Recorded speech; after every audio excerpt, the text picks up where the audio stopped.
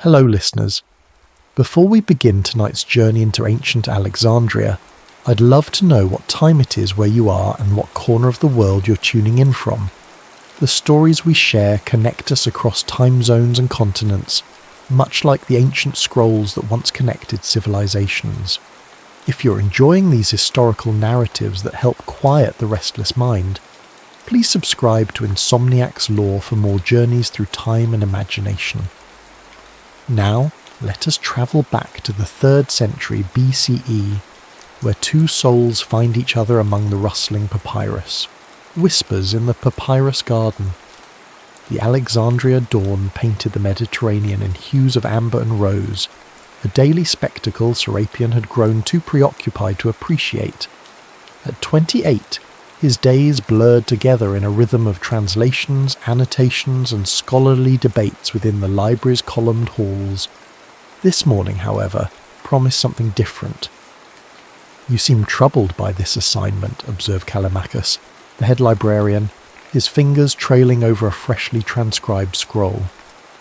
Though approaching 60, his mind remained sharper than most of the younger scholars. A collaboration with a temple scribe should broaden your perspectives, not narrow them. Serapion adjusted the folds of his himation, the Greek garment feeling suddenly conspicuous. "I've heard this scribe refuses to write in Greek." "Her name is Neith," Callimachus corrected, "and she was trained at the Temple of Thoth. Her hieratic is impeccable. Besides, the tale of Sinuhe deserves both languages. It's a story of exile and belonging, something you, of all people, should appreciate." The reference to Serapion's mixed heritage wasn't lost on him. His Greek father had married an Egyptian woman of noble descent, leaving him perpetually between worlds, fluent in multiple languages but never quite at home in any single culture. "The garden scriptorium has been prepared," Callimachus continued. "It's secluded enough for concentration, but open enough to remind you both why Alexandria exists, to blend, not divide." As Serapion made his way through the library's eastern wing, he passed shelves containing knowledge from Babylonia, Judea, Persia, and beyond. Alexandria was King Ptolemy's experiment, a city where Greek rationalism could absorb the mysticism and ancient wisdom of Egypt. But lately, the absorption felt increasingly one-sided. The garden scriptorium was a small pavilion surrounded by papyrus plants, palm trees, and flowering herbs. Several writing tables had been arranged beneath a canopy of woven reeds. The space was empty save for a slender figure standing with her back to him, examining a limestone water clock. "You're precisely 3 minutes early," she said without turning, her voice melodic but firm. "Punctuality is a virtue the Greeks borrowed from us, though they seldom acknowledged the debt." When she finally faced him, Serapion found himself momentarily at a loss for words. Neith was younger than he had expected, perhaps 24, with eyes lined in kohl that emphasized their unusual clarity. Her linen dress was simple but marked with subtle emblems of her temple training. A wooden pendant of Thoth, the ibis-headed god of writing, hung at her throat. "I've never needed to borrow virtues," he replied, setting down his writing implements, "and I'm quite capable of acknowledging debts when they exist." A fleeting smile crossed her lips. "We shall see." She gestured to the scrolls laid out on the table. "I've already begun the transcription of Sinuhe's opening verses. Perhaps you'd care to examine my work before adding your Greek interpretation alongside it." The way she said interpretation suggested she considered any translation a kind of corruption. Serapion unrolled the papyrus she offered. Her hieratic script was indeed flawless, each character precisely formed, the red and black inks alternating with ritual precision. His eyes caught on a particular passage, when the royal falcon flew to heaven, joined with the solar disk, the body of the god united with his maker. "You've captured the poetry of the royal death scene," he acknowledged, "but I notice you've chosen the older version of the metaphor.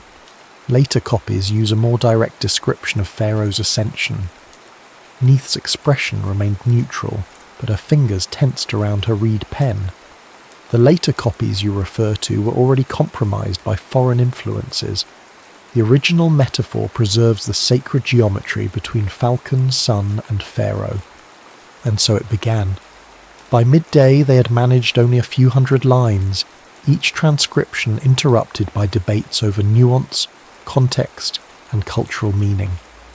When Serapion suggested that certain Egyptian metaphors might be clarified by Greek philosophical concepts, Neith's patience visibly frayed. "The purpose of this exercise," she said, setting down her pen with deliberate control, "is preservation, not improvement." This story survived 1,000 years before Alexander's armies arrived. Perhaps you believe the library's walls protect knowledge, but some of us see it differently. Serapion looked up sharply. "How do you see it?" She held his gaze. "As a beautiful cage. The birds sing, but they no longer fly their natural patterns." Their work continued until sunset painted the garden in deep indigo shadows. Lamplight replaced daylight, and still they laboured, separated by more than just the width of the papyrus between them. When they finally agreed to retire for the evening, barely a dent had been made in their assigned task. "Tomorrow," Serapion said, gathering his tools, "perhaps we might try reading the passages aloud before transcribing. Sometimes the ear catches what the eye misses." Neith considered him for a long moment. "In the Temple of Thoth, we believe words spoken aloud take on a life beyond the speaker's intention. Are you prepared for that?" The question lingered between them, heavy with implications neither fully understood. Serapion found himself nodding, though something in her tone suggested a warning he couldn't quite decipher. As he made his way back through the darkened library, the first verses of Sinu echoed in his mind. A tale of a man caught between loyalties, fleeing his homeland only to be haunted by its absence. The parallel to his own divided heritage wasn't lost on him, nor was the strange sensation that tomorrow's reading would somehow alter the careful boundaries he'd constructed between his Greek education and Egyptian blood. In his private quarters, he pulled out a small wooden box containing his most private writings, poems and observations written in both Greek and Demotic, a secret dialogue between the halves of himself. Tonight, he added a new line.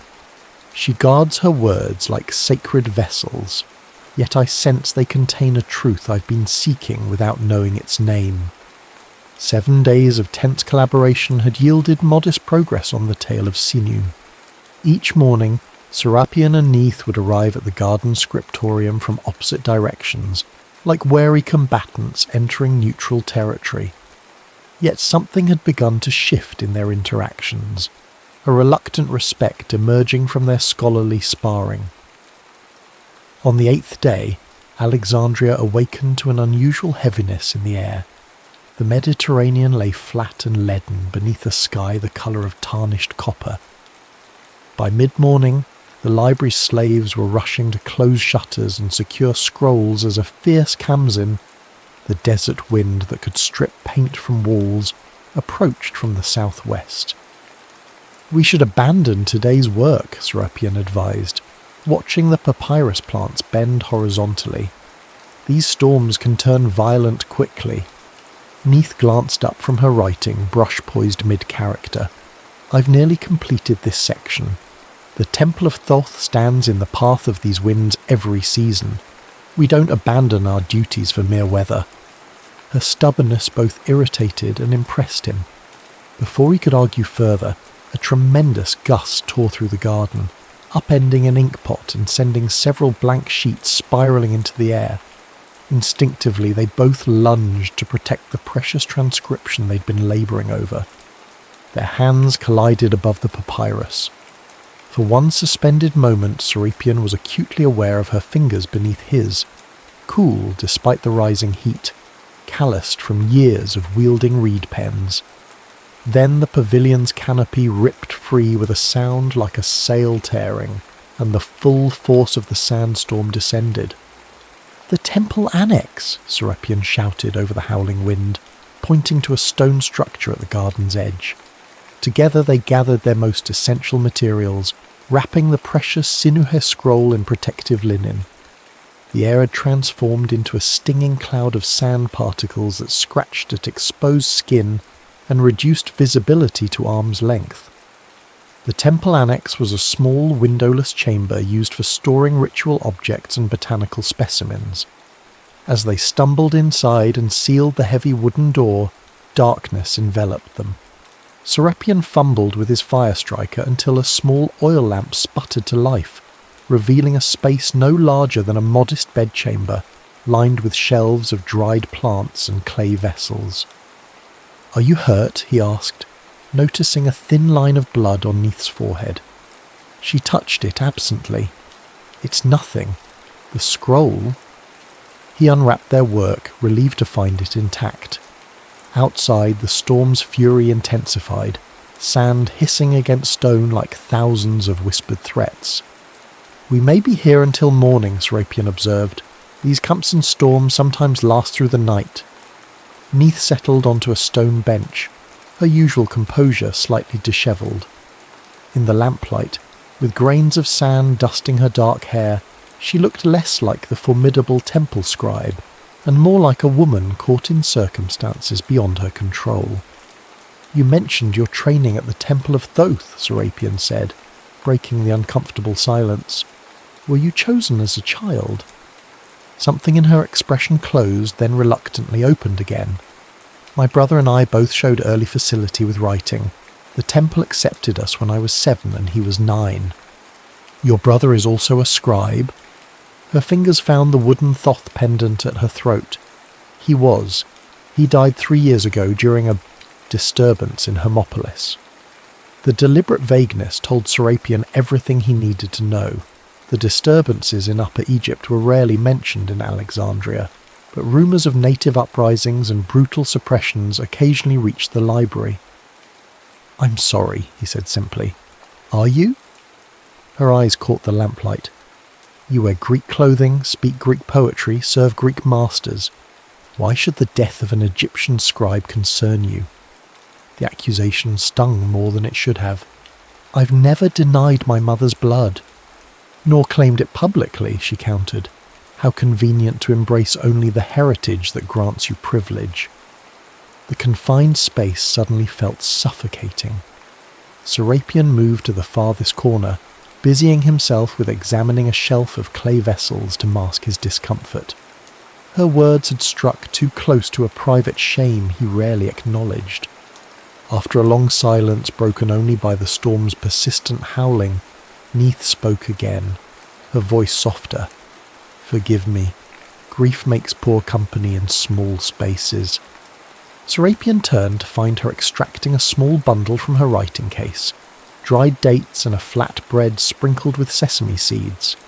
She divided the modest meal, offering him half with a gesture that somehow conveyed both apology and challenge. "In the temple," she said as they ate, "we believe sharing food creates a temporary kinship. Until the sun rises, perhaps we can declare a truce between Egypt and Greece." Despite himself, Serapion smiled. "I wasn't aware we were at war." "Aren't we always?" she asked, but there was a new lightness in her tone. "Tell me something, Serapion of Rhodes. When you read Sinu's lament for his homeland, which land do you hear calling to you?" It was a question no one had ever asked him, one he'd carefully avoided asking himself. In the strange intimacy created by the storm's isolation, he found himself answering with unexpected honesty. "I hear both voices competing, and sometimes I hear neither, as if I belong to some third country that exists only in translation." Something shifted in her gaze, not quite softening but a recognition. She reached for the Sinu scroll and unrolled it between them. "Read with me," she said, "but this time not as scribes reproducing text. Read as if you were Sinuhe himself, caught between worlds." And so, with the Khamsin raging outside, they began to read aloud. First in formal alternation, but gradually with a more fluid exchange, as if passing the exiled courtier's soul back and forth between them. In Neith's voice, the Egyptian verses took on a musical quality Serapion had never heard before. In his reading, the Greek translation found emotional depth that surprised them both. When they reached the passage where Sinua dreams of his homeland while living in foreign luxury, Neith paused, studying Serapion's face in the wavering lamplight. "You read that as if you've lived it," she observed. "Haven't we all known some form of exile?" he replied, suddenly aware of how close they were sitting, the scroll a bridge rather than a barrier between them. Before she could answer, the lamp sputtered, its oil nearly exhausted. As Serapion reached to adjust it, his sleeve brushed against a blank piece of papyrus. On impulse, he took up a charcoal stick and wrote in a swift, flowing hand, "Do you ever wonder who we write for?" He passed the sheet to Neith without explanation. She read it, her expression unreadable in the dimming light. Then she took the charcoal and added a single line beneath his question. "For those who know how to listen between languages." Outside, the storm began to subside, but something new had been unleashed within the temple annex, a conversation beyond words, conducted in the fragile territory between their separate worlds. For 3 weeks following the sandstorm, Serapion and Neith established a new rhythm to their collaboration. By day, they worked separately, he in the library's main hall, she in a small chamber near the astronomical wing. But as sunset painted Alexandria's white buildings in shades of gold and crimson, they would meet in the garden scriptorium. These evening sessions had become something neither would have predicted, a shared sanctuary. The formal transcription of the tale of Sinua continued, but alongside it grew a second text, written in the margins, on separate sheets tucked between canonical verses, in a dialogue of ideas that belonged to neither Greek nor Egyptian tradition alone. "Listen to this rendering," Serapion said one evening, reading from a passage they had jointly reimagined. When he crossed the border waters, his heart remained moored to the shore, trailing invisible papyrus ropes across the waves. Neith smiled, a genuine expression that had once been rare but now transformed her severe beauty into something that consistently distracted him. The Greek concept of nostos with the Egyptian symbolism of papyrus as connection to origin. It shouldn't work, and yet it feels more true than either tradition alone, he finished. Their eyes met across the writing table. In the flickering lamplight, the boundary between scholar and woman, between colleague and something unnameable, blurred dangerously. Neith broke the moment, reaching for a reference scroll. "We're taking liberties no official transcription would permit." "Perhaps that's why it feels valuable," Serapion replied.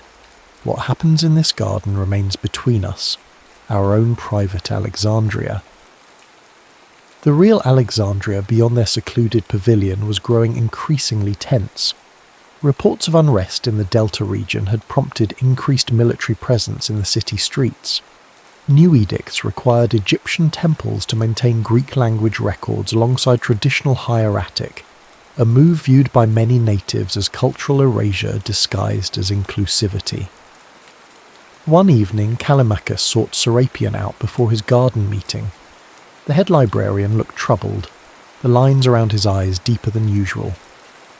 "Your collaborative project has attracted attention," he said without preamble. The royal secretary made inquiries about the Egyptian scribe's background. Serapion felt a cold weight settle in his stomach. "Neith is here under official cultural exchange." "Yes, but exchanges can be revoked." Callimachus lowered his voice. "Knowledge is never apolitical, Serapion, especially not now. The library's walls are permeable to power, if not to ignorance." The warning haunted him as he made his way to the garden. When Neith arrived, he noticed immediately that something had changed. Her usual measured composure had an edge of tension, her movements tightly controlled as she arranged her writing implements. "You've heard something," he guessed. She glanced around the garden before responding.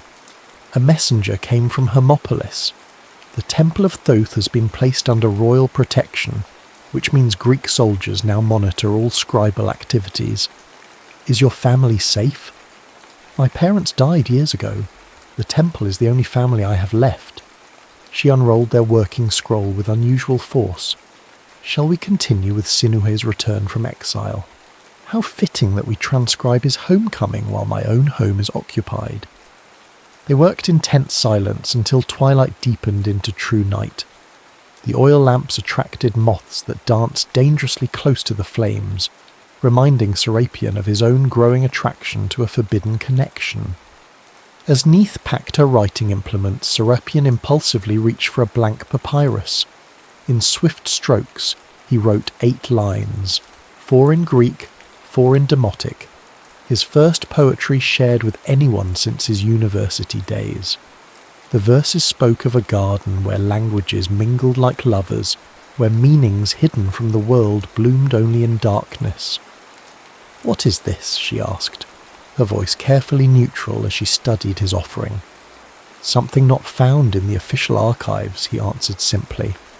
She read slowly, her lips moving silently with his words. When she looked up, the careful distance she maintained had diminished.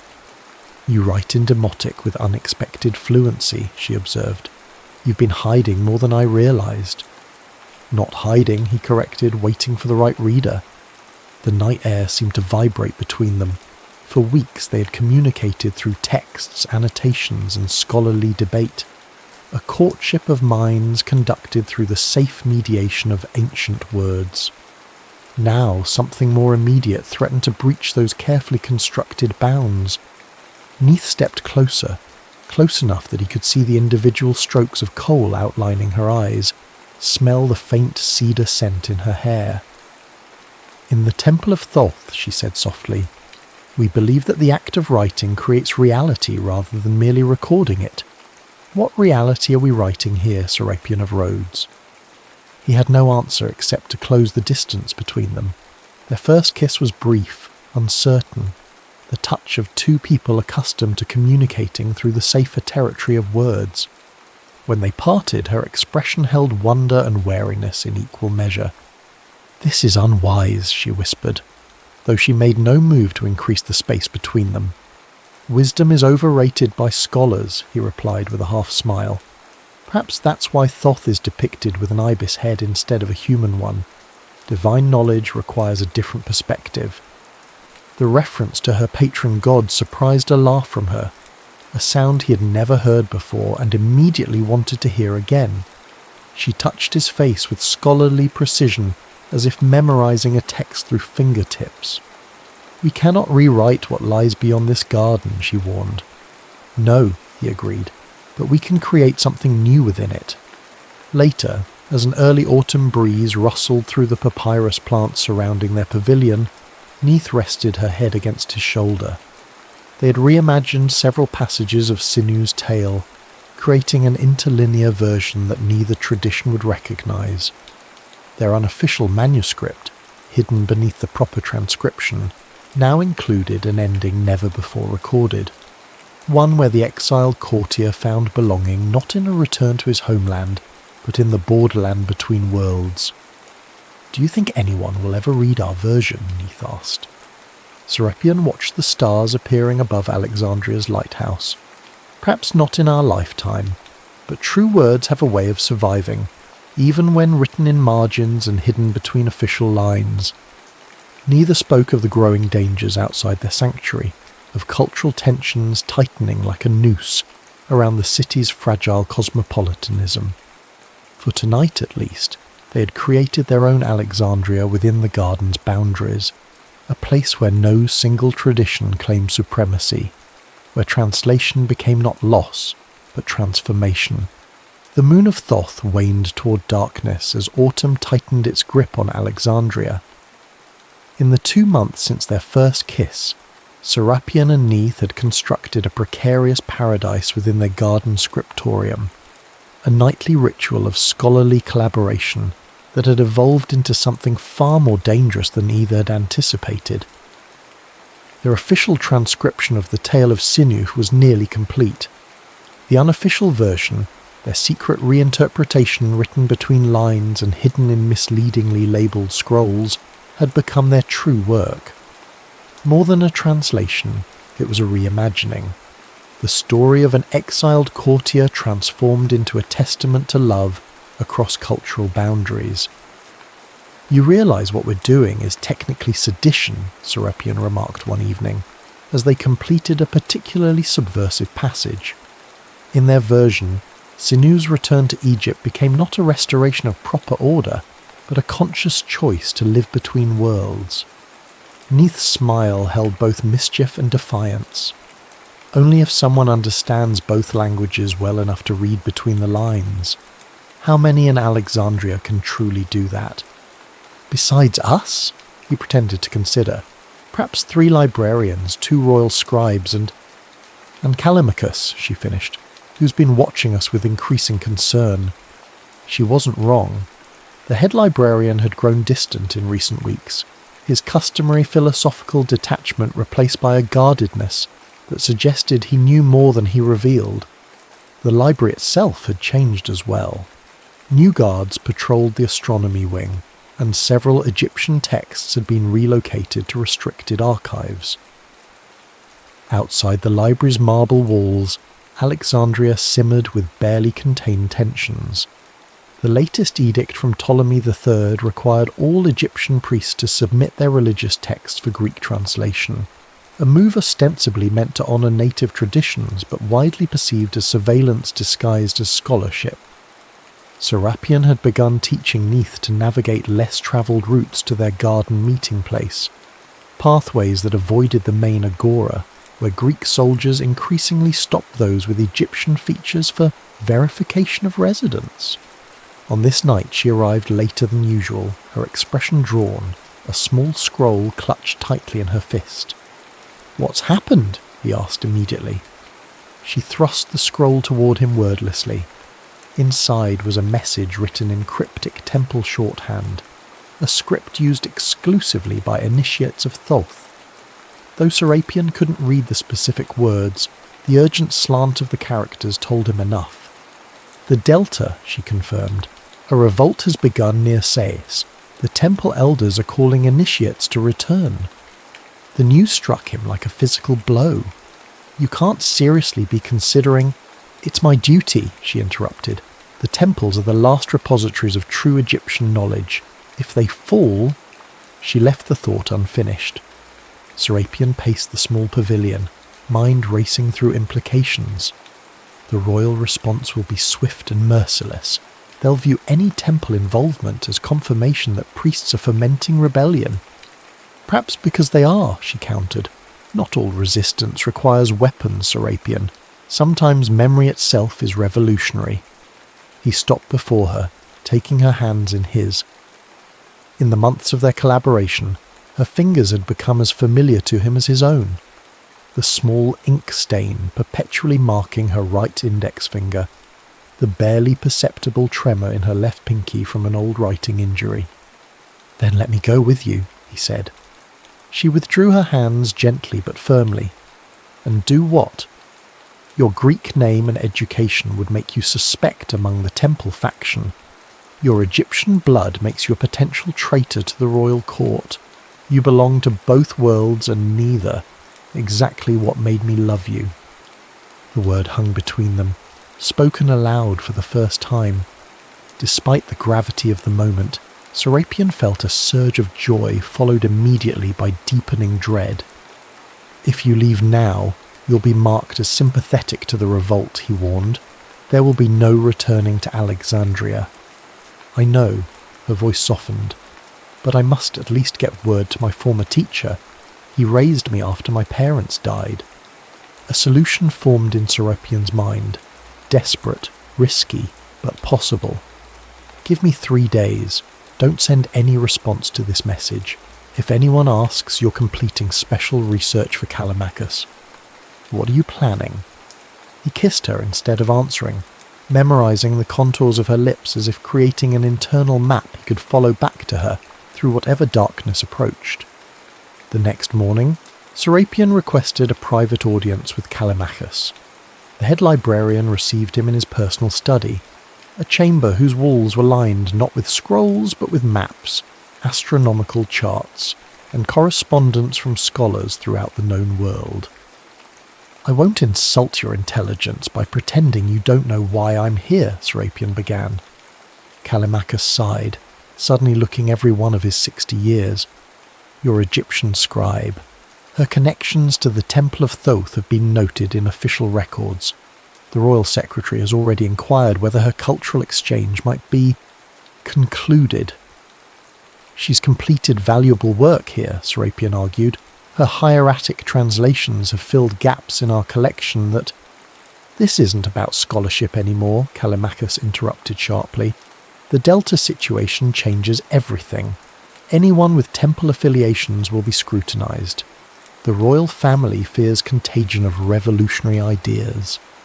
Then reassign her, Serapion suggested, trying to keep desperation from his voice. Send her to catalogue botanical specimens. Move her to the medical archives. Anything to establish distance from current political concerns. The older man studied him with eyes that had witnessed the rise and fall of scholarly fortunes under 2 Ptolemaic kings. You care for her beyond professional collaboration. It wasn't a question, so Serapion didn't treat it as one. I need 3 days, he said instead. After that, she will no longer be a concern for the library. Understanding dawned in Callimachus's face. You're arranging her departure. I'm ensuring her safety. There's a difference. A long silence stretched between them, broken only by the distant sounds of library activity, the shuffle of papyrus, the murmur of scholarly debates, the gentle knock of reed pens against inkpots. 3 days, Callimachus finally agreed, no more, and Serapion. His voice took on a gentleness rarely displayed. Whatever you've written together that isn't meant for royal eyes should be hidden very, very well. That night Serapion told Neith only what she needed to know. A merchant caravan would depart for Upper Egypt in 3 days' time, and she would be hidden among the cargo. What he didn't tell her was the cost. Nearly all his savings spent on bribes, his carefully cultivated scholarly reputation leveraged for promises of silence. They worked feverishly to complete their secret manuscript, knowing these might be their final nights in the garden that had become their sanctuary. The official transcription of Sinuhe had been completed and submitted to the Royal Archives days earlier. This version, the one they wrote for themselves, would follow a different path. We need a secure hiding place, Neith said as they finished the final verses. Somewhere no official search would think to look. Serapion had already considered this problem. The botanical specimens from the Nubian expedition. They're stored in the East Wing, catalogued by origin rather than content.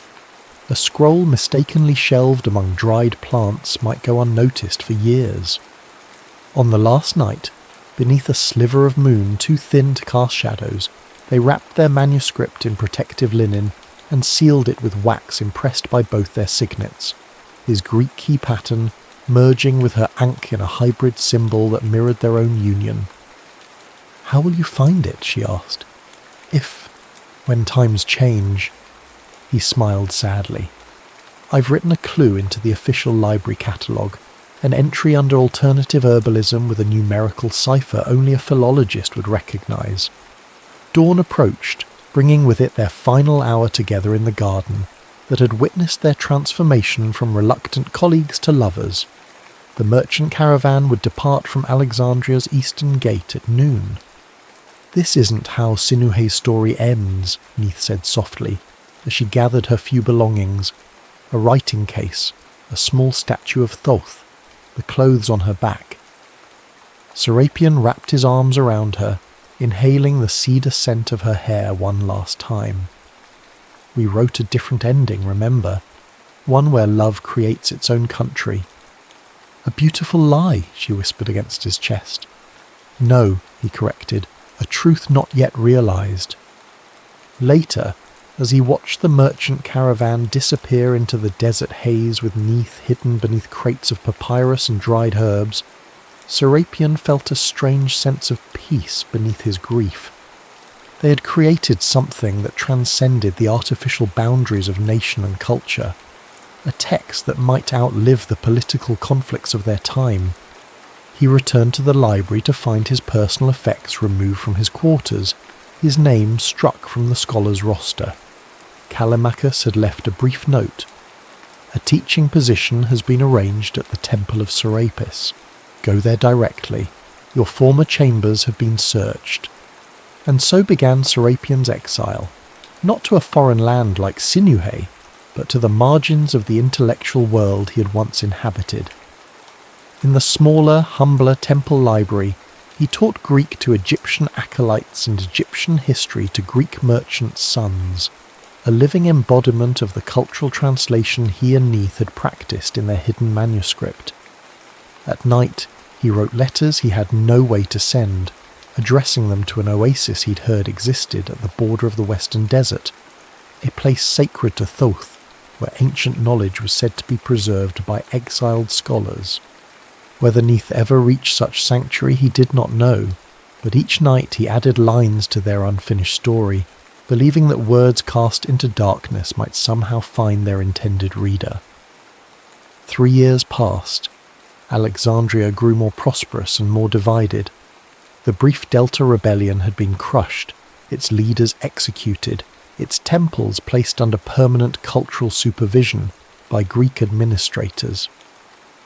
The library continued to expand, its collection approaching 500,000 scrolls, the greatest repository of knowledge in the world, even as certain forms of knowledge were systematically marginalized. Serapian's life at the Temple of Serapis settled into a quiet rhythm. His small chamber overlooked the harbour, allowing him to watch ships arriving from Rhodes, Athens, Byzantium, vessels laden with new scrolls for the library he no longer had permission to enter. His modest duties teaching multilingual classes left him ample time for his private work, translations of obscure texts that might otherwise be lost between cultural transitions. Of Neith he heard nothing. He had made cautious inquiries through travelling merchants, included coded messages in scholarly correspondence with outlying temples, even bribed a silk trader to carry her description to the western oases. The desert had swallowed her as completely as if she'd been a character in one of their ancient texts, present on papyrus but nowhere in the physical world. Until the messenger came. The boy couldn't have been more than 12, thin, dark-eyed, with the dust of long travel embedded in his skin. He appeared at Serapian's door after the evening lesson, clutching a small package wrapped in waxed linen. "A woman in the western desert paid me 5 drachmas to deliver this," the boy announced without preamble. "She said to tell you that Sinuhe has found his garden." Serapian's heart thundered against his ribs. With trembling fingers he unwrapped the package to find a palm-sized codex, an experimental book form using folded pages rather than a scroll. Inside, in Neith's unmistakable hand, was a series of coordinates written in astronomical notation, followed by a single line in their private hybrid script. "The exiled falcon knows where to land." That night Serapian drafted his resignation from the temple teaching position. By dawn he had packed his few belongings and purchased passage on a merchant vessel, heading south along the Nile. The journey would be lengthy, dangerous, and entirely worth whatever price he paid. A month later, after river barges, camel caravans, and a final stretch on foot, Serapian crested a ridge of golden sandstone and saw the impossible. A green valley nestled between barren hills, its centre marked by date palms surrounding a deep spring. Ancient stone buildings, partially reclaimed by desert vines, formed a rough semicircle around what appeared to be a modest temple structure. As he descended into the valley, children playing near the spring noticed him first. Instead of showing fear at a stranger's approach, they ran toward him with curious excitement. One small girl, perhaps 6 years old, reached him before the others. "Are you the man who writes in 2 voices?" she asked solemnly. Before he could answer, a figure emerged from the temple doorway, a woman silhouetted against the setting sun. Though distance obscured her features, Serapian would have known her outline anywhere. The precise way she held her shoulders, the distinctive tilt of her head as she assessed the world before her. Neith walked toward him with measured steps, revealing herself gradually. The same coal-lined eyes, though now accompanied by fine lines at their corners. The same wooden pendant of Thoth at her throat. The same observant intelligence in her gaze. But there were changes too. Her movements held a new assurance, and her simple linen dress bore the blue-edged hem of a senior temple scribe. They stopped an arm's length apart, studying each other with the careful attention of scholars examining a newly discovered text.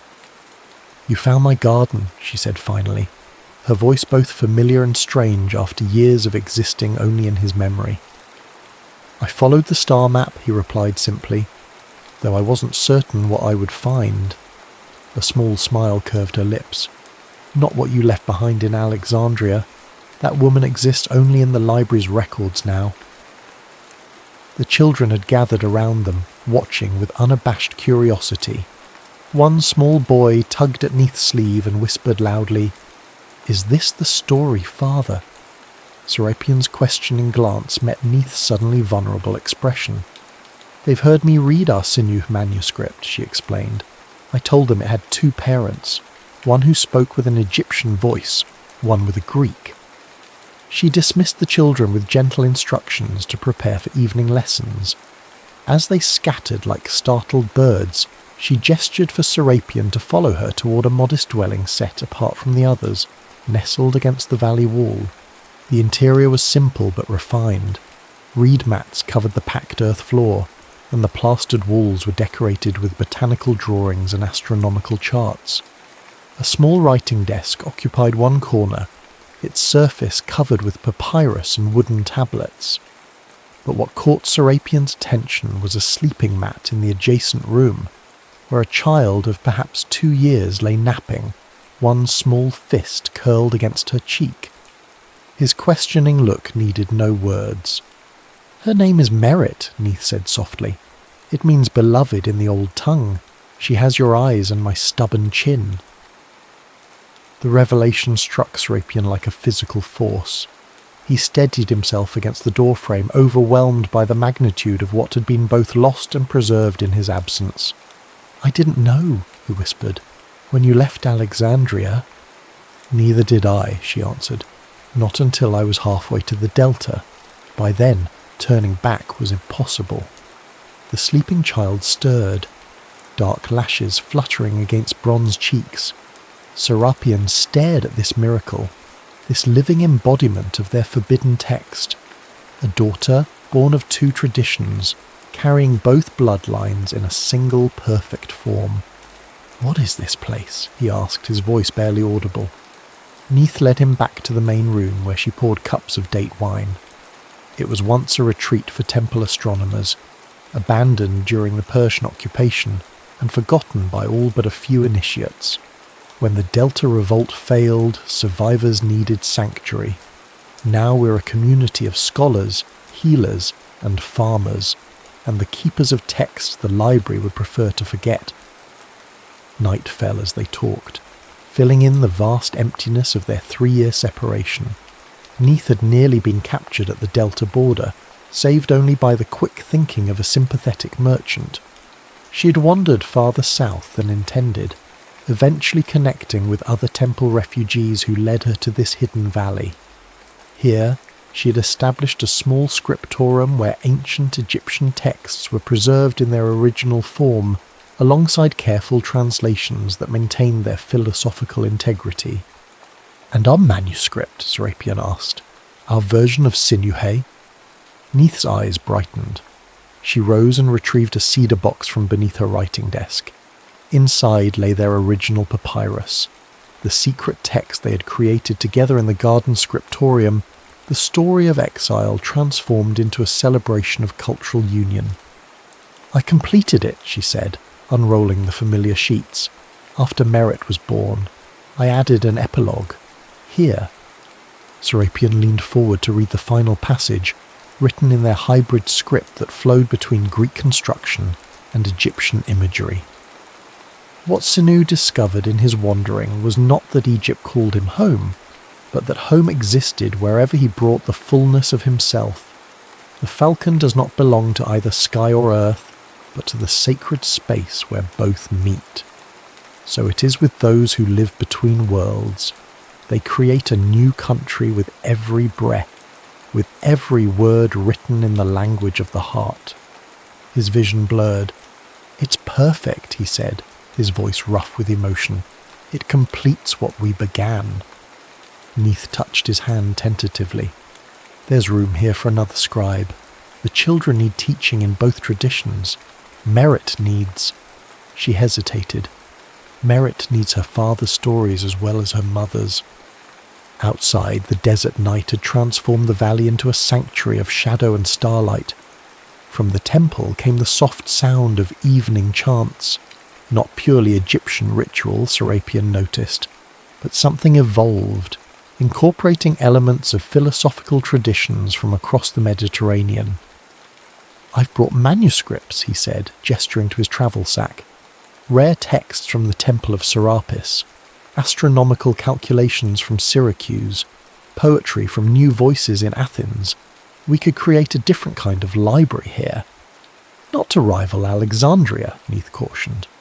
"No," he agreed. "Something more honest. A place where knowledge isn't imprisoned by a single tradition, where translation is seen as creation rather than conquest." Their conversation continued through the night. Two scholars reunited, planning a shared intellectual life, while their daughter slept peacefully in the next room.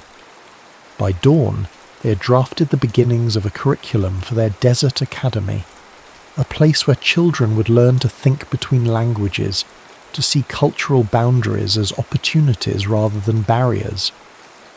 In the years that followed, their small community of exiled scholars grew slowly but steadily.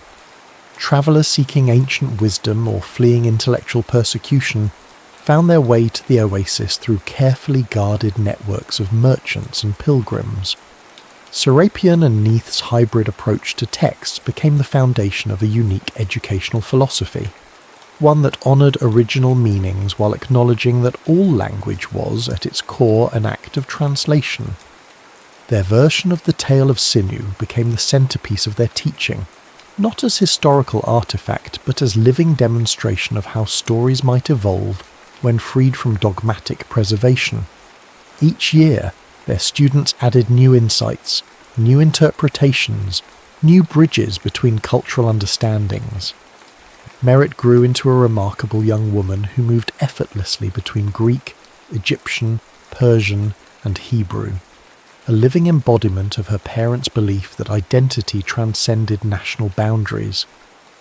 Under her guidance, the Desert Academy's reputation spread through whispered recommendations among scholarly communities across the Mediterranean world. In Alexandria, the Great Library continued its expansion, its official archives growing ever more impressive even as its cultural perspective narrowed under successive Ptolemaic rulers.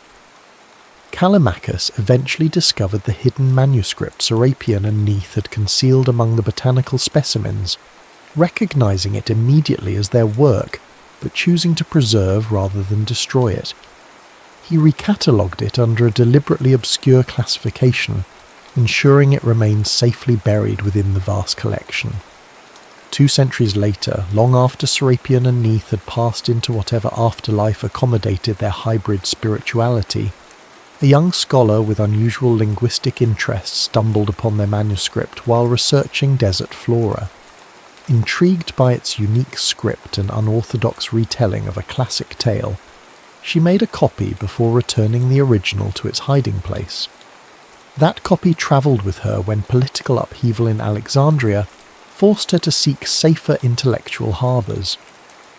It eventually found its way to a small but respected philosophical community in the Western Desert, the distant descendants of Serapion and Neith's original academy, though the connection had been lost to time.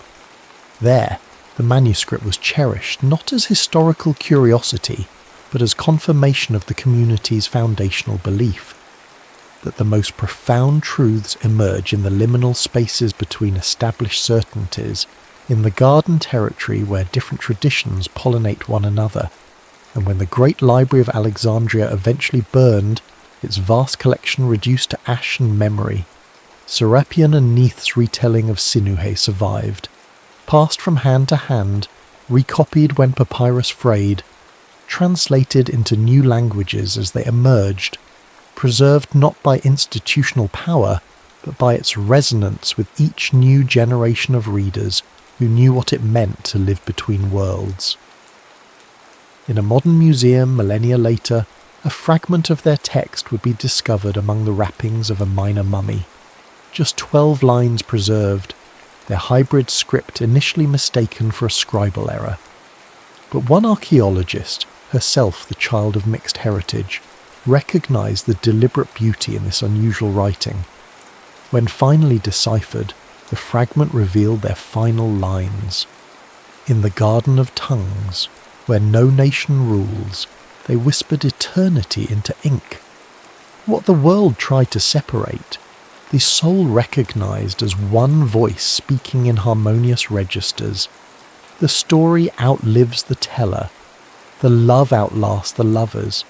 The truth transcends the boundaries that gave it birth. The end.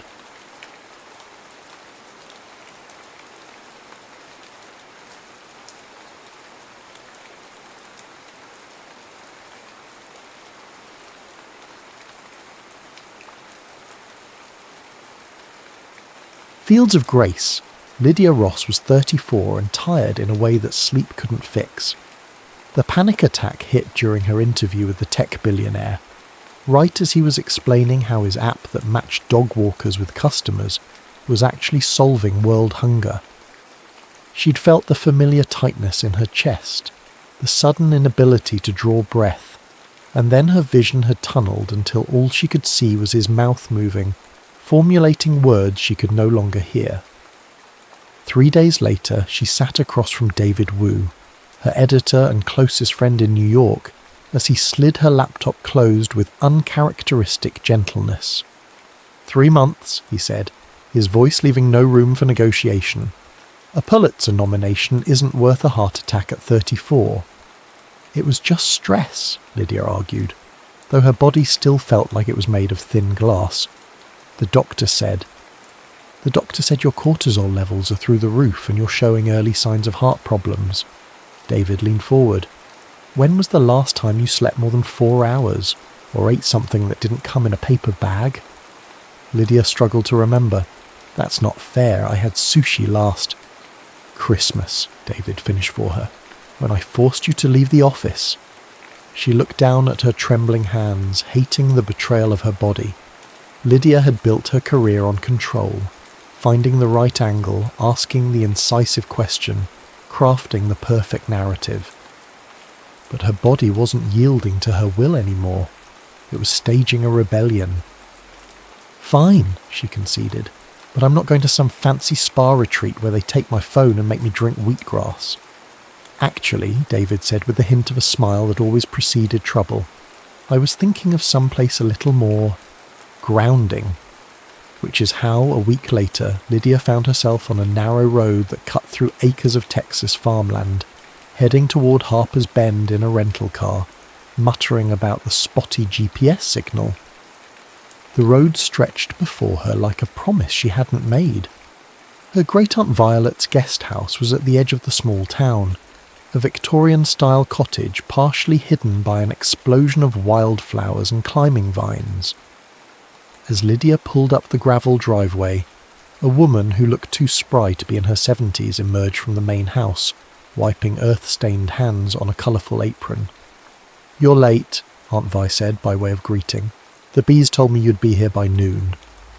Lydia stepped out of the car and forced a smile. Traffic was bad leaving the airport. She decided not to comment on the bee prognostication. Aunt Vi squinted at her. You're thin, and that colour isn't natural, not even for corpses. Lydia had forgotten her great-aunt's particular brand of honesty. It's nice to see you too, Aunt Vi. The older woman snorted but pulled Lydia into a hug that smelled of rosemary and something earthier. Come on, the kettle's on, and you look like you need something stronger than coffee. She paused, studying Lydia's face. "The guest house has Wi-Fi now, but it's temperamental. Like everything worthwhile." The guest house was exactly as Lydia remembered it from her one childhood visit. Warm wood floors, windows that caught the light, shelves overflowing with books on botany and folklore. But now it felt impossibly small after her Brooklyn apartment, the silence deafening after the constant symphony of the city. "I'll give you time to settle," Aunt Vi said, setting down a steaming mug of tea that smelled vaguely medicinal. "But tomorrow you should come to town. Sunday service is at 10. You don't have to participate in the Jesus bits, but the community part might do you good." Lydia opened her mouth to refuse, but Aunt Vi was already halfway out the door. "The tea will help you sleep," she called over her shoulder. "Your body needs to remember how." Left alone, Lydia unpacked her clothes and set up her laptop on the small desk by the window. Outside, the Texas twilight was painting the sky, in colours the city never produced, deep purples and oranges that threatened to overwhelm the horizon. She opened a new document and typed, "Working title, American Values, the Myth of Rural Virtue." She stared at the blank page beneath the title. The cursor blinked accusingly. Lydia closed the laptop and picked up the tea, wincing at its bitter taste. Outside, crickets began their nightly chorus, a sound so foreign to her city ears that it almost seemed manufactured. The next morning, after a surprisingly deep sleep, Lydia found herself driving to the centre of Harper's Bend, a trip that took all of 4 minutes. The town was anchored by a courthouse square, surrounded by the expected rural fixtures, a diner, a hardware store, a small grocery, and at the end of the main street, a white church with a modest steeple. She parked on the street and watched people in their Sunday best greeting each other on the steps of First Grace Church. A bulletin board outside announced the morning sermon, "Finding Purpose in Staying Put." Lydia rolled her eyes. This would be perfect material for her book's thesis on the complacency of rural America. As she approached, a man in his early 30s was hammering a loose board back into place on the church steps. He wore a blue button-down with the sleeves rolled up, revealing tanned forearms marked with old scars and fresh paint. He looked up as her shadow fell across him, and Lydia was struck by eyes that were the precise colour of the Texas sky. Clear, unwavering blue. "Morning," he said, straightening up. His voice had the gentle drawl of the region, but there was an unexpected precision to his words. "You must be Violet Mayfield's great niece from New York." Lydia blinked, surprised. "News travels fast. Small towns." He shrugged with a half-smile that suggested he was both part of the system and somehow separate from it. "I'm Caleb Boone. Pastor Caleb to most folks, but that makes me sound ancient." He extended a hand that was calloused and warm. Something about the solid pressure of his grip made Lydia suddenly aware of how long it had been since she'd touched someone who wasn't handing her coffee or holding a door. "Lydia Ross," she replied, withdrawing her hand a little too quickly. "I'm just here observing. Research for a book." Something flickered in Caleb's eyes. Amusement, perhaps, or recognition of a familiar stance. What kind of book? Cultural commentary, examining the mythology of rural American values versus the reality. "Sounds fascinating," he said, but his tone suggested he'd already catalogued her as another coastal elite come to study the quaint locals. "Well, observers are welcome too. Service starts in 5. He nodded toward the doors, then turned back to his repair work. Walking into the small church, Lydia was struck by 2 things.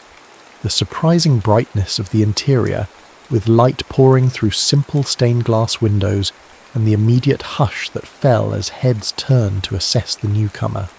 She slid into a back pew, notebook ready, determined to remain detached. But when Pastor Caleb stepped to the pulpit, something shifted. Gone was the pragmatic handyman. In his place stood a man whose quiet authority filled the room without raising his voice.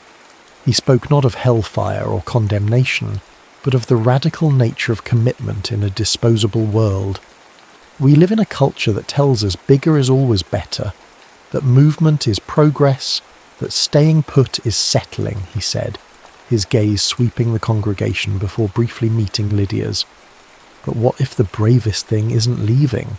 What if sometimes the most courageous act is to stay, to dig your roots deeper instead of wider?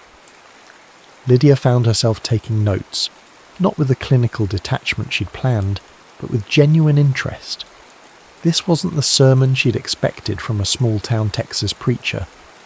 After the service, Lydia was ambushed by a formidable woman in her 60s who introduced herself as Mabel Stokes, church secretary and keeper of all knowledge worth knowing.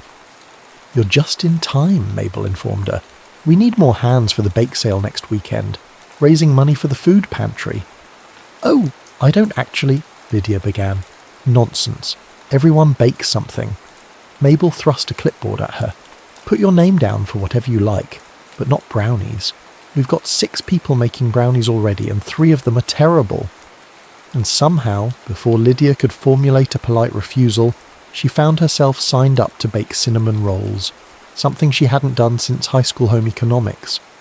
She was still looking at the clipboard in disbelief when Caleb approached, now wearing a suit jacket that didn't quite hide a paint smudge on his wrist. "Mabel got you, didn't she?" he asked, not bothering to hide his amusement.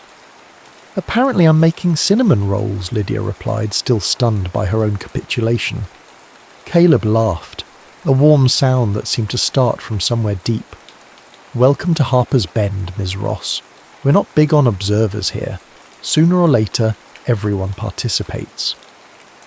As Lydia drove back to the guest house, the Texas sun high overhead, she couldn't shake the feeling that she'd stumbled into something more complicated than the simple narrative she'd planned to write. Harper's Bend wasn't fitting neatly into her preconceived framework, and neither was its pastor with the 2 perceptive eyes. That night she stared at her laptop screen again, the cursor still blinking on the empty page. After a moment's hesitation, she deleted her original title and typed a new one. Working title, Fields of Grace, America's Heartland Reconsidered. It wasn't quite right yet, but it was a start. By her 3rd week in Harper's Bend, Lydia had established a routine that would have been unrecognizable to her New York self. Mornings began with coffee on the porch, watching the sun rise over Aunt Vi's riotous garden. Afternoons were spent interviewing locals or writing at the town's only coffee shop, where the Wi-Fi was stronger than at the guest house, if still maddeningly inconsistent. Her cinnamon rolls had been a surprising success at the bake sale, thanks to Aunt Vi's intervention and a recipe involving orange zest that had been seducing stubborn men since 1973. The success had led to an invitation to the church's food pantry, which had led to helping with their after-school tutoring program, which had somehow resulted in Lydia agreeing to help paint the church's fellowship hall on a warm Saturday in May. "I didn't come here to do manual labour," she grumbled to Caleb as he handed her a roller and pointed to a wall in need of fresh cream-coloured paint. "No, you came here to observe us like lab specimens," he replied with that infuriating half-smile. "But paint fumes a truth serum. You'll get better material this way." There was something about Caleb Boone that both irritated and intrigued Lydia. He wasn't what she'd expected. The man quoted Wendell Berry and Thomas Merton in his sermons, but could also fix a carburetor and knew the backstory of every Marvel superhero. He'd graduated at the top of his class at a prestigious seminary in Chicago, but had returned to Harper's Bend when his father died suddenly 3 years ago. "Why didn't you go back?" Lydia asked as they worked side by side, the rhythmic sound of their rollers creating a strange harmony. "After your father's funeral. You could have finished your doctorate." Caleb was quiet for a moment, focusing on a corner where the wall met the ceiling. "I came back for the funeral, but I stayed for the wake." "I don't understand," he sighed, putting down his roller. "The church was full for Dad's funeral, standing room only, but at the wake, I started really listening to people. The food pantry was barely functioning. The youth group had disbanded. The building was literally falling apart. He gestured to a water stain on the ceiling they hadn't yet addressed. Dad had been holding it all together with duct tape and sheer force of will. "So you felt obligated," Lydia concluded, nodding. "Family duty." "No," Caleb's voice was firm. "I saw a need I could fill. There's a difference." He picked up his roller again. Besides, Jasper was 14 then. Someone had to keep him from burning the house down or joining a motorcycle gang. As if summoned by his name, Caleb's younger brother appeared in the doorway, all lanky adolescent limbs and carefully cultivated indifference. "Mabel says you're supposed to bring the receipts for the pantry," Jasper said to Caleb without preamble. His eyes slid to Lydia with the universal teenage assessment of whether an adult was worth acknowledging. Apparently, she passed some threshold because he added, "She also said to invite the New York lady to dinner Sunday." "The New York lady can hear you," Lydia said dryly. A flash of something, embarrassment or amusement, crossed Jasper's face before the mask of teenage coolness returned. "You coming or what?" "Tell Mabel I'll be there in an hour with the receipts," Caleb replied, "and we'd be happy to have Ms. Ross for dinner." After Jasper left, Lydia raised an eyebrow. "We? You live with your church secretary?" "God, no," Caleb laughed. "But Sunday dinners rotate among church members. This week it's at our house, mine and Jasper's. Mabel just organises everything because, well, she's Mabel." "I don't want to intrude on a family tradition," Lydia said, suddenly uncomfortable with how easily she was being folded into this community. "It's not an intrusion if you're invited," Caleb replied simply. "Besides, you can't write about Harper's Bend without experiencing Sunday dinner. It's anthropologically significant." He mimicked her interviewer's tone with surprising accuracy. Lydia flicked paint at him in retaliation, leaving a cream-coloured streak across his faded Texas A&M t-shirt. His look of shock was so comically affronted that she burst out laughing, a real laugh that started deep in her belly and rose up, surprising them both with its force. For a suspended moment they just looked at each other, the laughter creating something new and unnamed between them. Then Caleb deliberately loaded his roller with paint. "You realise," he said with mock solemnity, "this means war." By the time they finished painting the fellowship hall an hour later, they were both spattered with cream-coloured evidence of their paint skirmish, and Lydia was more relaxed than she'd been in years. Sunday dinner at the Boone household was a revelation. The house itself was modest, a craftsman bungalow with a wide front porch and simple, well-worn furniture. But the table was laden with food, and the conversation flowed as easily as the sweet tea. Midway through the meal, the church treasurer's wife, Eleanor, mentioned a teenage girl who'd recently returned to town, visibly pregnant and without the baby's father. "Such a shame," Eleanor sighed, "and her poor mother having to face everyone at church." "Actually," Caleb said, his voice carrying that same calm authority Lydia had noticed during his sermons, "I think we should be grateful that Amber feels safe enough to come home. Parenthood is hard enough without shame added to it. But the example it sets for the other girls," Eleanor began, "is that they'll be loved unconditionally if they ever find themselves in difficult circumstances," Caleb finished firmly. "Which is exactly the example we should be setting." Eleanor flushed but didn't argue further. The conversation moved on to the upcoming town festival, but Lydia kept glancing at Caleb, seeing him with new eyes. The quiet conviction in his voice had been neither judgmental nor permissive, just deeply humane. Later, as they washed dishes together, Lydia having been drafted into service despite her protests, she asked, "Has it always been this easy for you? Knowing what to say, what to believe?" Caleb considered the question while drying a casserole dish. "No," he finally admitted. "I struggled a lot after Dad died. Questioned everything. What was the point of faith if it couldn't save a good man from a heart attack at 56? He put the dish away and turned to face her. "But I realised that faith isn't a shield against life. It's a lens for seeing it more clearly, both the beauty and the pain." And that's enough, Lydia pressed. That lens? Most days. His eyes held hers, serious now. What about you, Lydia?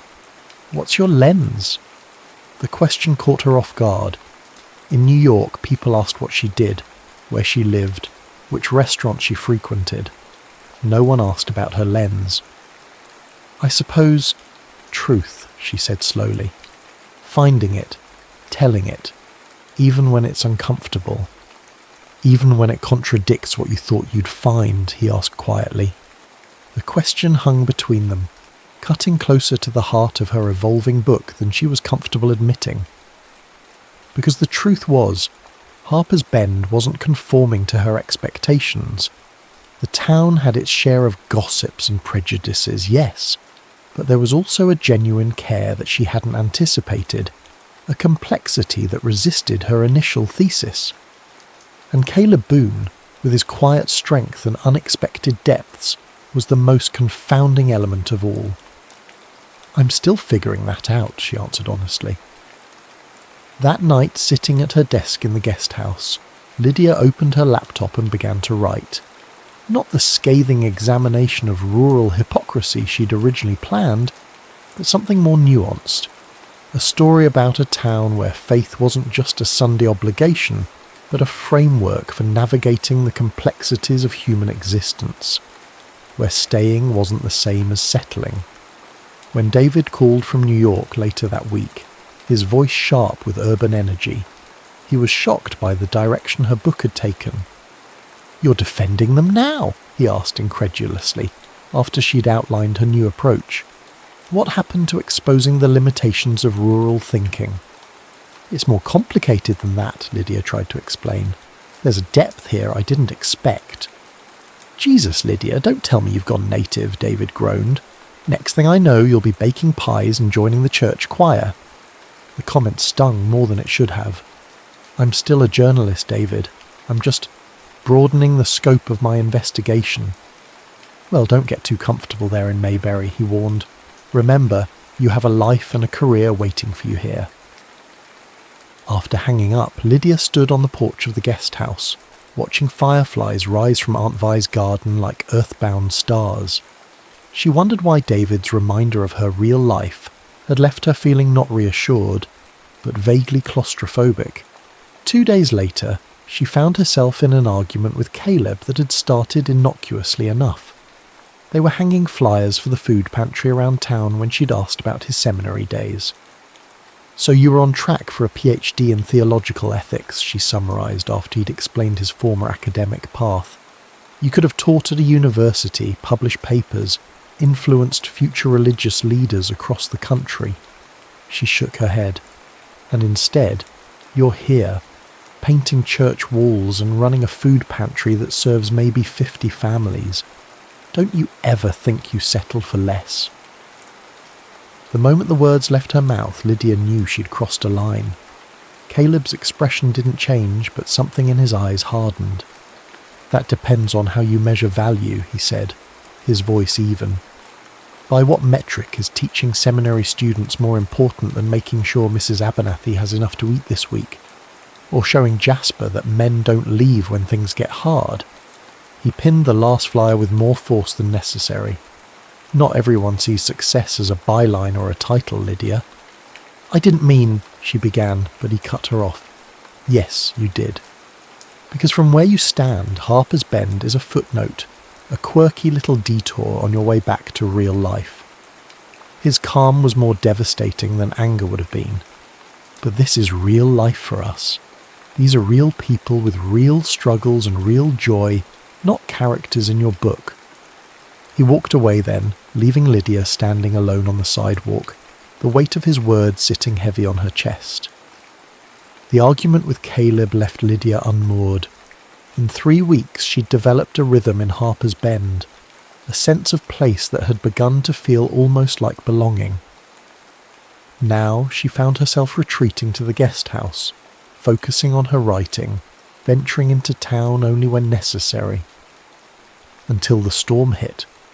May in Texas meant thunderstorms, but this one arrived with biblical determination. Wind bent the trees outside the guest house at impossible angles. Rain lashed against the windows with such force that Lydia feared the glass might shatter. Thunder cracked overhead like the sky was being torn apart. It was nearly midnight when Aunt Vi appeared at the guest house door, drenched despite the short distance from the main house. "The church roof," she said without preamble. "Part of it's gone. Caleb's gathering people to help before everything inside is ruined." "What can I do?" Lydia asked, already reaching for her raincoat. Aunt Vi's eyes, sharp as ever, assessed her. "You're still angry with him?" "No," Lydia shook her head. "He was right. I was being condescending." Aunt Vi handed her a flashlight. "Well, wounded pride can wait. There's tarps in my shed that will help." 20 minutes later, Lydia pulled up to the church, where a small group of people was already working in the downpour. The damage was obvious even in the darkness. A section of the roof over the sanctuary had partially caved in, leaving the church exposed to the elements. She spotted Caleb immediately, directing operations from the middle of the chaos. His hair was plastered to his head, his clothes soaked through, but he moved with the focused energy of someone accustomed to crisis. "Aunt Vi sent tarps," Lydia called to him over the howl of the wind. For a moment he just looked at her, surprise evident even through the rain. Then he nodded. "We need them on the south side. Follow me." They worked for hours in the storm, securing tarps, moving furniture away from the worst leaks, setting up buckets to catch the water that made it through. The physical labour felt good after days of avoidance, and there was something pure about the shared purpose that transcended their unresolved tension. Around 2 a.m, the worst of the storm passed, leaving behind a steady rain and an exhausted crew. Most of the volunteers headed home, promising to return at first light to assess the damage more thoroughly. Lydia found herself alone with Caleb in the church office, one of the few completely dry rooms. They were both soaked to the skin and shivering slightly in the air conditioning. "There's a space heater in the closet," Caleb said, rummaging through a cabinet until he found a stack of clean towels. He handed one to Lydia, their fingers brushing briefly in the exchange. "Thank you," she said, and they both knew she wasn't just talking about the towel. "I'm sorry about what I said. About settling." Caleb plugged in the space heater and turned to face her. In the dim light of the office, with rain still drumming on the roof, his usual composure was replaced by something more vulnerable. "You were partly right," he admitted quietly. "There are days I miss academia, the intellectual challenge, the bigger stage." He ran a hand through his wet hair. "But every choice is a trade-off. What you call settling, I call choosing. There's a difference." "I'm beginning to see that," Lydia said. She hesitated, then added, "My father died when I was 11. Heart attack like yours. My mother, she fell apart. I spent my teenage years basically raising myself while she cycled through depression and bad relationships." The confession felt strange on her lips, unused as she was to sharing her past.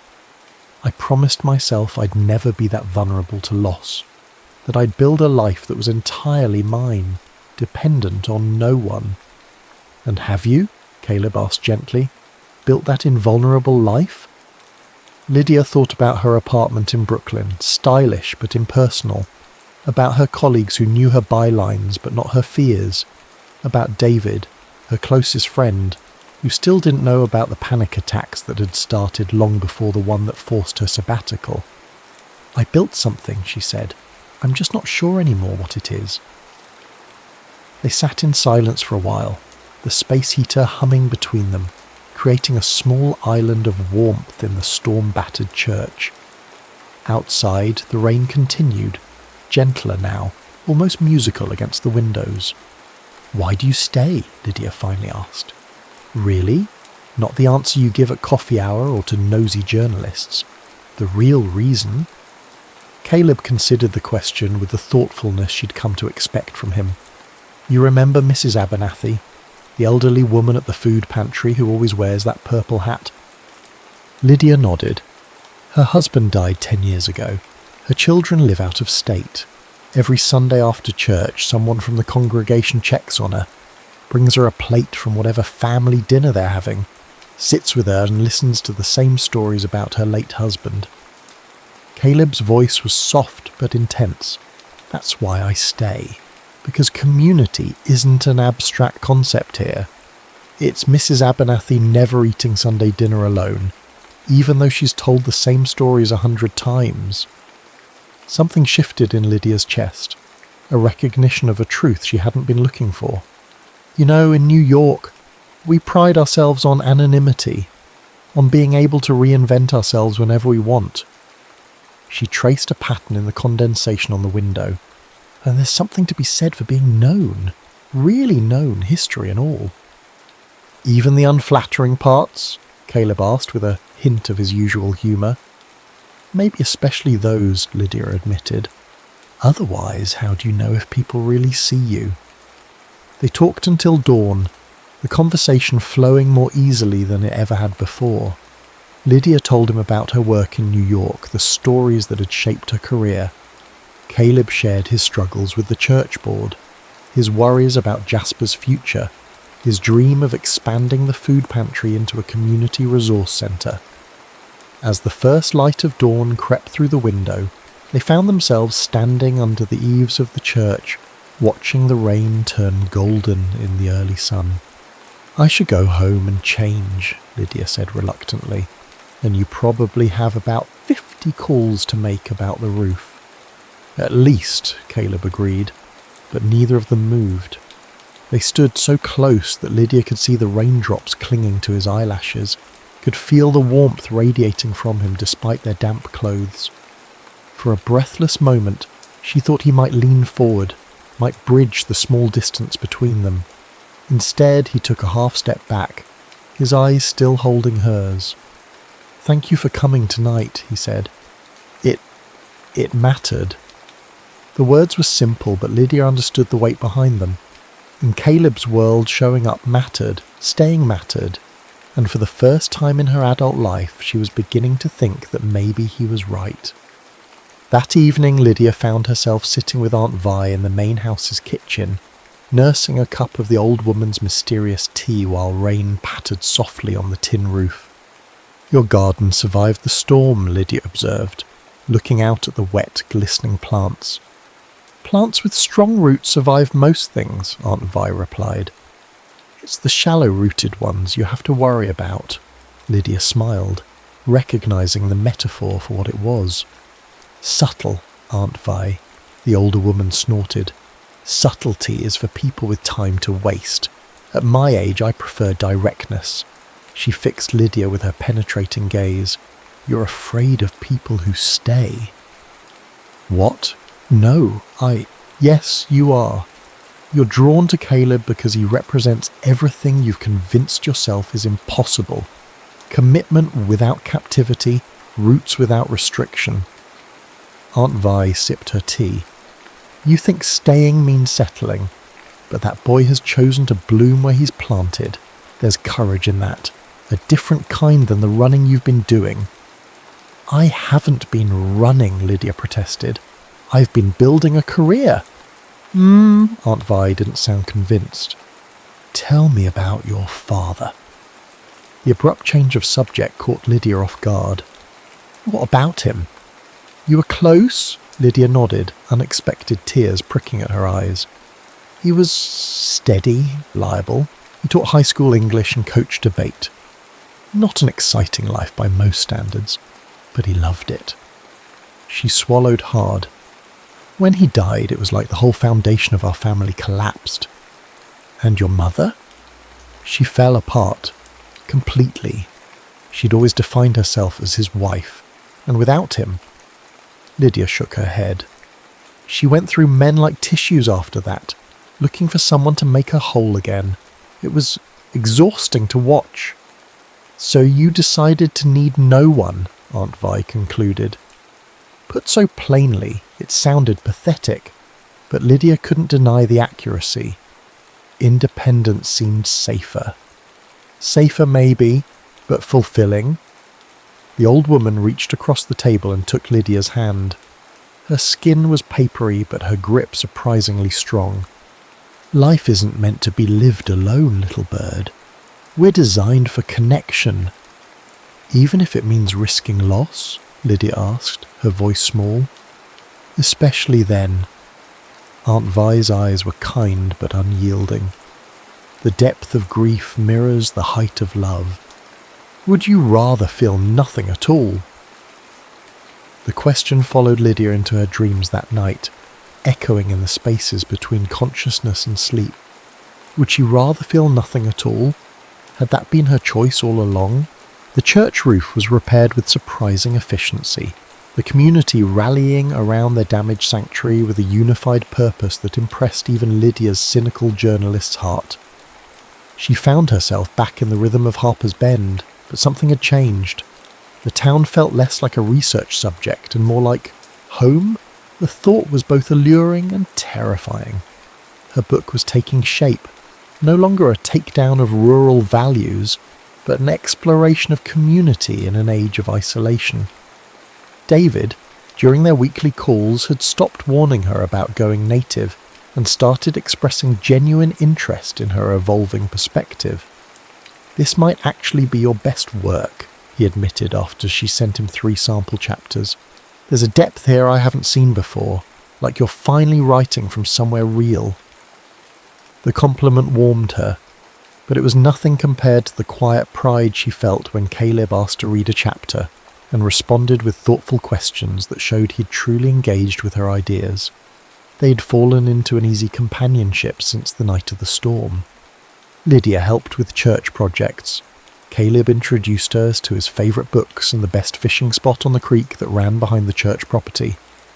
There was an unspoken attraction between them, evident in lingering glances and conversations that stretched late into the evening, but neither seemed willing to cross the invisible line that separated friendship from something more complicated. Until the seminary called.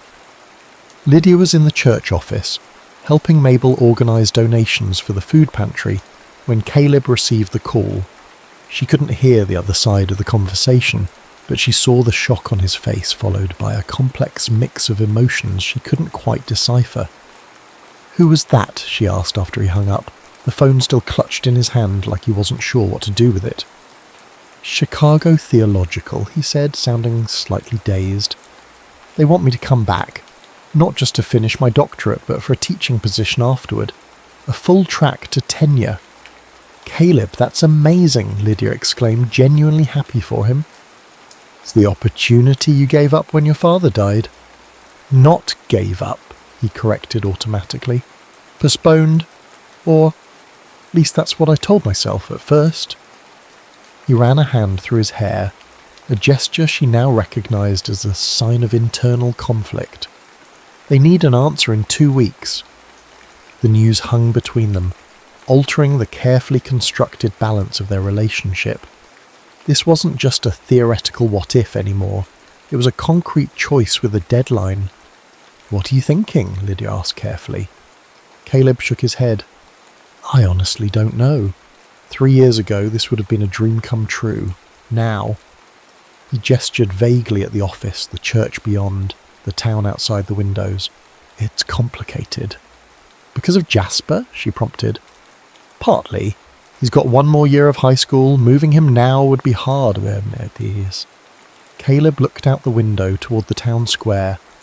"But it's not just that, it's everything, the congregation, the projects we've started, the people who depend on."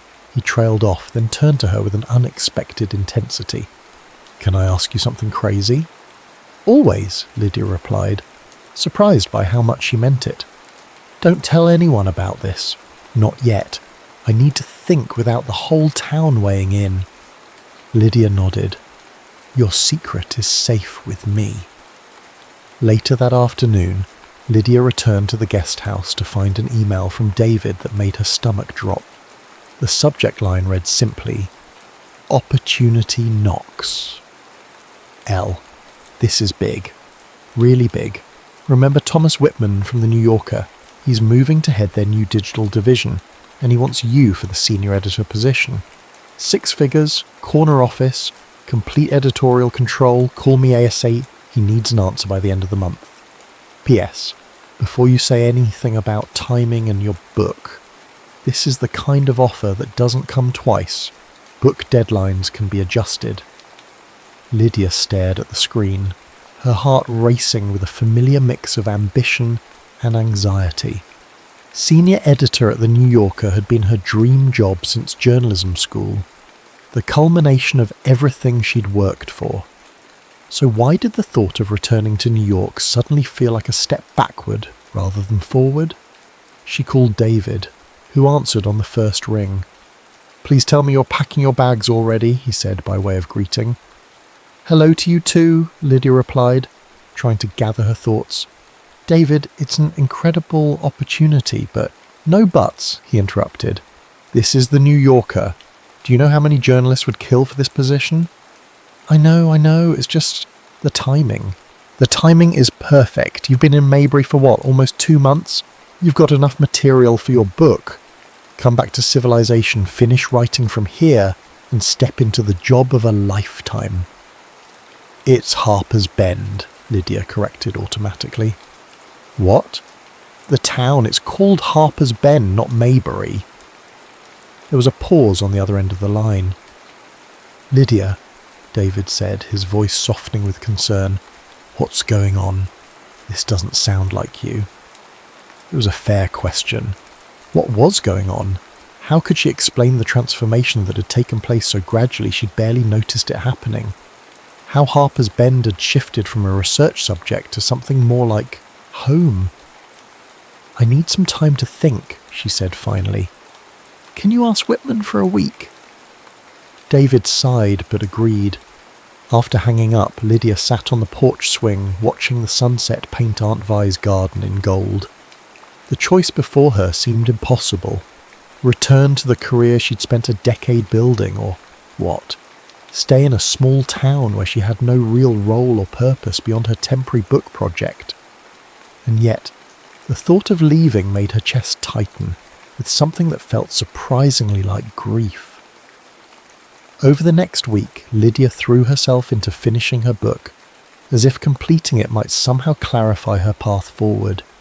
She wrote with a new urgency, trying to capture the essence of what she'd discovered in Harper's Bend before it slipped away. She and Caleb continued their easy friendship, though both were careful to avoid the topic of his seminary offer. There was a new tension between them now, the unspoken awareness that they were both facing decisions that would reshape their futures. On a warm evening in late May, Lydia found herself helping Caleb with repairs to the church fellowship hall.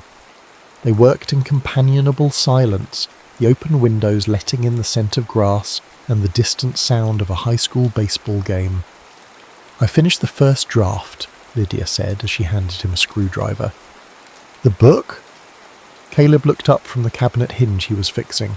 "Congratulations, that's huge." "Thanks, it's different from what I planned. Better, I think." "What's the final title?" he asked. Lydia smiled. "Fields of Grace. It's about finding purpose in unexpected places, about the courage it takes to stay, rather than always moving on to the next thing."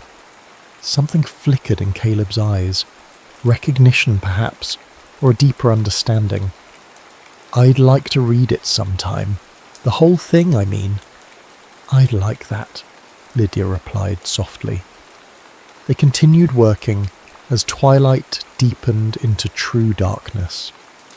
Caleb turned on the overhead lights, but they were harsh after the gentle fade of daylight, so he switched to a single lamp at the corner, creating a pool of warm light in the otherwise shadowy room. "I have to give them an answer tomorrow," he said abruptly. "The seminary." Lydia set down her paintbrush, sensing the importance of the moment. "Have you decided?" "I think so." He put down his tools and turned to face her fully. "I'm saying this." "You're sure?" Lydia asked, careful to keep her voice neutral despite the leap of her heart. "It's a prestigious position." "I'm sure." His voice was steady. "What you wrote about in your book, finding purpose in unexpected places, I found that here, teaching seminary students would be meaningful work, but it wouldn't be my work. Not anymore." Lydia nodded. understanding completely. Your lens has changed. Exactly. He smiled, a genuine expression that reached his eyes. What about you? Will you be heading back to New York soon to launch the book? The question hung in the air between them, heavier than its simple wording suggested.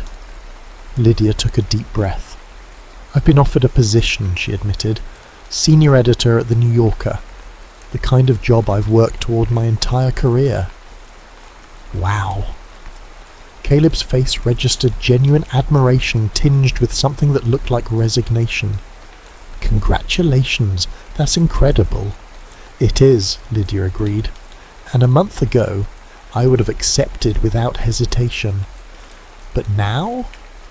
His voice was carefully neutral, but his eyes held a question. Now, I'm not sure what I want anymore. She moved closer to him, drawn by some magnetic pull she couldn't name.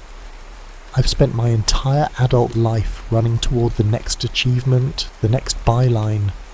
I built a life around forward momentum. And there's value in that, Caleb said gently. There is, but there's also value in depth, in knowing a place, a community, a person. She met his eyes, her heart hammering against her ribs. In being known in return. The silence between them was electric, charged with unspoken possibilities. Lydia, Caleb said softly, her name a question and an answer all at once. And then, as if by mutual understanding, they were moving toward each other. His hand came up to cup her cheek, his touch reverent. She leaned into his palm, her eyes closing briefly at the simple rightness of the contact. When their lips met, it wasn't the passionate collision of movie romances, but something quieter and more profound, a recognition, a homecoming. His kiss was gentle at first, then deepening as she responded, her hands finding their way to his shoulders, the solid warmth of him grounding her in the moment. Time seemed to stretch and compress simultaneously, the world narrowing to the points where they connected. When they finally pulled apart, Lydia felt both shakier and more certain than she had in years. I've wanted to do that since you flicked paint at me, Caleb admitted, his voice rough. Lydia laughed, the sound bubbling up from some wellspring of joy she'd forgotten existed. That long? He nodded, his hands still resting lightly on her waist. I didn't want to be something you left behind when you returned to your real life. The words sobered her, bringing her back to the choice that still loomed. I turned down the job, she said quietly. Caleb's eyes widened. When? This morning. I called David and told him I couldn't take it. Lydia. He shook his head, concern replacing surprise. I don't want you to make a decision you'll regret, especially not because of this. He gestured between them. Us. I didn't, she assured him, or at least not entirely. She took his hand, needing him to understand. New York will always be there. The jobs, the bylines, the constant forward motion. But what I found here, a sense of purpose that goes beyond achievement, a community that values presence over productivity, that's rarer than any editorial position. And what will you do instead? He asked. Lydia smiled. I'm thinking of starting a community writing program, for teens maybe. David thinks my book has potential to do well, which would give me some financial cushion, and, she hesitated, then continued, I've been talking to the editor of the county paper. They need a feature writer. Caleb's smile was like sunrise. You're staying? I'm thinking about it, she corrected, but they both knew it was more than that. I'm not saying it will be easy. I still love New York. I'll miss parts of that life, but I want to try something different. Something deeper. He pulled her closer, his eyes reflecting the lamplight. For what it's worth, I think you'd be amazing with the teens here. Most of them have never met anyone who's seen the world beyond the county line. Is that a pastoral endorsement, Reverend Boone? She teased. It's a personal one, he replied, his voice dropping lower. from someone who's pretty damn glad you're considering sticking around. And then he was kissing her again, and Lydia felt something metal in her chest, a certainty she hadn't realised she'd been seeking. Not that everything would be perfect or easy, but that this choice, this place, this man were worth the risk of putting down roots. Later that night, as they walked hand in hand beneath a canopy of Texas stars, Lydia found herself thinking about the book she'd just completed, about fields of grace and unexpected harvests, about the courage it takes to stay when leaving would be easier. She wasn't sure exactly what the future held, but for the first time in her adult life she was willing to wait and find out, season by season, harvest by harvest. Some things she was learning were worth the wait. 1 year later, the peach trees behind the Boone house were heavy with fruit, their branches dipping low enough to require careful navigation as Lydia made her way through the small orchard. She balanced a tray with 2 glasses of Aunt Vi's famous sweet tea, now infused with fresh mint from her own modest garden. So much had changed in a year, and yet the rhythms of Harper's Bend remained comfortingly constant. The church bell still rang on Sunday mornings. Mabel still organised potlucks with military precision. Jasper, now a high school senior, still rolled his eyes at his brother's dad jokes, but had grudgingly accepted Lydia's presence in their lives. Fields of Grace had been published to critical acclaim 4 months earlier, with reviewers praising its nuanced exploration of community in an age of disconnection. David had been right. It was her best work, precisely because it came from a place of authentic experience rather than detached observation. The county paper now featured her weekly column, From Where I Stand, which had developed a small but devoted following. And 3 afternoons a week she met with a group of local teenagers for writing workshops in the church fellowship hall, the same room where she and Caleb had first kissed. She found him where she expected, kneeling among the tomato plants in the vegetable garden that had been his father's pride and joy. Gardening had never been part of Caleb's life in Chicago, but he'd taken to it with unexpected passion after returning to Harper's Bend. Working the land keeps you honest, he told her once. You can't rush a tomato or argue a cucumber into ripening faster. He looked up as she approached, shielding his eyes against the late afternoon sun. The sight of him still caused a flutter in her chest, a reaction that showed no signs of diminishing with familiarity. "Perfect timing," he said, reaching for the glass she offered. "I was just about to call it quits for the day." "Liar," Lydia laughed. "You would have been out here until dark if I hadn't intervened." He grinned, not bothering to deny it, and took a long drink of the tea. "How was the writing group today?" "Good." Maria finally finished her short story, the one about the girl who discovers she can communicate with thunderstorms. It's really something special. Lydia settled onto the wooden bench at the edge of the garden, and Jasper actually stayed the whole time. Caleb raised his eyebrows in surprise. "My brother voluntarily participating in an educational activity?" "He's working on college application essays," Lydia explained. "Apparently my New York perspective might help him get into UT Austin." "Ah, so there's an angle," Caleb nodded, understanding. "Still, it's progress. Definitely progress," Lydia agreed with a smile. Their relationship had evolved with the same natural rhythm as the seasons, friendship deepening to love, love growing into partnership. There had been adjustments, of course. Lydia's city pace sometimes clashed with the unhurried flow of small-town life. Caleb's tendency to put everyone else's needs before his own occasionally frustrated her journalistic directness. But the fundamental understanding between them, the recognition of shared values beneath surface differences, had only strengthened with time. "I have something for you," Caleb said, reaching into the pocket of his work shirt. "Is it a tomato? Because the last one you gave me had a worm in it." "That was one time," he protested with mock offence. "And no, it's not a tomato." He pulled out a small velvet-covered box that made Lydia's breath catch. "Somewhat more permanent." He opened the box to reveal a ring. Not a traditional diamond, but a delicate band of twisted gold with a small pearl nestled in the centre. "It was my grandmother's," he explained, his voice steady but his eyes revealing his nervousness. "She always said pearls were more meaningful than diamonds because they come from something that was once an irritation, transformed into something beautiful through patience and time." Lydia felt tears rising, unexpected but welcome. "That sounds like us," she said softly. Caleb smiled. "I thought the same thing." He took her hand, his calloused fingers gentle against her skin.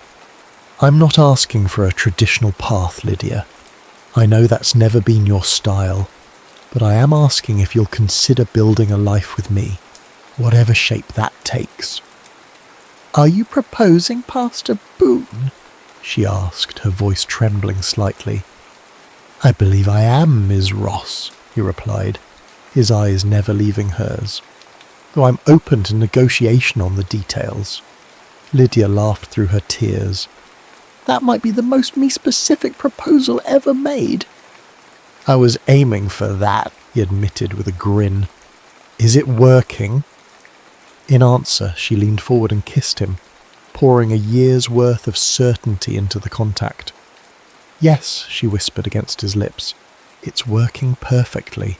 Later, as the sun set over the peach orchard, casting long shadows across the land that had become her home, Lydia reflected on the journey that had brought her here. From burnout to renewal, from cynicism to hope, from isolation to connection. She thought about the fields of grace that surrounded her now, not just the literal fields of Texas farmland, but the metaphorical ones as well. Fields of second chances and unexpected joy. Fields where purpose grew not from constant motion, but from the courage to stay rooted through changing seasons. Glancing down at the pearl ring on her finger, Lydia remembered something Aunt Vi had told her shortly after she decided to stay in Harper's Bend. "The most beautiful gardens aren't the ones with the most exotic plants, little bird. They're the ones tended with the most love." A year ago, Lydia couldn't have imagined finding home in this small Texas town, with its quirky characters and unhurried pace. Couldn't have imagined finding love with a small-town pastor whose quiet strength had challenged everything she thought she knew about success and purpose. Yet here she was, watching the sunset with his hand in hers, planning not just a wedding but a life with deeper roots and wider horizons than she'd ever thought possible. Some harvests, she had learned, were worth the wait, and in this field of grace, with patience and love, there would be many more seasons to come.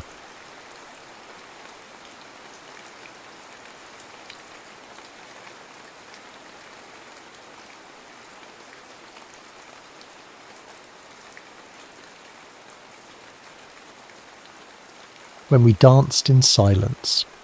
The envelope arrived on a Tuesday, its pristine white surface startling against Oksana's cluttered mail table. Official Montreal Winter Gala letterhead. She almost discarded it with the bills and catalogues, but something, perhaps the weight of the paper or the faint scent of ice that seemed to emanate from it, made her pause. "Ms. Oksana Morozov, we cordially invite you to participate in this year's Legends of Winter celebration." She hadn't skated professionally in 3 years, not since that morning when she'd arrived at the rink to find Luca's locker empty, his custom blades missing, and no explanation beyond a terse note from their coach. "Antonov has withdrawn. Medical leave." Now Oksana stood in her modest apartment, letter trembling in her hand. She looked around at what her life had become, piano instructor by day, occasional choreographer on weekends, quiet, structured, safe, nothing like the dizzying, soaring heights she'd known on the ice with Luca. "A special reunion of past champions," the letter continued. "Your participation would honour the community that has followed your remarkable career."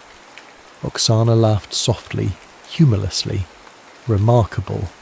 Was that what they called it when one half of the most promising ice dance team in a generation simply vanished? when she'd spent 6 months waiting for a call that never came, before finally hanging up her own skates. Yet her fingers traced the embossed lettering, and she found herself reaching for her phone. Yes, this is Oksana Morozov, regarding the invitation.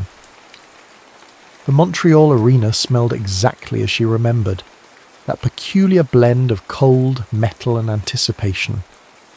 Oksana wheeled her small suitcase behind her, nodding politely at faces she half recognised from competitions past. Former rivals, now legends themselves. She felt oddly separate from them, as though the 3 years of her absence had stretched into decades. Oksana Morozov. My God, you haven't changed at all. The voice came from behind her. Familiar, yet different. Deeper, perhaps, with a subtle rasp that hadn't been there before. She didn't need to turn to know who it belonged to, but she did anyway. Luka Antonov stood 10 feet away, his tall frame leaning against the wall with a casualness that belied the intensity of his gaze. His dark hair was shorter now, closely cropped at the sides, and there was a new scar bisecting his left eyebrow. But his eyes, those startling blue eyes that had once telegraphed every lift, every turn to her across the ice, were exactly the same. Luka? His name felt foreign on her tongue after so long unspoken. I didn't expect to see you here. A half smile played at his lips. No? They didn't tell you? Tell me what? I'm the choreographer for the finale. Have been for the last 2 years. Oksana absorbed this information with a small nod, so he had continued in the skating world while she had retreated from it. Of course he had. Luka had always been the brave one, the one who pushed for more difficult elements, who charmed the judges and dazzled the crowds. Congratulations, she said, meaning it despite the hollow ache blooming in her chest. A staff member approached, clipboard in hand. Ms. Morozov, Mr. Antonov, if you could both follow me. There's a production meeting starting in 5 minutes. They walked side by side down the corridor, maintaining a careful distance, their steps naturally falling into the same rhythm they'd once perfected on the ice. Neither spoke. What was there to say after 3 years of silence? The production meeting was brief but shocking. The gala director, a flamboyant Frenchman named Pascal, revealed his grand vision for the finale, a special performance featuring Oksana and Luka dancing together once more. The audience will weep. The return of Morozov and Antonov. It will be magical, Pascal insisted. Luka's eyes found hers across the table. I'm game if you are, he said quietly. Oksana felt herself on a precipice. To skate with him again, to trust him again, seemed impossible. Yet a part of her, a part she'd thought long buried, thrilled at the prospect. Yes, she heard herself say, I'll do it. That night, alone in her hotel room, Oksana unpacked her old competition skates. They were custom-made Italian leather, moulded perfectly to her feet from thousands of hours of practice. She hadn't worn them since the day she learned of Luka's departure. As she turned the right skate over in her hands, something unusual caught her eye. A slight bulge in the padded heel. Curiosity piqued. She gently pried at the insole until it lifted, revealing a small plastic-wrapped packet wedged deeply into the heel cavity. With trembling fingers, Oksana extracted it. Inside was a folded sheet of paper, water-stained and torn at one edge. She unfolded it carefully, recognizing immediately the bold, slanted handwriting that had once scribbled notes in the margins of their routine sheets. Oksana, I didn't know how to say goodbye. I'm sorry. I'm afraid this injury might end everything. I want to tell you so much. I want to stay. I love you too much to... The letter ended there, torn mid-sentence. Oksana stared at the fragment, her heart pounding against her ribs with such force she thought it might break through. All these years she had believed he'd simply abandoned their partnership, abandoned her. But here was evidence of what exactly? An attempted explanation, a confession. The words, I love you, swam before her eyes. simultaneously offering answers and creating new questions. Oksana sank onto the edge of the bed, the letter clutched to her chest, wondering what Luka had meant to write after those last words. I love you too much to what? To stay? To leave? To burden you with my feelings? Outside her window, Montreal glittered with winter lights, indifferent to her discovery. But inside, something long frozen had begun to thaw, painfully, exquisitely, like blood returning to numbed fingers, 6 years earlier. Oksana Morozov was 16 when she first met Luka Antonov. She'd been training in Canada for 2 years already, having left Moscow at 14 when her exceptional talent caught the attention of the prestigious Galen Academy of Figure Skating in Montreal. That day, the rink was unusually quiet. Most students had gone home for the holiday break, but Oksana, whose parents couldn't afford the flight back to Russia, remained behind. She practiced alone, executing perfect spirals and spins in the empty arena. Her movements reflected in the plexiglass that surrounded the ice. She didn't notice him at first, the tall boy watching from the shadows of the bleachers. It wasn't until she launched into a series of twizzles that she caught a flash of movement and realized she had an audience. Your left shoulder dropped slightly on the third rotation, he said in Russian-accented English, standing up. Otherwise, flawless. Oksana stopped, ice spraying from her blades. And you are? Luka Antonov. New transfer. Coach Galen wants us to try a partnering session tomorrow. Oksana studied him skeptically. She'd been through 4 potential partners already, none of whom could match her technical precision or artistic sensitivity. This boy was tall, yes, with the lean build of a dancer rather than the sturdy frame of most male skaters. But there was something else about him, a coiled intensity, apparent even in stillness. You're a pairs skater? She asked.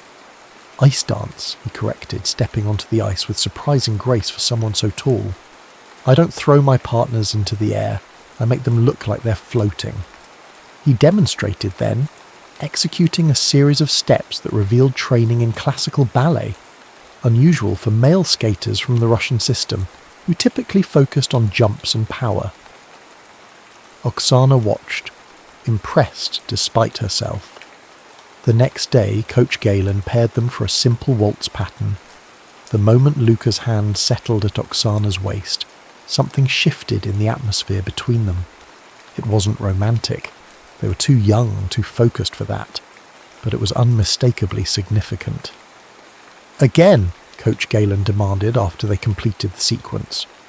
They repeated the pattern, and this time Oksana found herself anticipating Luka's movements before they happened.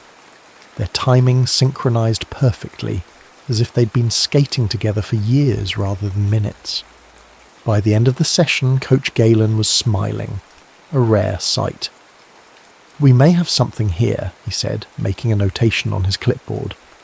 Within 6 months, Oksana and Luka had developed a partnership that defied their inexperience. What they lacked in technical difficulty, they made up for with an almost supernatural connection on the ice. Audiences began to take notice. Judges began to nod approvingly. It's like they're having a conversation without speaking, one commentator remarked during their first junior international competition. And it was true. Oksana and Luka rarely spoke beyond what was necessary for training. Off the ice, they maintained a respectful distance. Oksana buried herself in books and online courses. Luka socialized with the other Russian skaters. But the moment they stepped onto the ice together, they communicated through a language of gesture and breath that needed no translation. By 18, they had moved up to the senior circuit, surprising everyone with a bronze medal at their first Grand Prix event. Oksana remained the quiet centre of their partnership, technically flawless and emotionally reserved. Luka provided the fire, the charisma that drew all eyes to them. At 19, they created a free dance program to Rachmaninoff's Piano Concerto No. 1, 2 that brought audiences to tears, The routine told the story of two people finding each other across an impossible distance, reaching, connecting, separating, and finally reuniting in a sequence of movements so fluid they seemed improvised. After their performance at the World Championships, where they won their first gold medal, Luca embraced Oksana longer than usual. "We did it," he whispered against her hair, his voice thick with emotion. Later that night, they stood on the balcony of their hotel, watching the lights of Stockholm reflect on the water below. Oksana was recounting the technical aspects of their performance, analysing each element with her usual precision.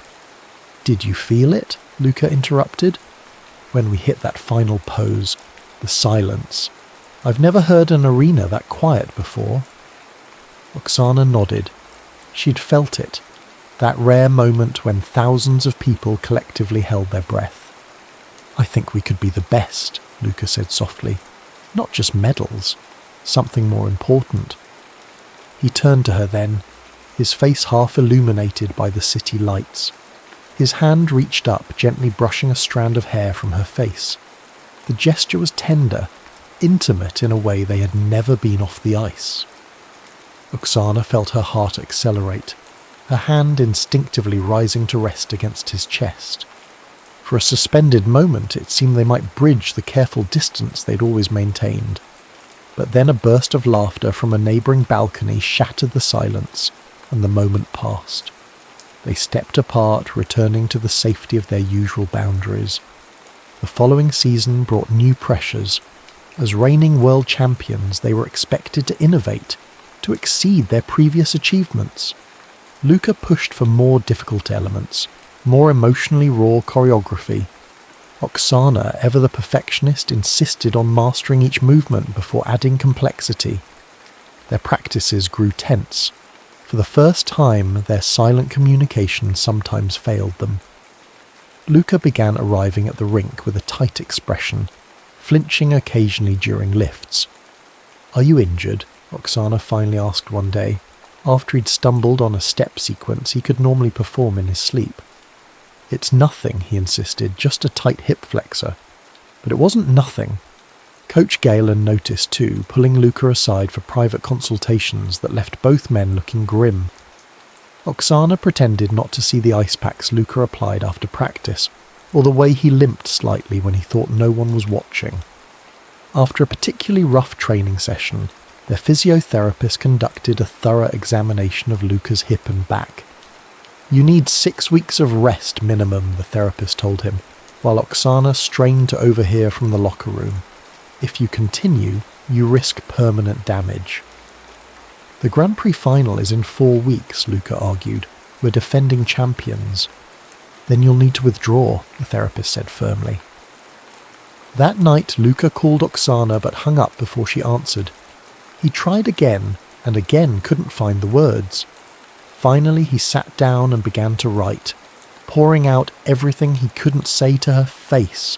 His fear that his career might be over, his guilt at letting her down, and most dangerously the feelings he'd been harbouring since that night in Stockholm. "I love you too much to hold you back," he wrote. "You deserve a partner who can match your brilliance, not one who can barely make it through practice. I'm going to a specialist in Switzerland. Dr. Keller thinks he can fix this, but it will take time." Luca sealed the letter in an envelope and carried it with him to their last practice before his departure.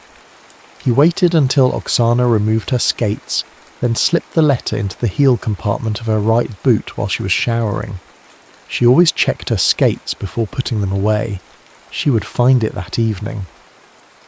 But that day, distracted by Coach Galen's grim announcement that Luca would be taking medical leave, Oksana simply shoved her skates into her bag without inspection. The letter remained hidden, unread. Luca left for Switzerland the next morning. When he tried to call Oksana from the airport, his call went straight to voicemail. Present day. Morning light filtered through the hotel curtains, finding Oksana curled around the letter, fully dressed from the night before. She hadn't slept. The fragment of Luca's words had kept her awake, turning over each possible ending to that unfinished sentence. "I love you too much to..." The sound of her phone ringing startled her. The display showed the rink's number. "Ms. Morozov, this is Pascal. We've scheduled your first rehearsal with Mr. Antonov for 10 a.m. Is that acceptable?" Oksana glanced at the clock. 8:47. "Yes," she said, her voice rough from the sleepless night. "I'll be there." She showered quickly, her mind racing. Should she mention the letter to Luca? After 3 years of silence, would he even remember writing it? And that unfinished declaration, had it been real or merely the dramatic gesture of a young man facing a career crisis? The rink was empty when she arrived, save for a solitary figure gliding across the ice. Luca moved differently now, she noticed, with a slight asymmetry that most wouldn't detect, but that her trained eye couldn't miss. His injury had left its mark. He spotted her and skated over, stopping a respectful distance from the boards. "You're early." "So are you?" A small smile. "Some habits don't change." He gestured to the ice. "Want to warm up before Pascal arrives with his grand vision?" Oksana nodded, lacing up her skates, the same ones that had concealed his letter for years. As she stepped onto the ice, she felt a familiar comfort in the crisp sound of her blades cutting into the surface. They circled the rink separately at first, each finding their rhythm. Then, without discussion, they began moving in tandem, crossovers, edges, simple turns. Their bodies remembered what their minds might have forgotten, how to occupy space together. Pascal arrived with his assistant clutching a tablet and a massive cup of coffee. "Magnificent! Already you move as one unit," he exclaimed. "Now for our finale, I envision something that honours your past but speaks to your present." He outlined a 4-minute program that would incorporate elements from their championship-winning Rachmaninoff routine, but with a contemporary piece of music titled Unfinished Conversations. "The composer created it specifically with you two in mind," Pascal explained. "He was apparently quite moved by your partnership years ago." As the music began to play, a haunting piano melody that gradually incorporated strings and percussion, Oksana felt her chest tighten. The composition seemed to capture exactly what existed between her and Luca. Something beautiful, interrupted, unresolved. They began working through the choreography, muscle memory carrying them through familiar sequences. But when they attempted the first connecting steps, the moments between elements that had once been their strength, they faltered. "No, no," Pascal called out. "You're thinking too much. Feel each other, like before." Luca's hand found Oksana's waist and she tensed involuntarily. Their eyes met. "I need a moment," she said abruptly, skating to the edge of the rink. Luca followed, concern etched on his features. "Oksana, if this is too difficult—" "I found your letter," she blurted out, the words escaping before she could reconsider. "Last night, in my skate, the one you wrote before you left." His face paled. "My letter? After all this time?" "It was torn, incomplete." She looked directly into his eyes. It ended with, "I love you too much to—" Luca's breath escaped in a rush. He gripped the boards for support. "You never read it. All this time I thought—" "Thought what?" "I came back for it," he admitted. "A week later, when you didn't call, didn't text. I thought maybe you had read it and didn't feel the same.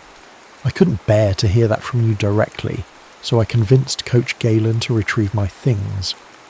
Oksana stared at him, the truth dawning with painful clarity. "You thought I didn't love you?" Luca's expression crumpled. "I didn't know.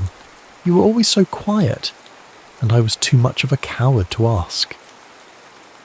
The reality of their misunderstanding, 3 years of silence based on a letter neither delivered nor received, hit Oksana with physical force. She laughed, a broken sound that verged on a sob. What did it say? The rest of the letter? Luca's eyes never left hers. "I love you too much to let you settle for half of what we could be. I need to heal first. Wait for me." A tear slipped down Oksana's cheek. I would have waited. I know that now, he said softly. Pascal cleared his throat loudly from across the ice. Whenever you're ready to continue. They returned to their positions, both shaken by the revelation. As the music began again, Oksana felt something shift between them, the weight of misunderstanding beginning to lift, creating space for a new kind of tension. Their second attempt at the routine stumbled again, but differently. Now they weren't awkward or disconnected. They were too raw, too aware of each other. Every touch carried the electricity of their confession. "Stop, stop," Pascal called out. "What is happening? First you're distant, now you are too present. Find the balance." Luca ran a hand through his hair in frustration. "We need time," he told Pascal. "Can we have the rink to ourselves for an hour?" After Pascal left, grumbling about artistic temperaments, Luca and Oksana stood facing each other in the centre of the ice. "Let's start over," Luca suggested. "Not with the routine, with us." He extended his hand formally, as he would at the beginning of a competitive program. Luka Antonov, former ice dancer, current choreographer, still in love with his former partner. Oksana's lips curved into a small smile as she took his hand. Oksana Morozov, former ice dancer, current piano teacher, never stopped loving her former partner. Something tight in Luca's expression unravelled. He pulled her gently into hold position, not the dramatic performance dance they'd use in competition, but the natural close position of two dancers moving as one. "No music," he said, "just us." They began to move together, slowly at first, then with increasing confidence. No planned choreography, no elements to execute, just two bodies remembering their shared language after a long silence. As they circled the ice, a fragile trust rebuilt itself between them. Oksana found herself breathing in rhythm with Luca again, anticipating his movements, allowing herself to be guided by the subtle pressure of his hand at her waist. By the time Pascal returned, they were flowing across the ice with a connection even stronger than before. The routine was taking shape, still imperfect, still evolving, but alive with genuine emotion. "Yes," Pascal exclaimed, "this is what I imagined. The audience will feel everything between you." As their rehearsal ended, Luca kept hold of Oksana's hand a moment longer than necessary. "Would you have dinner with me tonight? There's so much more I want to say." Oksana nodded, suddenly shy despite everything. "I'd like that."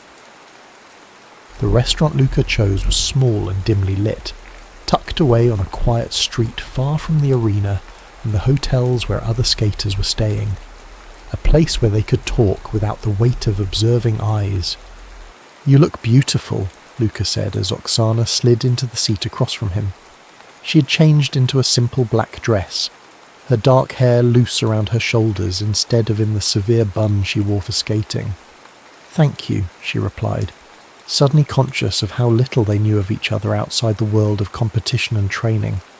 "This is strange, isn't it? All those years together, and we never did this." Luca nodded, his smile rueful. Coach Galen would have had a fit. "Romance ruins partnerships," he mimicked their former coach's gruff voice. "Was that why you never said anything, before the injury?" Luca's expression grew serious. "Partly, but mostly I was afraid of losing what we had on the ice. It was perfect, rare. I didn't want to risk it for something that might not work." A waiter appeared with menus and wine recommendations. After he departed, Oksana leaned forward. "Tell me about the last 3 years, your injury." 2 surgeries and 18 months of rehabilitation, Luca said, his tone matter-of-fact. "The specialist in Switzerland saved my career, but not as a competitor. I can skate, choreograph, even perform in exhibitions, but the impact of daily training and competition would undo everything." "I'm sorry," Oksana said softly. Luca shook his head. "Don't be. I found something I love almost as much as performing. Creating programs for others. It's fulfilling in a different way. He paused. But enough about me. What about you? Piano teaching. Oksana smiled. It's quiet, structured, nothing like the chaos of competition season. She traced the rim of her water glass. I missed the ice, but I couldn't bear to stay in that world without... Without? Without you, she admitted. It felt wrong to continue with another partner. Their conversation flowed more easily as the evening progressed, years of silence giving way to shared memories and new discoveries. Luca described his travels choreographing for teams around the world. Oksana spoke of her small circle of piano students and her tentative steps into composing. As they waited for dessert, Luca reached across the table to touch her hand. The routine we're creating for the gala. It reminds me of something we designed years ago. Do you remember? After Worlds, before everything fell apart, Oksana finished. I remember. Our exhibition piece that we never performed. It had been ambitious. A program set to a piece of music composed of silence punctuated by single notes, building to a crescendo. The choreography had been their most personal, telling the story of two people who could only express themselves fully through movement. I've thought about that routine often, Luca confessed. What it could have been. We could finish it now, Oksana suggested, surprising herself with her boldness. Luca's eyes lit up. Instead of Pascal's choreography, he might have a seizure. We could blend elements, keep his framework, but infuse it with what we created. Oksana found herself growing excited at the possibility. It would be honest, honouring both our past and what we're discovering now. Luca squeezed her hand. I love that idea. The next morning they approached Pascal with their proposal, after initial resistance, but my vision. He grudgingly agreed to review their suggestions. They spent the day revising the choreography, integrating elements from their unfinished exhibition program with Pascal's framework. The music remained the same, unfinished conversations, but now the movements told a more authentic story, their story. Late that afternoon, as they demonstrated the revised program for Pascal, Oksana felt a synchronicity with Luca that surpassed even their competitive days. Then, they had been perfectly matched but still separate entities. Now, they moved as though the years apart had somehow deepened their connection rather than eroded it. The ending, Pascal mused after they'd run through the full routine. It feels unresolved. Luca nodded. Intentionally so. He turned to Oksana. I've choreographed everything except the final pose. That should be Oksana's decision. Why? Pascal asked. Luca's eyes never left Oksana's, because this time she gets the last word. That night, alone in her hotel room, Oksana contemplated the ending of their routine. It needed to reflect everything that had transpired between them, the unspoken love, the years of separation, the pain of misunderstanding, and the tentative hope of reconciliation. She closed her eyes, visualizing possibilities. In competition, ice dance programs typically ended with dramatic poses, the man framing the woman in some impressive display of strength and partnership. But this wasn't competition. This was something far more personal. As she drifted towards sleep, an image formed in her mind. The moment in Stockholm when they'd almost bridged the gap between partnership and something more. His hand brushing her hair, her palm against his chest. A simple gesture that contained everything they'd never said aloud. That was their ending. Not grand, not theatrical, but true. At rehearsal the next day, Oksana shared her vision with Luca. Can we make it work technically? She asked. It's subtle. It's perfect, he replied, understanding immediately. We'll need to modify the approach, but yes, we can make it work. For the next 3 days, they refined their program, focusing particularly on the crucial final sequence. Pascal, initially skeptical of such a subdued conclusion, was won over when he saw the complete performance. It is like watching a private moment, he admitted. very different from the usual gala finale, but meaningful. The night before the performance, Luca and Oksana took one final practice session, skating in the empty arena long after everyone else had left. The routine had reached that rare state of readiness, where it no longer required conscious thought. Their bodies knew exactly what to do, allowing their emotions to flow unimpeded through the movements.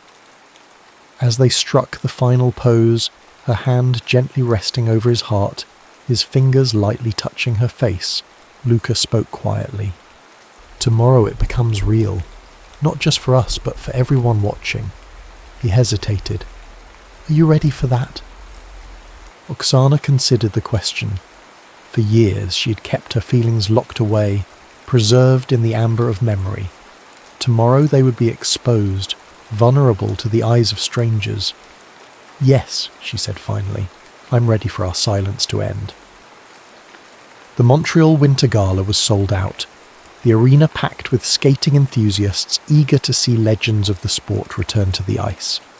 Throughout the evening, former champions performed crowd-pleasing routines, simplified versions of their competitive programs designed to entertain rather than challenge.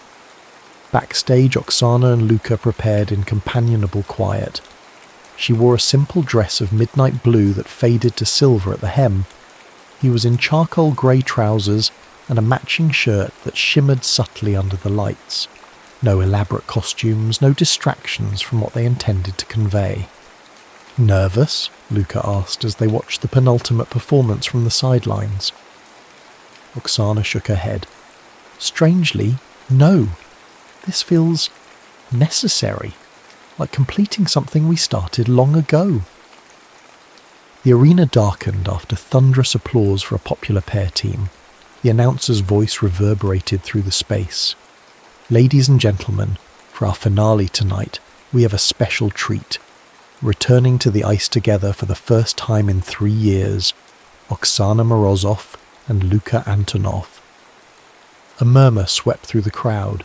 Surprise, excitement, anticipation.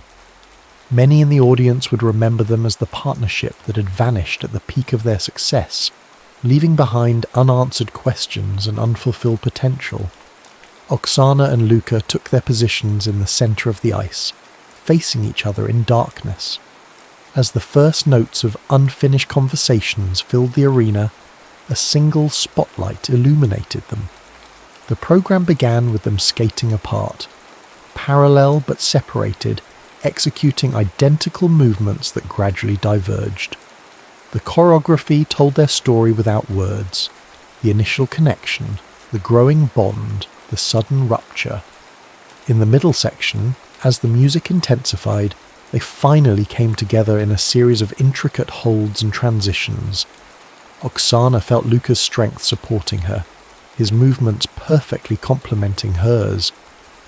When he lifted her in a modified dance spin, she sensed not just his physical presence, but the emotion flowing through his body into hers. The audience was silent, completely absorbed. Even the usual rustling and coughing had ceased, as though the entire arena was holding its breath. As the music approached its final movement, Luca and Oksana entered the sequence they had adapted from their never-performed exhibition program. Elements from their past reimagined in the light of their present understanding. Each step, each turn was imbued with the weight of their shared history and the possibility of their future. The music began its final descent, notes becoming more spare, the spaces between them lengthening. Luca and Oksana circled each other, their movements slowing, becoming more deliberate. Then came the moment Oksana had choreographed, the ending that was truly their beginning. As the last note hung in the air, Luca's hand rose to gently brush an imaginary strand of hair from her face. Oksana's palm came to rest against his chest directly over his heart. They held the pose as the music faded, their eyes locked in silent communion. For a heartbeat, the arena remained absolutely still, and then erupted in thunderous applause and cheers. Oksana barely registered the standing ovation, the flowers thrown onto the ice, the announcer's effusive praise. All she could see was Luca, his eyes shining with unshed tears, his smile containing all the words they had never spoken. They took their bows hand in hand, then skated to the exit amidst continuing applause. Backstage was chaos. Photographers, other skaters offering congratulations, Pascal weeping dramatically over the beauty of his creation. Through it all, Luca kept hold of Oksana's hand, anchoring her in the moment. When they finally escaped to a quiet corridor, he pulled her gently into an empty practice room and closed the door. The silence between them was different now, expectant rather than painful, full of possibility rather than regret. That was... Luca began, then shook his head, unable to find the right words. "I know," Oksana replied softly. They sat on a bench beneath the harsh fluorescent lights, still in their performance attire, the exertion of the routine leaving a healthy flush on their cheeks. After a moment, Luca reached for her hand again. "Oksana," he said, his voice steady despite the emotion evident in his eyes. "I need to finish what I started to say in that letter." She turned to face him fully, heart racing. "I love you too much to let you go again," he said simply. Oksana felt a smile bloom across her face. "Next time," she replied, "say it before you leave." They both laughed, the sound releasing years of tension. Then Luca leaned forward, finally bridging the distance between them with a kiss so tender it made Oksana's eyes fill with tears. When they parted, she rested her forehead against his. "So what happens now?" she whispered. "Now," Luca said, "we stop dancing around what we want."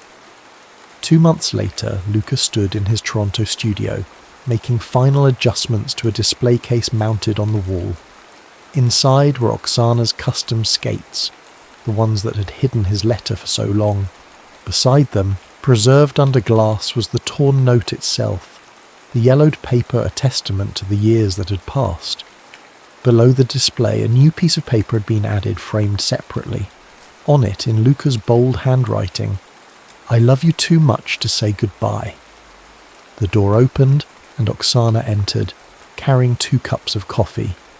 Since the gala, she had relocated to Toronto, taking a position teaching music at the same academy where Luca choreographed. They were building a life together, step by step, no longer afraid of the feelings that had once seemed too dangerous to acknowledge. "Perfect timing," Luca said, accepting one of the cups. "What do you think?" Oksana studied the display, taking in the sight of her old skates, instruments of both their separation and reunion, preserved alongside Luca's words. "It's beautiful," she said softly, "though a bit dramatic, don't you think?" A teasing smile played at her lips. Luca laughed. "Says the woman who suggested we frame a torn letter." She settled beside him on the small couch beneath the display, their shoulders touching comfortably. Outside, snow was beginning to fall, coating Toronto in a pristine white blanket that reminded them both of countless mornings spent gliding across freshly resurfaced ice. "I got a call from Pascal today," Oksana said, blowing gently on her coffee. "He wants us to perform at the spring exhibition series. 6 cities, 2 continents." Luca turned to her, eyebrows raised. "What did you tell him?" "That I'd discuss it with my partner." She emphasized the last word, imbuing it with its dual meaning: skating partner, life partner. He considered this, fingers idly tracing patterns on the back of her free hand. "Can you take the time away from your students?"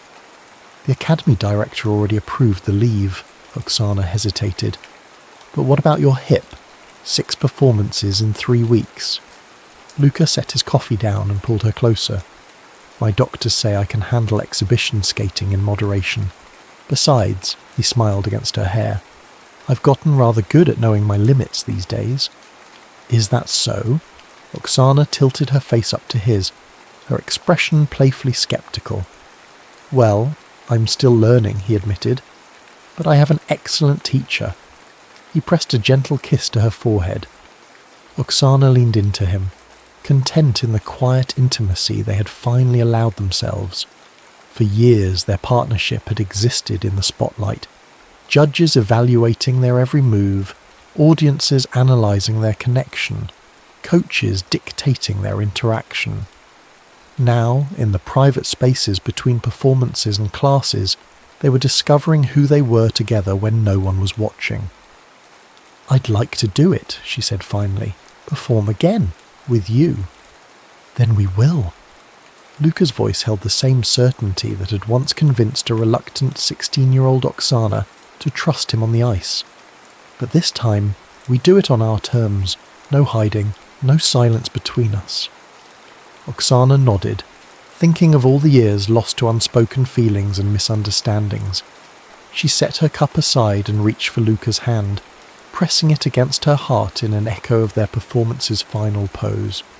"No more silence," she agreed. Outside, the world continued its relentless pace. Students would arrive soon for Luca's morning choreography class. Oksana had music compositions to finish before her afternoon lessons. But for now, in this moment of quiet connection, they allowed themselves to simply be two people who had found their way back to each other against the odds, no longer dancing around the truth. They had learned the hardest way that some things were too important to leave unspoken, too precious to entrust to torn letters and unfinished sentences. The ice had given them a language when words failed, but now they had both, the silent communion of movement and the vulnerable honesty of voice. In the years that followed, Oksana and Luca would become known for creating programs that moved audiences to tears, for nurturing a new generation of skaters who understood that technical perfection meant nothing without emotional truth. They would face challenges together. His injury would flare up periodically. Her fear of abandonment would sometimes resurface in moments of stress. But they would never again allow silence to grow between them. They had learned too well its cost, and sometimes, late at night when the world was quiet, they would dance together in their living room, no music needed, communicating through the language they had perfected long ago. The subtle pressure of hands, the harmony of breath, the perfect synchronicity of two hearts finally beating in time. For Oksana and Luca had discovered what eluded them for so long, that the most beautiful dance of all happens not in the spotlight before thousands, but in the sacred space between two people who have finally found the courage to say what was always written in their movements. When we dance in silence, they had learned, we must eventually find our voice. And when we finally speak our truth, we dance more beautifully than ever before.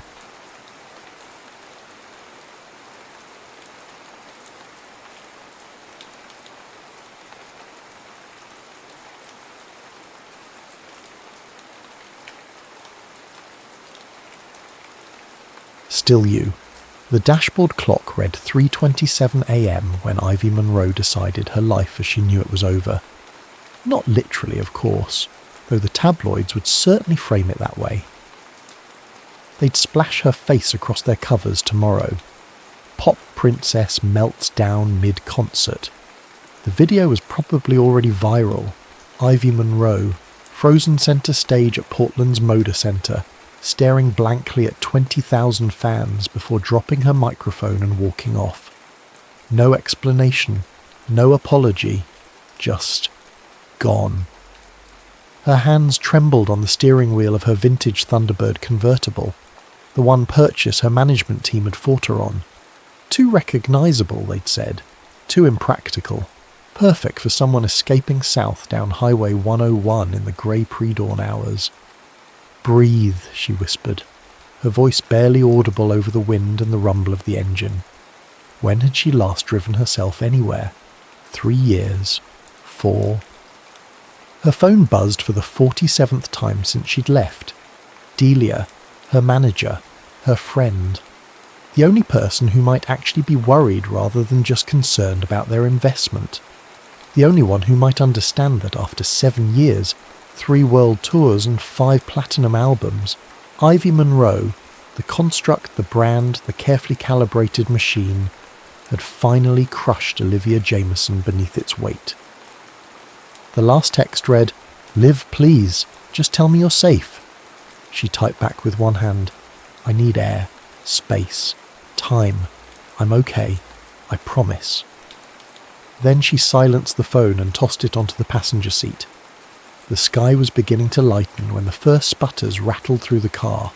The engine coughed, then whined, then died completely, leaving her coasting to a stop along a stretch of coastal highway, bordered by wind-gnarled pines on one side and the vast, indifferent Pacific on the other. "Perfect," she muttered, letting her forehead rest against the steering wheel. "Just perfect." 3 hours and 1 tow truck later, Ivy stood in the main street of Port Isabel, Oregon, population 2,183, according to the weathered welcome sign. The mechanic, Walt, according to his oil-stained name patch, had delivered the news with apologetic resignation. Custom part, from Italy, 2 weeks, minimum. She'd nodded, numb. 2 weeks. Her tour had 18 dates left. Delia would be filing missing persons reports by nightfall. "Any place to stay around here?" she'd asked, adjusting her oversized sunglasses. Her hair was tucked under a baseball cap, her famous face bare of makeup and half hidden behind the dark lenses. No one had recognized her yet, a miracle that felt like taking a full breath after years of shallow ones. Walt had directed her to Greta's cafe, where she now stood in front of a corkboard cluttered with community notices. Most were faded and sun-bleached, but one caught her eye, a handwritten note on crisp cardstock. Room for rent, month to month, private bath, ocean view, no smokers, no drama. The no drama part made her smile grimly. If only they knew. She copied down the number and walked to the cafe counter. "Excuse me," she said to the silver-haired woman wiping down the espresso machine. "Could I use your phone? Mine's dead."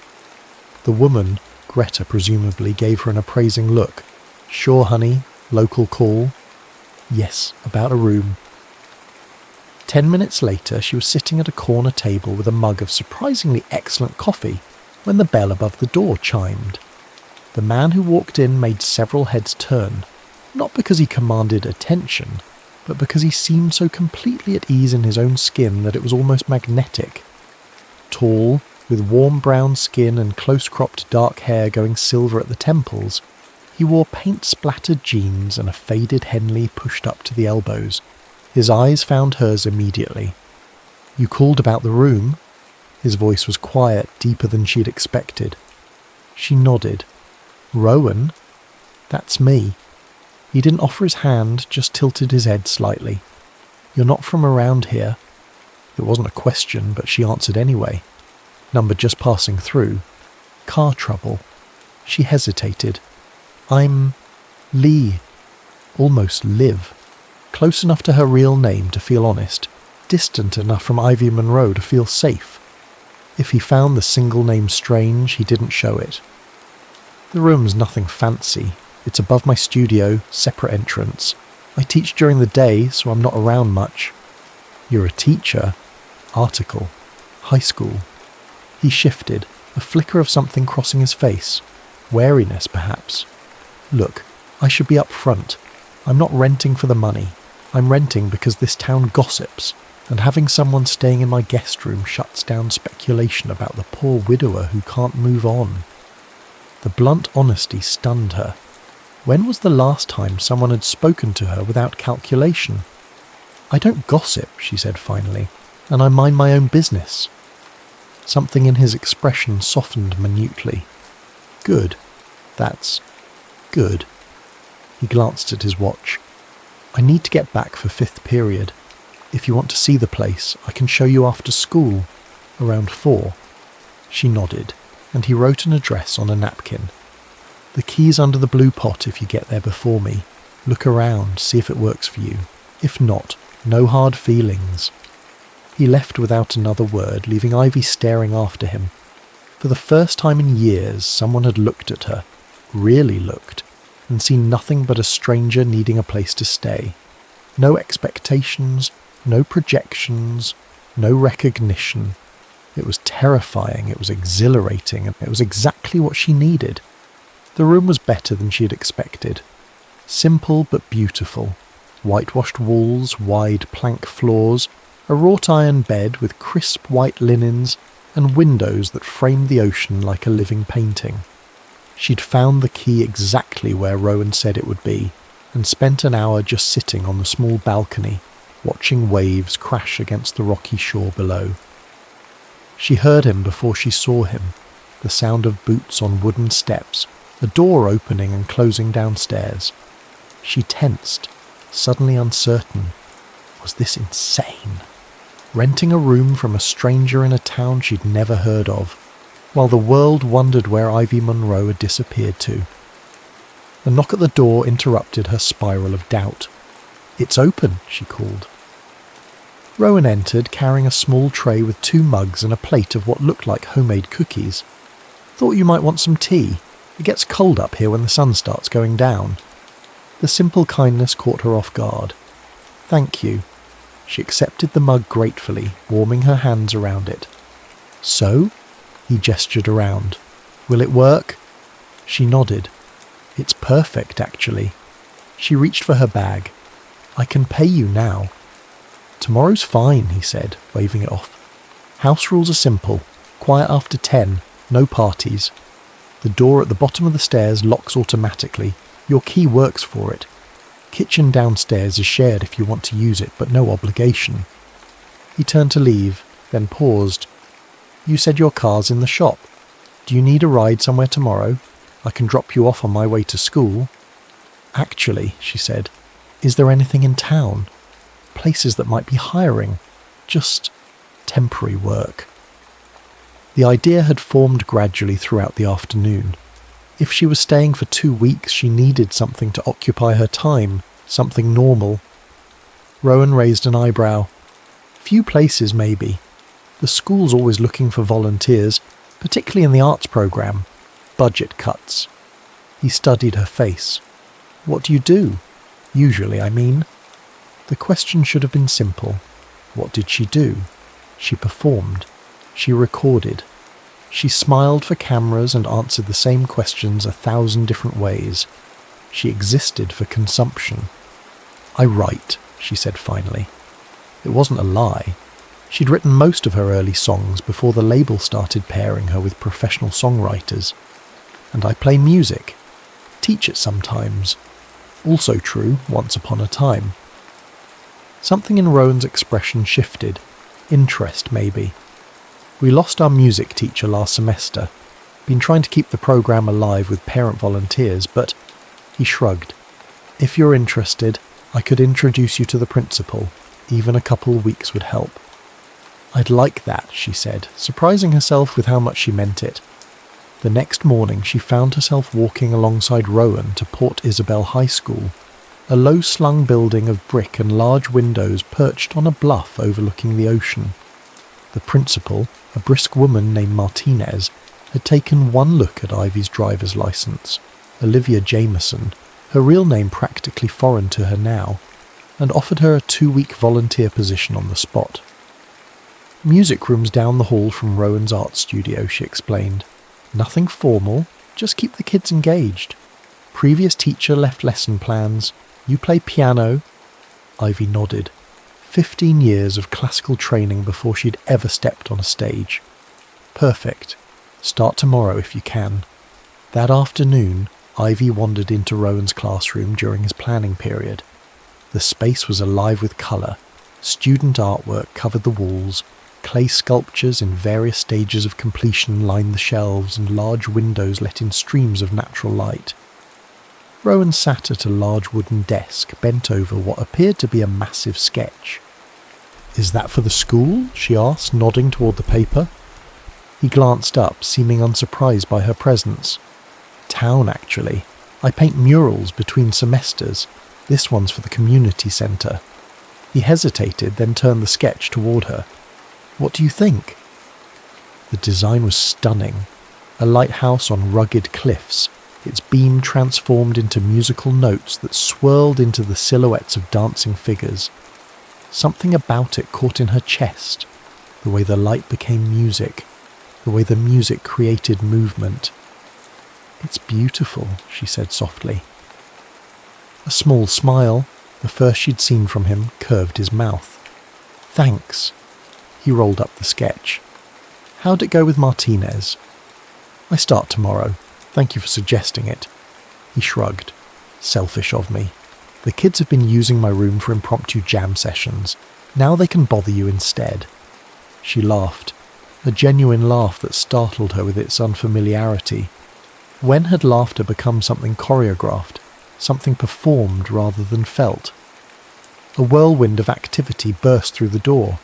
A small girl with a cloud of dark curls and Rowan's same warm brown skin, carrying a backpack almost as big as she was. "Uncle Rowan, Miss Patel let me leave math early because I finished all my problems and—" She skidded to a stop when she spotted Ivy. "Oh, hello." "Sophie, this is Lee," Rowan said. "She's staying in the guest room for a couple of weeks. Lee, this is my niece, Sophie." "Do you like art?" Sophie asked, eyeing her with frank curiosity. "Uncle Rowan only lets people who like art come to his classroom." "I do," Ivy said, charmed by the girl's directness. "And music." Sophie's eyes widened. "Really? What kind?" "I like all kinds, but especially pop music, even though Uncle Rowan says it's all auto-tuned commercials these days, which is not fair because Ivy Monroe writes her own songs. At least she used to, and her voice is really pretty without any computers helping." Ivy felt the blood drain from her face. Rowan must have noticed because he gently interrupted. "Soph, why don't you set up at your usual table? Lee's going to be helping with the music programme while Ms. Winters is on leave." As Sophie bounced away, Rowan gave Ivy an apologetic look. "Sorry about that. She's enthusiastic." "It's fine," Ivy managed. "She's sweet." That night, Ivy sat on her balcony watching the sunset paint the ocean in shades of gold and violet. For the first time in years, no one knew where she was. No cameras followed her movements. No fans asked for selfies. No handlers directed her day. She felt invisible in the most liberating way possible. The sound of guitar chords drifted up from below, simple at first, then more complex. Curious, she leaned over the railing. Rowan sat on his back deck, head bent over an acoustic guitar, playing with the absent focus of someone who played for themselves rather than an audience. She recognised the song, one of hers, ironically. Not a radio hit, but a ballad from her second album, one she'd written alone in a hotel room after her first major tour. It was about homesickness for a place you'd never been. Without thinking, she began to hum along, the melody rising with the evening breeze. The guitar faltered for a moment, then continued, softer now, as if inviting her voice to take the lead.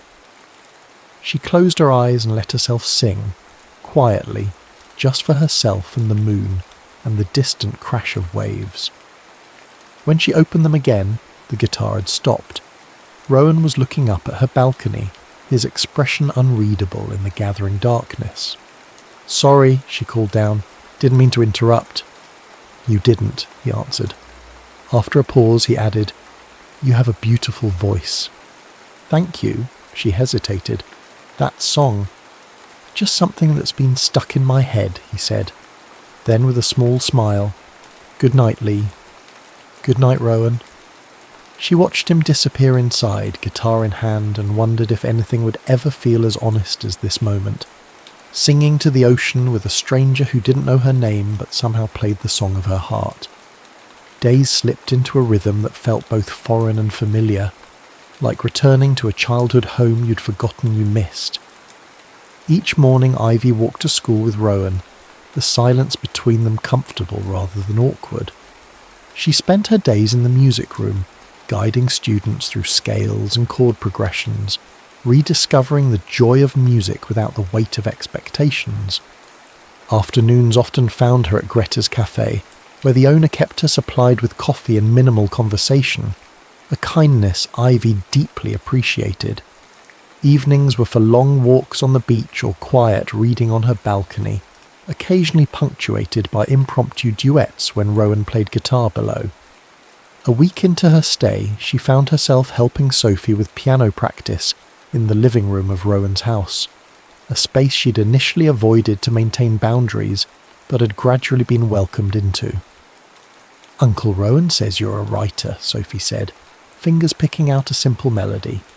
"Do you write songs?" Ivy tensed slightly. "Sometimes." "Could you help me write one for the talent show next month?" Before Ivy could answer, Rowan appeared in the doorway, flour dusting his hands. "Soph, don't pressure Lee. She's already volunteering at school." "It's okay," Ivy found herself saying. "I'd be happy to help." Sophie beamed. "Can we start now?" "Please?"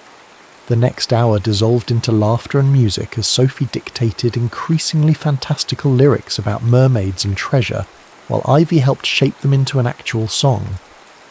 Rowan moved around them, preparing dinner, occasionally offering a rhyme or chuckling at his niece's dramatic vocal flourishes. It felt like family. The thought struck Ivy with such force that she missed a chord, her fingers faltering on the keys. "You okay?" Rowan asked, noticing immediately. "Fine," she managed, "just tired." Later, after Sophie had been picked up by her mother, Rowan's sister, Ivy learned, they sat on the back deck sharing a bottle of wine. The night was clear, stars scattered like diamond dust above the dark expanse of ocean. "Thank you," Rowan said quietly, "for helping Sophie. Music was her mother's domain before." He trailed off, taking a sip of wine. "Before your wife passed," Ivy finished gently. He nodded. 3 years ago, cancer, fast and brutal. His voice was steady, but pain shadowed his eyes. Sophie was 5, too young to lose an aunt she adored. "I'm sorry," she said, meaning it more deeply than the platitude usually allowed. He shrugged slightly. "Life continues. Not the same life, but it goes on." He turned to look at her directly. "What are you running from, Lee?" The question caught her off guard. "What makes you think I'm running?" "The way you flinch when someone takes a photo, even if it's not of you. The way you check exits in rooms. The way you're clearly comfortable with money but took a volunteer position. The way you've never once mentioned friends or family wondering where you are." His voice remained gentle, without accusation. "I recognize the signs of someone who needs space. I'm just wondering what from..." The moment balanced on a knife's edge. She could lie, had become expert at crafting palatable versions of truth, or she could tell him everything, who she was, why she'd fled, how the person he'd come to know this past week was more real than the version of herself that filled stadiums. "Expectations," she said finally. "I'm running from who everyone needs me to be." He studied her face, then nodded slowly. "Fair enough." He didn't push further, and the relief of that simple acceptance nearly undid her. They sat in companionable silence until Rowan spoke again. "There's a bonfire on the beach tomorrow night. Town tradition before tourist season starts. Would you like to go?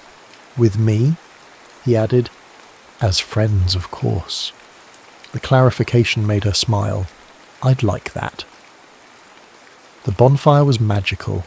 Driftwood flames casting blue-green light over laughing faces, local musicians trading instruments and songs, children roasting marshmallows and chasing each other through shallow waves.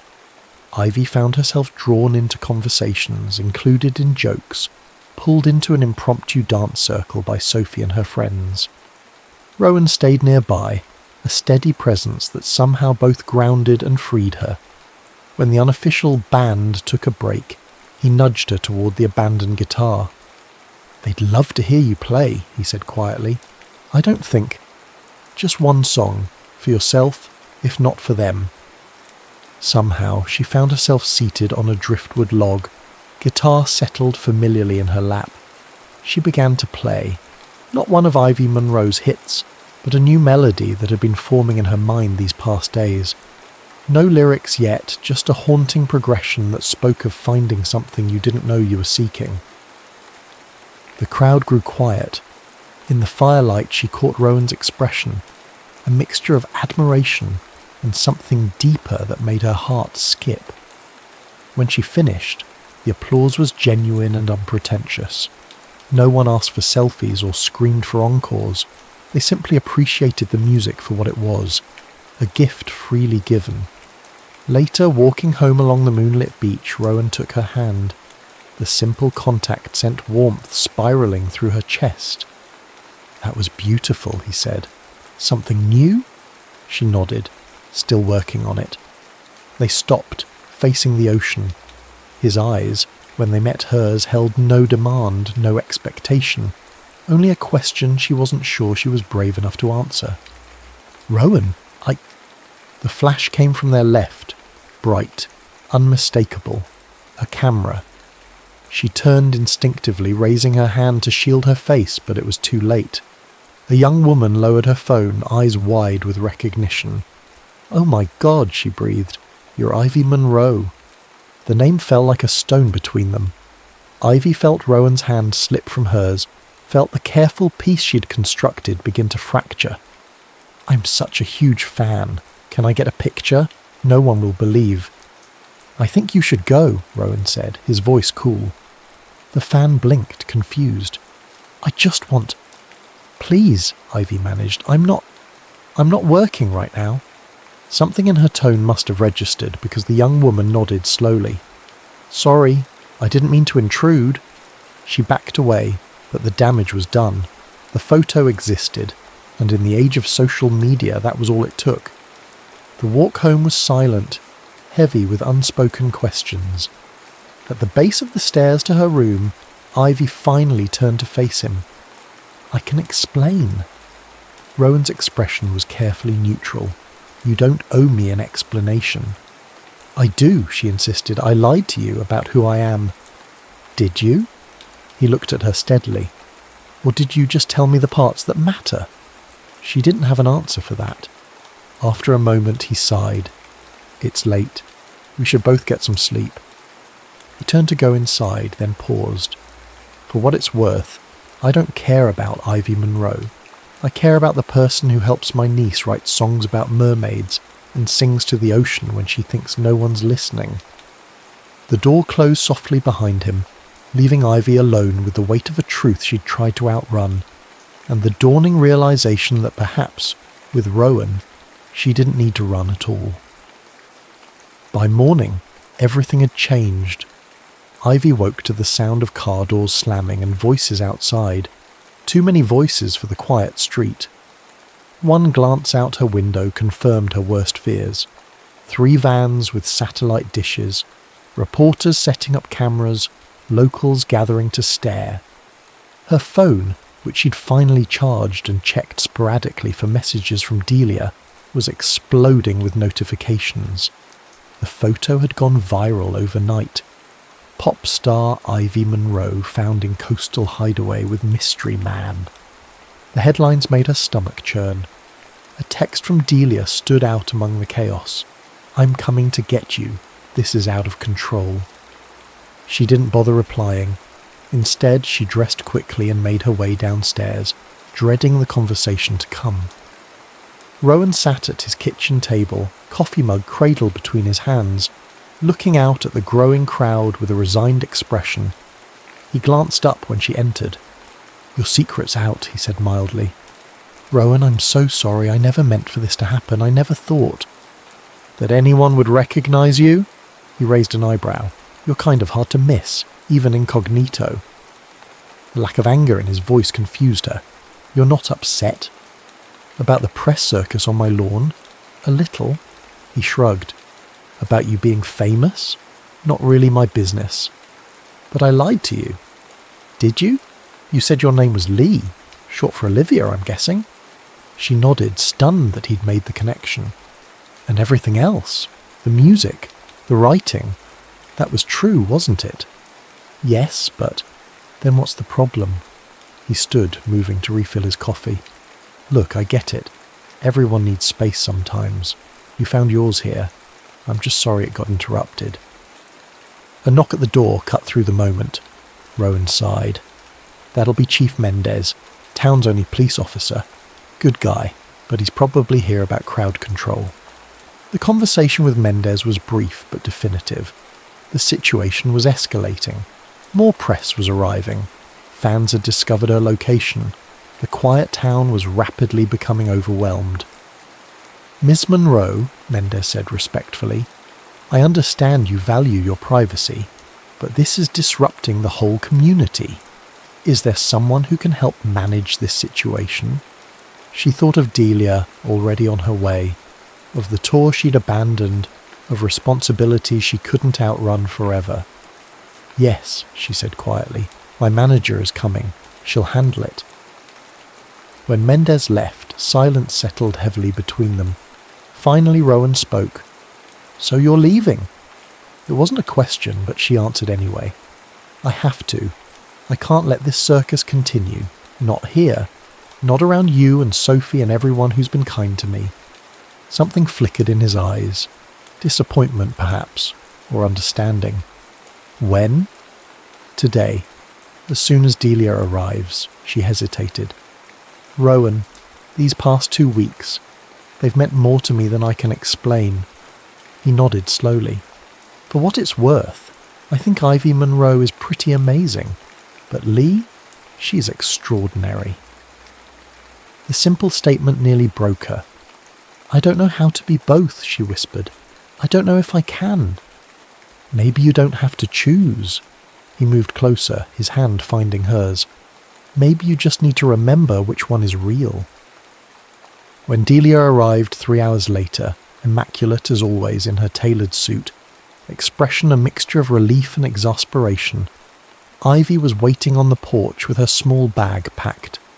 The press had been temporarily contained behind barricades at the end of the street, but cameras with long lenses caught her emergence, the flashbulbs like lightning in her peripheral vision. "You look terrible," Delia said by way of greeting, pulling her into a fierce hug. "Do you have any idea how worried I've been? How close we came to filing a missing persons report? I texted you. Once. 2 weeks ago." Delia stepped back, eyes scanning her face. "Are you okay? Really?" Ivy nodded. "I am. Or, I was." Delia's expression softened slightly. Was it worth it? This little vacation. Ivy looked past her friend to where Rowan stood in the doorway, his face carefully neutral. "Yes," she said quietly. "It was worth everything." The drive away from Port Isabel was surreal, moving from the cocoon of peace she'd found back into the harsh light of her real life. Delia filled the silence with updates and plans. "We've rescheduled the tour, told everyone you had laryngitis, needed complete vocal rest. New dates start next month. The label's actually thrilled. All this mystery has generated more buzz than any planned publicity stunt." Ivy stared out the window, watching the town recede in the side mirror. "I can't go back to how things were, Del," she said finally. "I won't." Delia glanced at her sharply. "What are you saying?" "I'm saying I need changes. Real ones. I want control of my music again. My image. My life." She turned to face her oldest friend. "I've been writing again. Real songs. My songs." "That's good. But honey, we have contracts, obligations." "I don't care." The steel in her voice surprised them both. "Figure it out. That's what I pay you for. But I'm done being whoever everyone else needs me to be." The next 3 weeks passed in a blur of negotiations, legal meetings, and carefully controlled press appearances.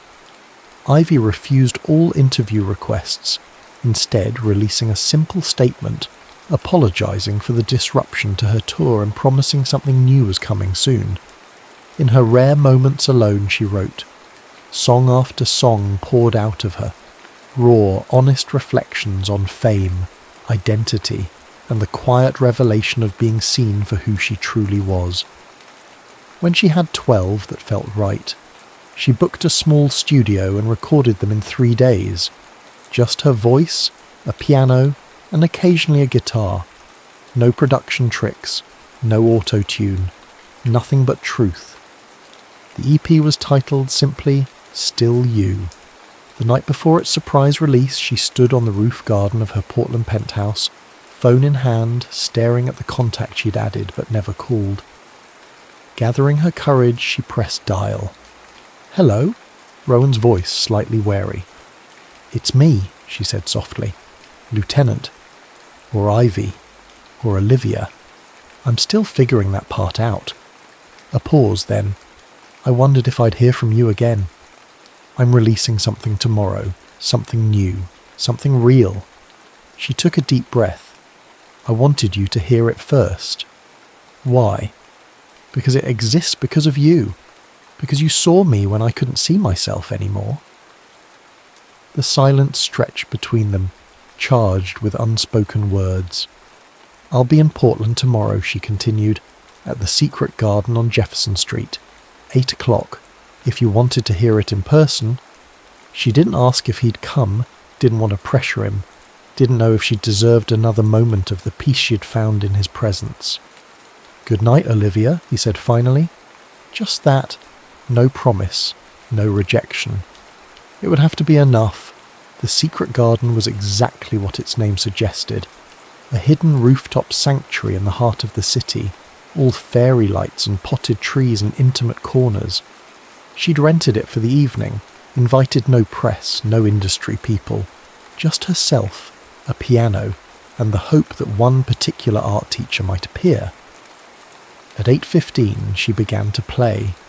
The first song on the EP, called Lighthouse, was inspired by his mural sketch, the one where light became music, became movement. Her voice, stripped of stadiums and spectacle, filled the small space with a vulnerability she'd hidden for years. She was midway through the chorus when she felt it, the subtle shift in the air that told her she was no longer alone. She didn't look up, didn't falter, just continued to sing the truth she'd finally found the courage to speak. When the last note faded, she finally raised her eyes. Rowan stood at the entrance, wind-tousled and beautiful in his simple way, watching her with an expression that made her heart stumble. "You came," she said, her voice barely above a whisper. "I wanted to hear the song." He moved closer, steps measured. "It's beautiful, like everything real about you." "Rowan, I never fell for Ivy Monroe," he interrupted gently. "I fell for Olivia, the woman who sings to the ocean, who helps little girls write songs about mermaids, who sees beauty in broken things." She stood, moved toward him as if drawn by gravity. "Is that who I am, Olivia?" His smile was soft, warming his eyes. "That's who you've always been. The rest is just noise." When he kissed her, it felt like coming home to a place she'd never been, familiar and new all at once, like finding the missing chord in a song she'd been trying to write her entire life. "Stay," she whispered against his mouth. "Not forever. Just stay a while." His arms tightened around her. "I'm not going anywhere." The music room at Port Isabel High School had transformed over the past year. Walls now covered with student artwork depicting sound waves and musical notes, instruments arranged in careful clusters, large windows thrown open to catch the ocean breeze. Ivy, though the world still knew her as Ivy Monroe, she felt more like Olivia with each passing day, sat at the piano, guiding a small group of students through a complicated arrangement. Her short EP had become a full album, had won critical acclaim if not the massive sales of her earlier work. She didn't mind. Quality over quantity, in fans, in music, in life, had become her new measure of success. Ms. Monroe, one of her students, a shy girl with remarkable talent, raised her hand. "Will you play something from your new album?" "Please." The request was frequent but always genuine. These kids, who had initially been starstruck but now treated her with the casual respect of any beloved teacher, never tired of hearing her perform. "One song," she agreed with a smile, then back to work. She'd just finished the final chorus when she spotted Rowan in the doorway, leaning against the frame with that quiet smile that still made her heart race. The students followed her gaze and a chorus of "Mr. Blake" rose from the group. "Don't let me interrupt," he said, but Ivy was already dismissing the class 5 minutes early. As the room emptied, Rowan crossed to where she sat, bending to kiss her softly. "Ready for this afternoon?"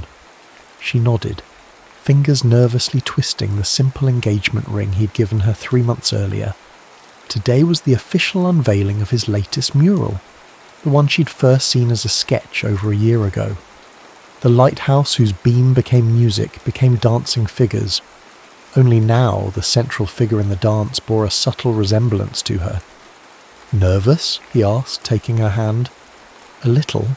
It's still strange sometimes, letting the two worlds overlap." She smiled up at him, but in a good way. The ceremony was small, just the town council, some students, and a handful of locals who had become friends rather than fans.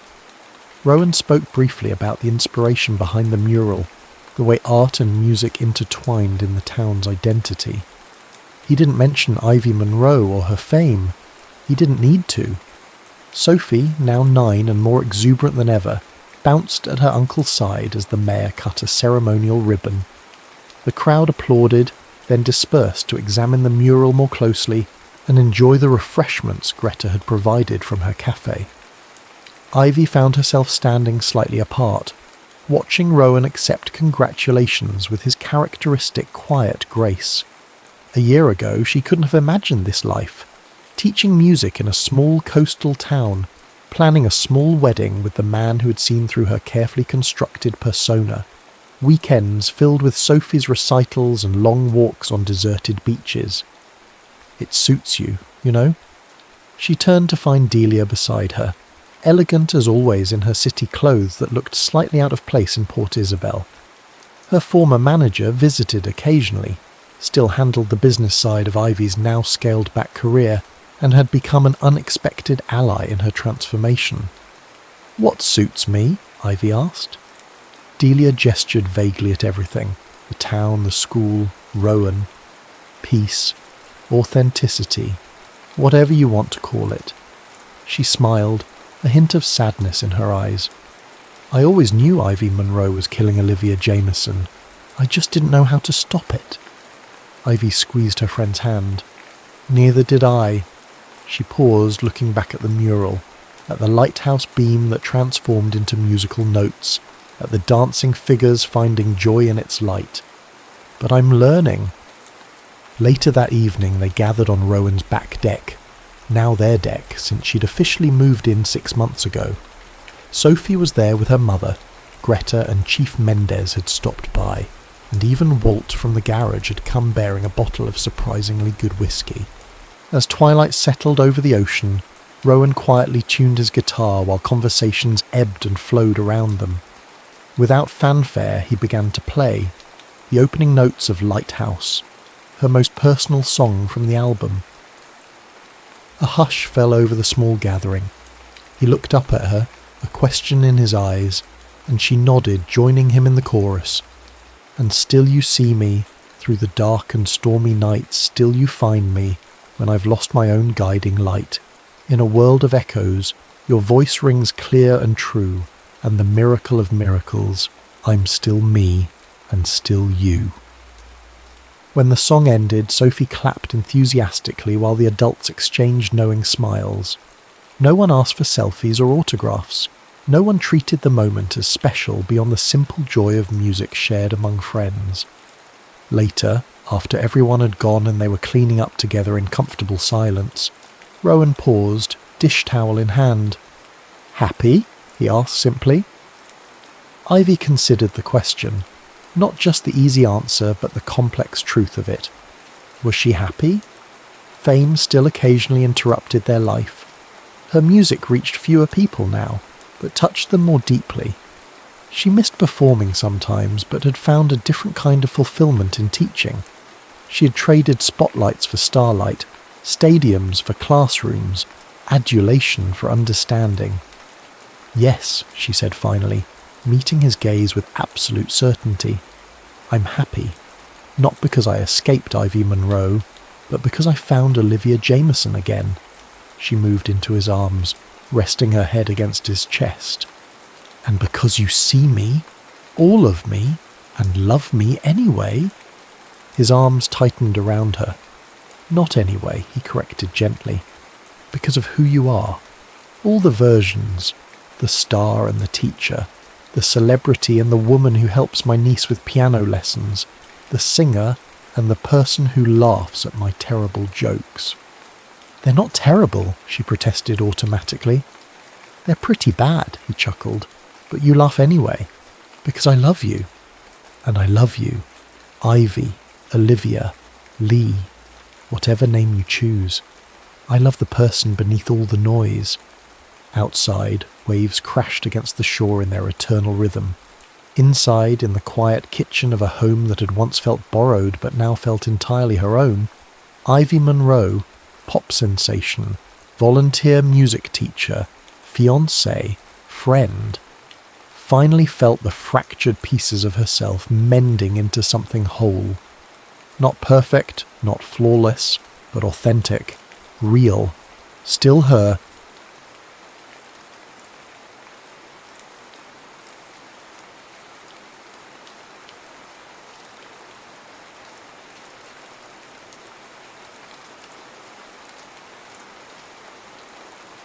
The Fire-Eater's Wife.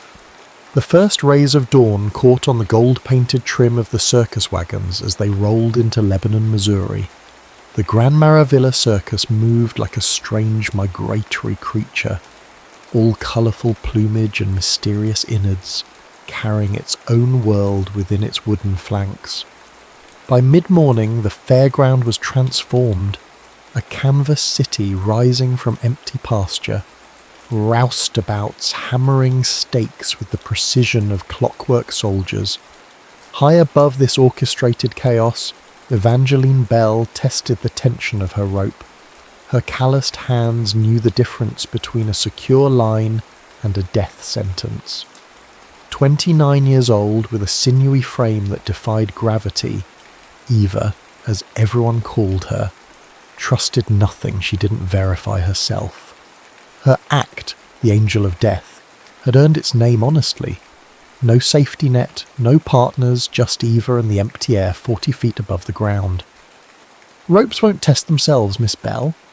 The ringmaster, Augustus Whalen, called up with a mixture of respect and resignation. Neither will my coffin, Mr. Whalen, she replied, without looking down. From her perch, Eva surveyed the circus that had been her home for 7 years. The Grand Maravilla wasn't the biggest show travelling the rails, but it had carved out a reputation for genuine marvels rather than sideshow frauds. Augustus insisted on legitimate wonderment, as he called it. No two-headed calves floating in formaldehyde, no savage men from exotic lands who were actually farmhands from Ohio with painted skin. Eva appreciated the honesty. She'd had enough lies to last a lifetime in St. Catherine's Home for Girls, where the nuns spoke of God's love while orphans like Eva learned that their parents' deaths meant they were alone in the world. The fire that had consumed her childhood home had taken more than her family. It had stolen any faith in permanence. When she descended the ladder, Eva noticed the cluster of performers gathered around Augustus near the cookhouse tent. "We have a new addition," Augustus announced, his showman's voice carrying, "Our fire act is back on, thanks to Mr. Dante Moretti, freshly arrived from Europe." The man who stepped forward caused a ripple of whispers. Tall and lean, with olive skin and eyes like chips of obsidian, he nodded at the assembled company. His dark hair was swept back from a stern face that seemed carved rather than born. When he smiled, briefly, perfunctorily, he revealed teeth white as piano keys against the shadow of his beard. "Our brother Santini's broken arm leaves us without our finale," Augustus continued, "but Mr. Moretti assures me his talents will more than compensate." Eva crossed her arms. Replacements always meant disruption, and disruption meant danger in her line of work. "I hope you don't plan on smoking near the big top," she said when Augustus had finished. "We aerialists prefer not to choke on fumes." Dante Moretti turned those black eyes toward her. "My smoke goes where I direct it, miss." "Bell." Eva Bell. Enchanted. Perhaps you could show me where I might practice, Miss Bell. I'd hate to burn down your workplace by accident. Eva narrowed her eyes, but found herself leading him to the secondary tent. Circus gossip travelled faster than telegraph wires, and by evening she'd heard a dozen conflicting stories. Dante was fleeing the law in Italy. He was a nobleman's son. He had killed a man in Naples. He had left a string of broken-hearted women across Europe. People always need stories, Madame Olga, the fortune-teller said over dinner. Makes the world less frightening if we can explain the stranger. 2 days later, Eva watched Dante rehearse from the shadows. His control was mesmerizing, flame rippling from his lips like living ribbon, dancing over his fingers without burning. There was something hypnotic in his movements, a dancer's grace in his controlled danger. "You can step into the light, Miss Bell, I don't bite," he called without turning. Eva straightened. "Augustus wants us to combine acts. Some nonsense about fire and flight." Dante extinguished his torch. "And this displeases you?" "I work alone." "As do I, yet here we are." He approached, stopping a respectful distance away. "Perhaps we might find compromise." Their first rehearsal was tense.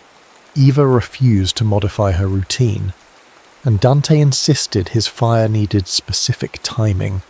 They bickered over music, positioning, even the colour of the spotlights.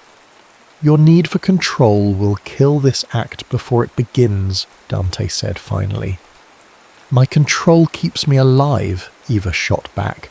"Something you might consider before you spew flames near my ropes." But when they finally attempted a synchronized performance, Eva swooping down as Dante sent a column of fire upward, missing her by inches, even Augustus fell silent with awe. "My God," he whispered, "it's like watching the sun and moon dance." As May turned to June, Eva found herself drawn to the fire eater despite her reservations. They shared late suppers after performances, talking until the cook chased them from the tent. Dante spoke of growing up in Florence, where art and beauty lived in the stones themselves. Eva guardedly told him of the fire that had orphaned her. "So we both know flames," he said softly, "the power to create and destroy." "I know their aftermath," she corrected. "You play with their beginning." Lilith Quinn, the second aerialist whose act had been relegated to the early show since Eva's rise, watched their growing closeness with sharp eyes.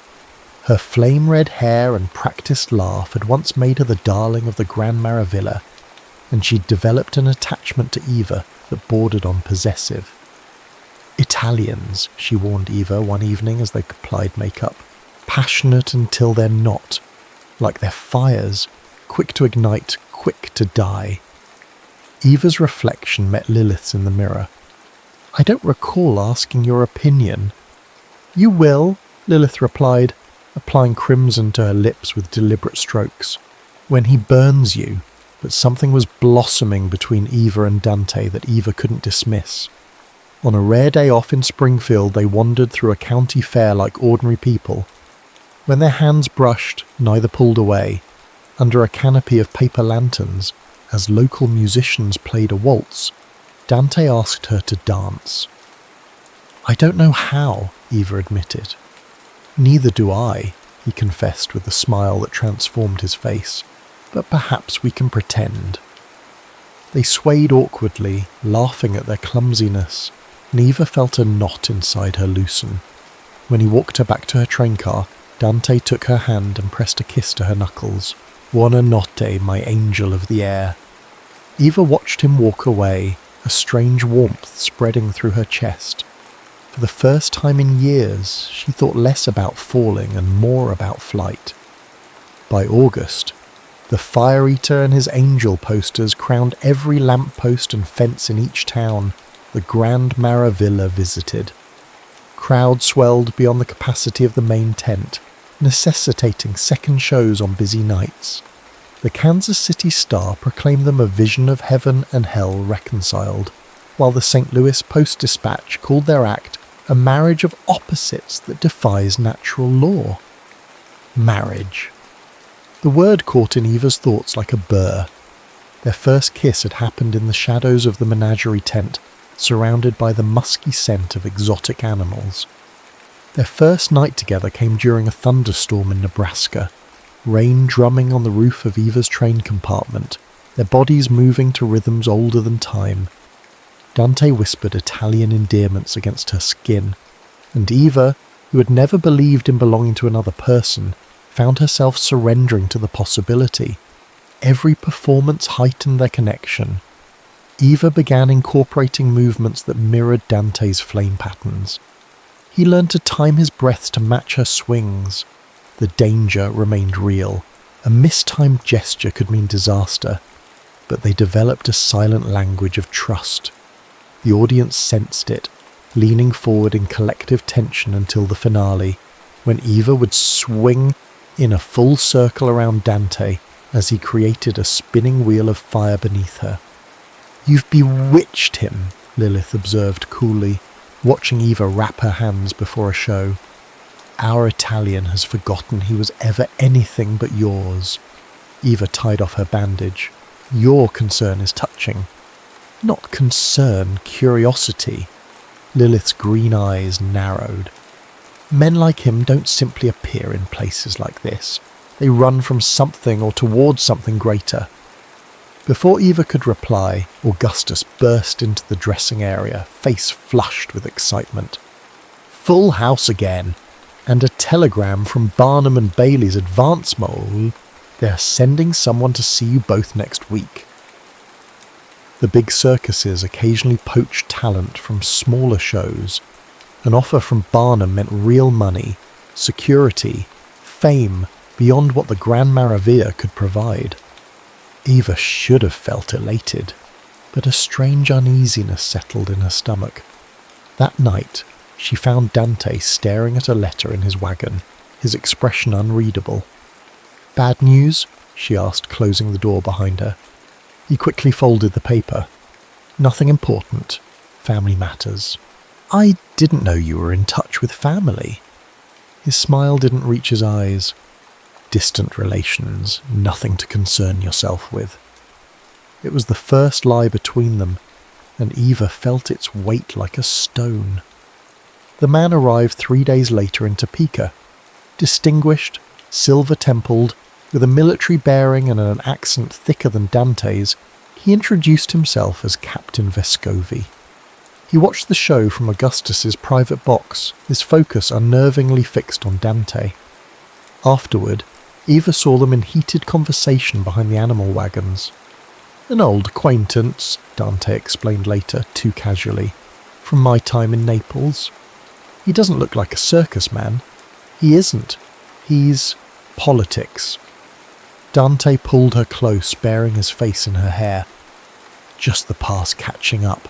It's handled." But it wasn't handled. Captain Vescovi lingered, taking a room in each town they visited.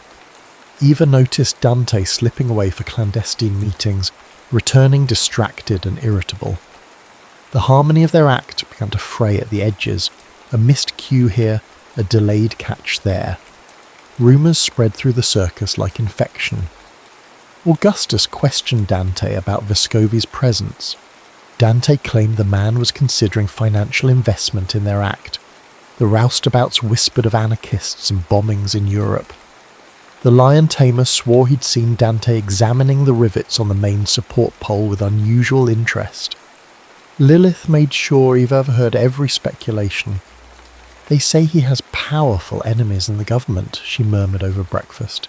"That he's not here for circus work at all." Eva slammed down her coffee cup. "Enough! Your jealousy is pathetic." Lilith's smile was serene. "Jealousy requires wanting what another has. I'm simply watching someone lose what they foolishly believed was theirs." That evening their act nearly ended in disaster when Dante's timing faltered. A gout of flame came too close to Eva's rope, singing the fibres. She managed to complete her swing, but the smell of burnt hemp filled the tent.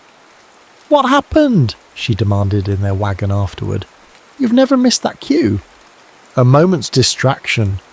He wouldn't meet her eyes. "It won't happen again." "Dante." She caught his face between her hands. "Whatever it is, whatever trouble, we can face it. Together." For a moment he seemed about to speak. Then Vescovi's shadow fell across the open door. "A word, Moretti, alone." Dante gently removed Eva's hands. "Tomorrow. We'll talk tomorrow." But tomorrow brought only a cryptic note. "Meet me after the afternoon show. I'll explain everything." The explanation never came. Instead, Eva found Vescovi waiting in Dante's place, holding a worn leather portfolio.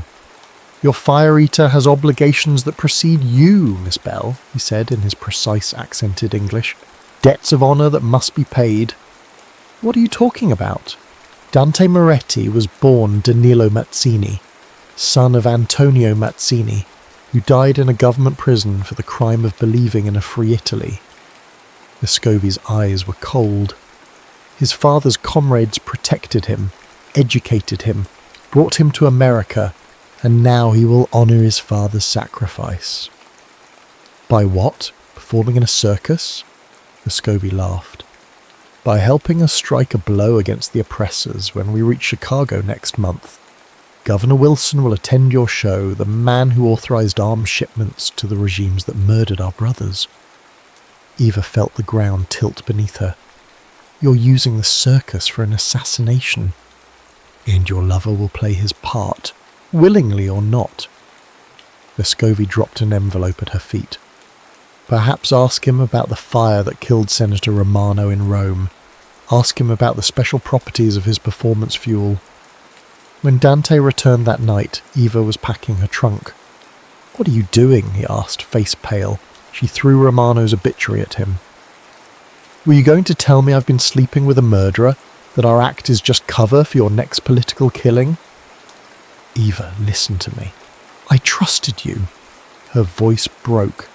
"I let myself believe we were building something. But we're just a convenient fiction, aren't we? The fire eater and his angel, a pretty distraction while you plan violence." "It's not that simple." He reached for her, but she backed away. "Romano was an accident. I was young, manipulated by men like Vescovi. Came to America to escape them, but they found me. And now you'll do what they want in Chicago." His silence was answer enough. "I'm leaving after Chicago," Eva said flatly. "Find another angel to circle your flames." Chicago rose before them like a monument to progress and industry, a maze of steel and stone where the Gran Maravilla seemed suddenly diminished. The Palmer House Hotel, where Governor Wilson would attend their gala performance, loomed over their modest tent city in Grant Park. Augustus had spared no expense for this showcase, hiring extra musicians, commissioning new costumes, even arranging for electric lights to replace the usual gas lamps. Eva and Dante performed mechanically, their personal rupture invisible to audiences, but painfully evident to those who knew them. They no longer shared meals or private moments. Augustus fretted over the tension, but Eva assured him the act would hold for their Chicago run, 3 performances, ending with the special gubernatorial show. Then she would take Barnum's offer alone. The night before the gala, Eva found an unmarked envelope in her costume trunk. Inside was a small brass key and a note in Dante's handwriting. "Room 212, Palmer House, midnight. The whole truth, whether you believe it or not." She shouldn't go. Every instinct warned against it. Yet at midnight, Eva found herself slipping through the hotel's side entrance.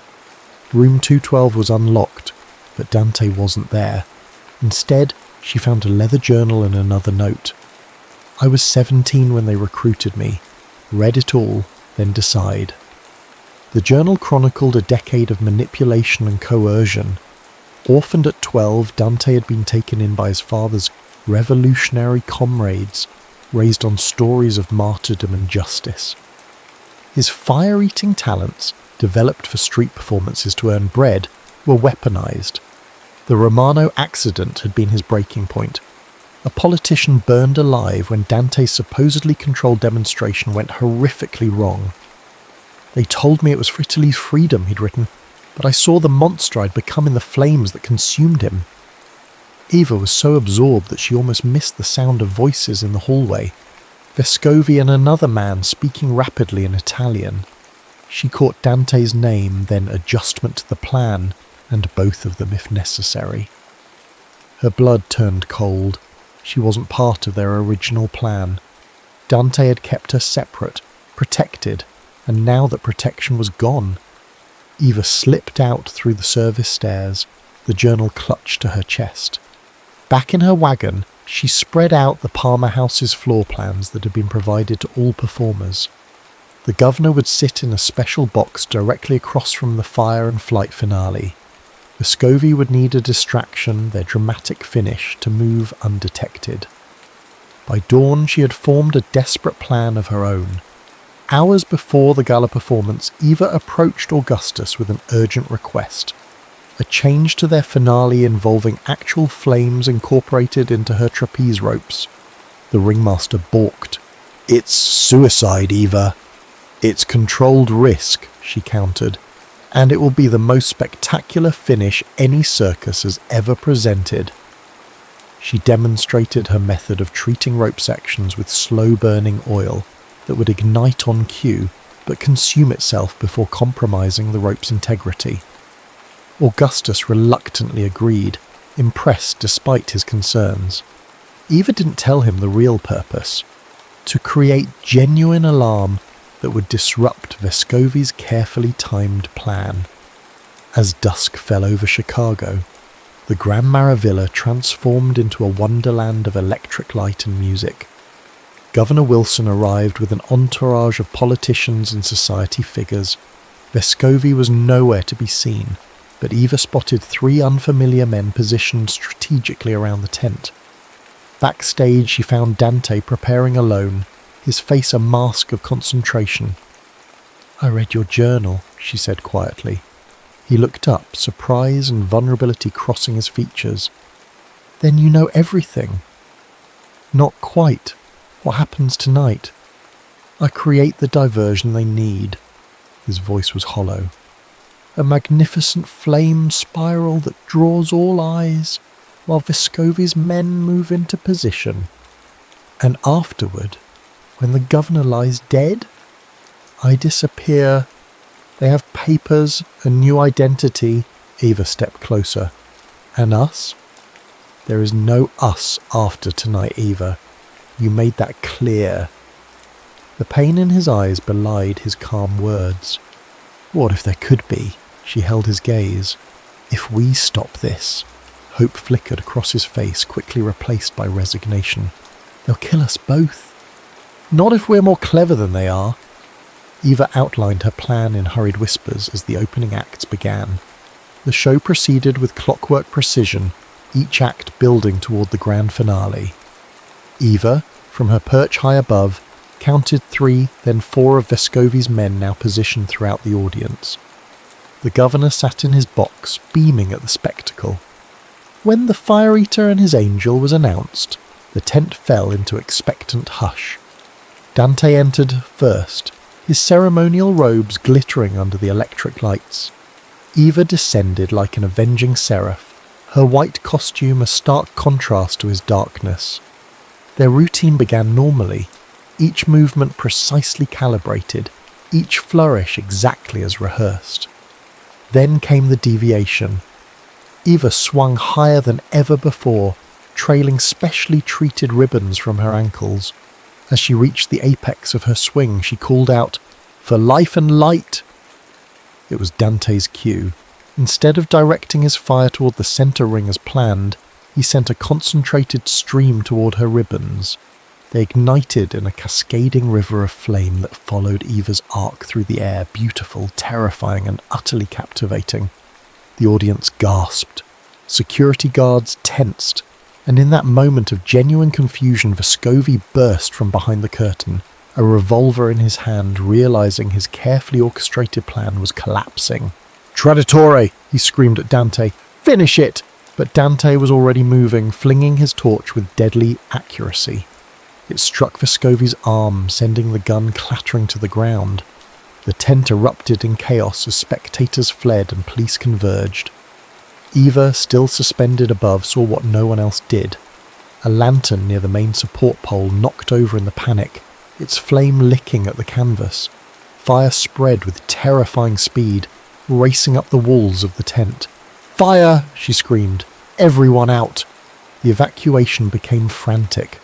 Augustus directed people toward the exits, while performers helped the elderly and children. Eva descended rapidly, searching for Dante among the smoke and confusion. She found him struggling with Vescovi near the animal cages. The older man, despite his burned arm, had recovered his weapon. As Eva ran toward them, the gun went off. Dante staggered backward. "Dante!" Eva's scream cut through the chaos. Vescovi turned, raising the revolver toward her, but Dante lunged forward with the last of his strength, tackling the older man. They fell together against a support pole that was already engulfed in flames. The pole cracked, bringing down a section of burning canvas that separated Eva from the men. "Go!" Dante shouted through the flames. "Eva, go now!" Instead, she circled around, using her performer's knowledge of the tent's layout to approach from another angle. The heat was unbearable, the smoke blinding. She found Dante dragging himself away from Vescovi's motionless form, a crimson stain spreading across his chest. "Leave me," he gasped as she lifted him. "The tent is coming down." "Not without you." Eva half carried, half dragged him toward an exit, her lungs burning. "We live or die together, fire eater." They collapsed outside just as the big top's main pole gave way with a tremendous crack.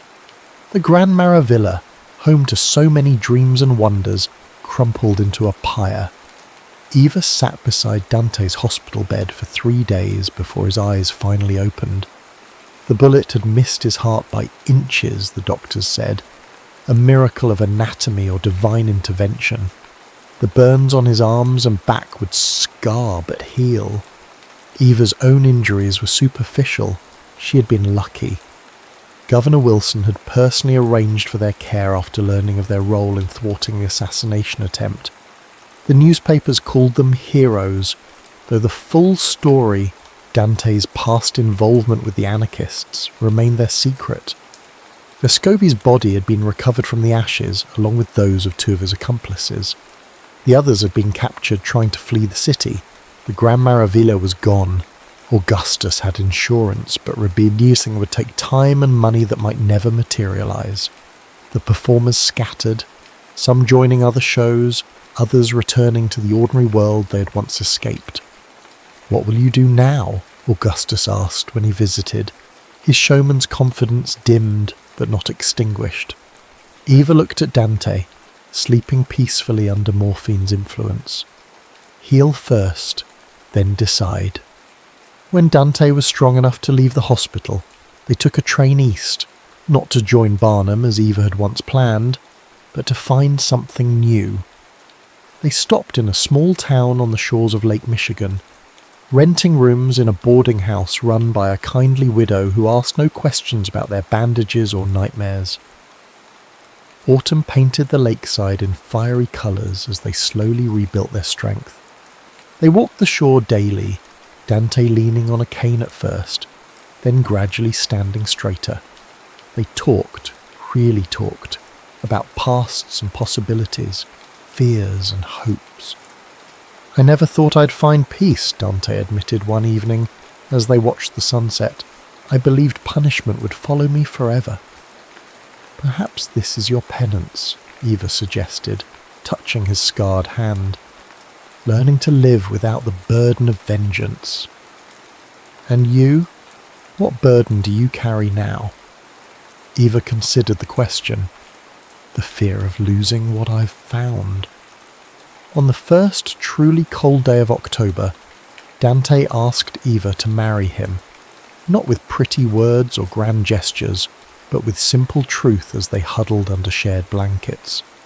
"I want to belong to you officially," he said, "as I already do in every way that matters." They married in the lakeside town's small church, with only the widow and the local postmaster as witnesses. Eva wore blue instead of white. Dante had no ring to offer, so he gave her a silver locket instead, inscribed with flame and wing entwined. "Not the conventional blessing," the pastor commented when they exchanged vows, "but perhaps fitting for your unconventional path." With winter approaching, they needed to decide on a future. The circus life was behind them. Eva's confidence in the ropes had been shaken by the fire, and Dante's injuries made his former feats impossible. Yet they were performers at heart, artists of risk and beauty. The answer came unexpectedly in a letter from Lilith Quinn. She had joined a vaudeville company in New York and heard of a small theatre for sale in the Bowery, run down but structurally sound, with an apartment above. "A place for new beginnings," Lilith wrote. "Perhaps even forgiveness, if you're offering it." Eva had not expected reconciliation from that quarter, but time and tragedy had shifted many relationships. "New York," Dante tested the words. "We could create something different there. Not just spectacle, but true art." "The Flying Morettis," Eva suggested with a smile. "The Phoenix Theatre," he countered, rising from ashes. They arrived in New York as the first snow fell, the city's skyline jagged against grey skies. The theatre was indeed dilapidated, its facade peeling, its interior musty with neglect. But its bones were good, its location promising. Lilith met them with cautious warmth. "It's a risk," she acknowledged. But so was every day in the circus. Work began immediately. Dante's architectural knowledge, gained during his European education, proved invaluable as they redesigned the space. Eva's practical circus experience informed the staging and rigging. They hired local craftsmen, invested every penny of their savings, and borrowed against future earnings. By spring, the Phoenix Theatre was ready, a jewel box of a space, intimate and elegant. Their opening production merged traditional theatre with circus artistry, telling storm stories through movement, light, and carefully controlled flame effects that honoured Dante's former talents without risking safety. The critics were sceptical at first, then intrigued, then enthusiastic. A new art form, the New York Times declared, neither circus nor drama, but something transcendent. Audiences followed, drawn by novelty and retained by genuine artistry. The Morettis developed a company of performers, former circus artists, dancers, actors seeking something beyond conventional stage. Lilith joined as a choreographer. Her bitterness mellowed into creative drive. Eva discovered unexpected joy in teaching others to fly, not with the death-defying risks of her circus days, but with technical precision and artistic purpose. Dante found his voice as a director, his understanding of fire and movement creating tableaux of startling beauty. On the first anniversary of the Chicago fire, they closed the theatre for a private memorial. The company gathered on the empty stage, each lighting a candle for what had been lost and what had been found. From the Gran Maravilla to the Phoenix, Dante toasted, his scars silvery in the candlelight. From death to life, Eva raised her glass, to finding home in each other. Later, alone in their apartment above the theatre, Eva placed her hand over her still flat abdomen. She hadn't told Dante yet, wanted to be certain before offering this newest miracle. "Our greatest production," she whispered to herself, imagining a child with Dante's eyes and her fearlessness, born not in a world of transient tents, but in this place they had created from ruins and dreams. 20 years later, the Phoenix Theatre had become a New York institution, a place where the boundaries between circus, dance and drama dissolved into something uniquely American. Eva and Dante Moretti were legends in theatrical circles, their story of fire and redemption almost as compelling as the productions they created. Their daughter Sophia had grown up in the wings and catwalks of the theatre, absorbing her parents' artistry like air. At 18, she possessed Eva's grace in flight and Dante's hypnotic presence, but her passion was for the emerging art of motion pictures. The new century offered possibilities her parents could never have imagined. "I've been offered a contract in Hollywood," Sophia announced one evening after the performance had ended and the company had dispersed, "to choreograph aerial sequences for Douglas Fairbanks' new adventure film." Eva, now 49 but still lithe, exchanged glances with Dante. His dark hair had silvered at the temples, the burn scars faded to pale maps across his skin, but his eyes remained intensely alive. "California's very far," Eva said carefully. "That's rather the point, Mother." Sophia's smile softened the words. "To see something beyond these walls, beyond your shadows." Dante set down his director's notebook. "Our shadows are so imposing?" "Magnificent and terrifying," Sophia admitted. "Everyone here sees me as the heir to the Moretti legacy. In California I could be simply Sophia." Later, when their daughter had gone to bed, Eva and Dante walked through their empty theatre. 2 decades of memories lived in its rafters, triumphs and failures, innovations and traditions. "She needs to fly without our safety lines," Dante said, his accent still faintly colouring his English after all these years. "I know," Eva leaned against his shoulder. "Allowing it is harder than I expected," says the woman who once leapt without a net. That was different. I had nothing to lose then. Dante kissed her temple. "And now?"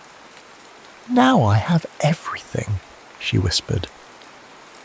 They gave Sophia their blessing and a silver locket matching Eva's, their tradition for journeys and thresholds. The weeks after her departure left a strange emptiness in the theatre, as if some essential spark had travelled west with her. "We're becoming relics, caro mio," Eva observed one evening, as they read Sophia's enthusiastic letters about Hollywood's magic factories, products of a vanishing era. Dante considered this. Perhaps we should embrace the change rather than resist it. His suggestion was radical, documenting their signature performances on film before the original company members grew too old for their most demanding pieces, creating a record of an art form that existed between worlds, preserving techniques and traditions that might otherwise be lost. The project consumed them for 2 years. Eva returned to the trapeze for limited sequences, finding that her body still remembered what her mind had filed away. Dante directed with passionate precision, insisting on capturing not just the movements but the meaning behind them. The resulting film, Flame and Flight, The Phoenix Legacy, debuted in Molt 29, just as talking pictures were revolutionizing cinema. Critics hailed it as a historic document, a bridge between 19th century spectacle and 20th century storytelling. Sophia returned from California for the premiere, bringing Hollywood connections and modern ideas. "You should tour with this," she urged her parents. "Lecture at universities, present at arts festivals. This isn't just entertainment, it's American cultural history." Eva, who had never imagined herself as history, found the idea both amusing and appealing. Dante, whose academic background had been submerged beneath decades of performance, welcomed the chance to articulate their artistic philosophy. They began modestly with presentations at Columbia University and the Chicago Art Institute. Audiences were fascinated not just by their film but by their stories, especially when they learned that the elegant couple before them had once been the fire eater and his angel who had survived the legendary Chicago tent fire. The Wall Street crash of 1929 temporarily derailed their plans. The Phoenix Theatre struggled as luxury entertainment became unaffordable for many. They adapted, creating simpler productions with deeper meaning, addressing the hardships their audiences faced. Art in hard times, they discovered, needed to offer both escape and understanding. By 1935, as America slowly recovered, they embarked on their most ambitious tour yet. Eva, at 55, no longer performed physically demanding routines, but her presence remained commanding. Dante's lectures on the mathematics of fire and movement attracted academics and artists alike. In Boston, after a particularly successful presentation, a young film student approached them with a recording device. "For an oral history project," she explained, "would you share how you met, how your partnership began?" Eva smiled at Dante. 25 years of marriage had worn smooth the sharp edges of their histories, transforming pain into perspective. "He breathed fire," Eva began. "I flew, and somehow together we learned to land." The student looked confused. "Is that metaphorical?" Dante laughed, the sound still rich despite his 60 years. "No, quite literal, though the landing took some practice." As they recounted their story for the recorder, editing certain details, emphasizing others, Eva realized how their personal history had woven itself into American cultural fabric. The Grand Maravilla was gone, Augustus Wayland long dead, the travelling circus era fading into nostalgia. But something of that world lived on in their theatre, their film, their teachings. "We were fortunate," she told the student.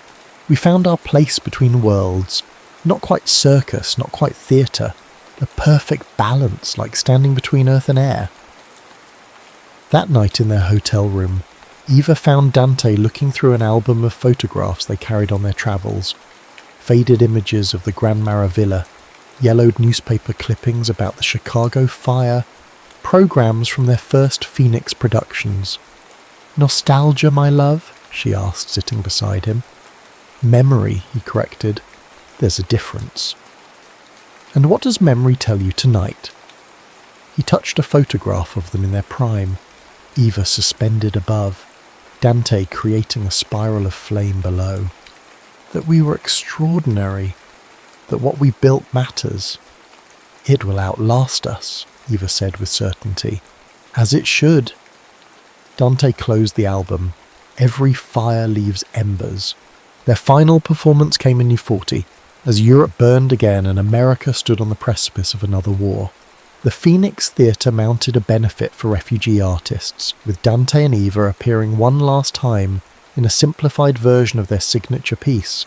She on a low trapeze, he with carefully controlled flame effects that symbolized rather than demonstrated his former skills. Sophia directed the sequence, reversing their traditional roles. Now it was the daughter guiding the parents, the future shaping the past. When the spotlight faded on their final bow, Eva felt completion rather than loss. "Time to pass the torch," she whispered to Dante. "Quite literally," he replied, with the smile that still, after all these years, made her heart quicken. They remained active in the theatre world as mentors and teachers, watching as their artistic descendants carried their techniques into new mediums. War bond shows, USO performances, even early television. Former students wrote from around the country, describing how they had adapted the Moretti methods for modern audiences. In 1945, as peace returned to the world, Eva and Dante celebrated their 35th anniversary by visiting the site where the Grand Maravilla had last stood in Chicago. The fairground had long since been redeveloped, with no trace remaining of the tent city that had once occupied it. Yet standing there, Eva could almost hear Augustus Wayland's booming announcement, smell the sawdust and grease paint, feel the tension of the rope beneath her hands. "Strange," she murmured. "It feels both ancient and immediate." "Time is circular," Dante said, "like a ring of fire." A young couple passed them, the woman pregnant, the man attentive. Eva watched them, thinking of all the generations that had come and gone since she had first swung through the air above a spellbound audience, since Dante had first sent flames dancing into the darkness. "Do you ever regret it?" she asked suddenly.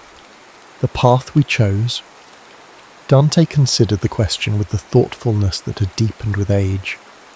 I regret the pain, the losses, but not the choice itself. He took her hand, his fingers still strong despite arthritis. You? Never, Eva said firmly. Not for a moment. Their story entered academic textbooks in the 1950s as circus arts gained scholarly attention. Graduate students occasionally appeared at their door, notebooks in hand, eager to interview the pioneers of aerial theatrical fusion. Dante, retired to their small house near the Hudson River, enjoyed these intellectual exchanges. Eva preferred to demonstrate rather than discuss, showing young performers how to understand the physics of their bodies in space. Sophia's career flourished in the film industry, her Moretti name opening doors that her talent kept open.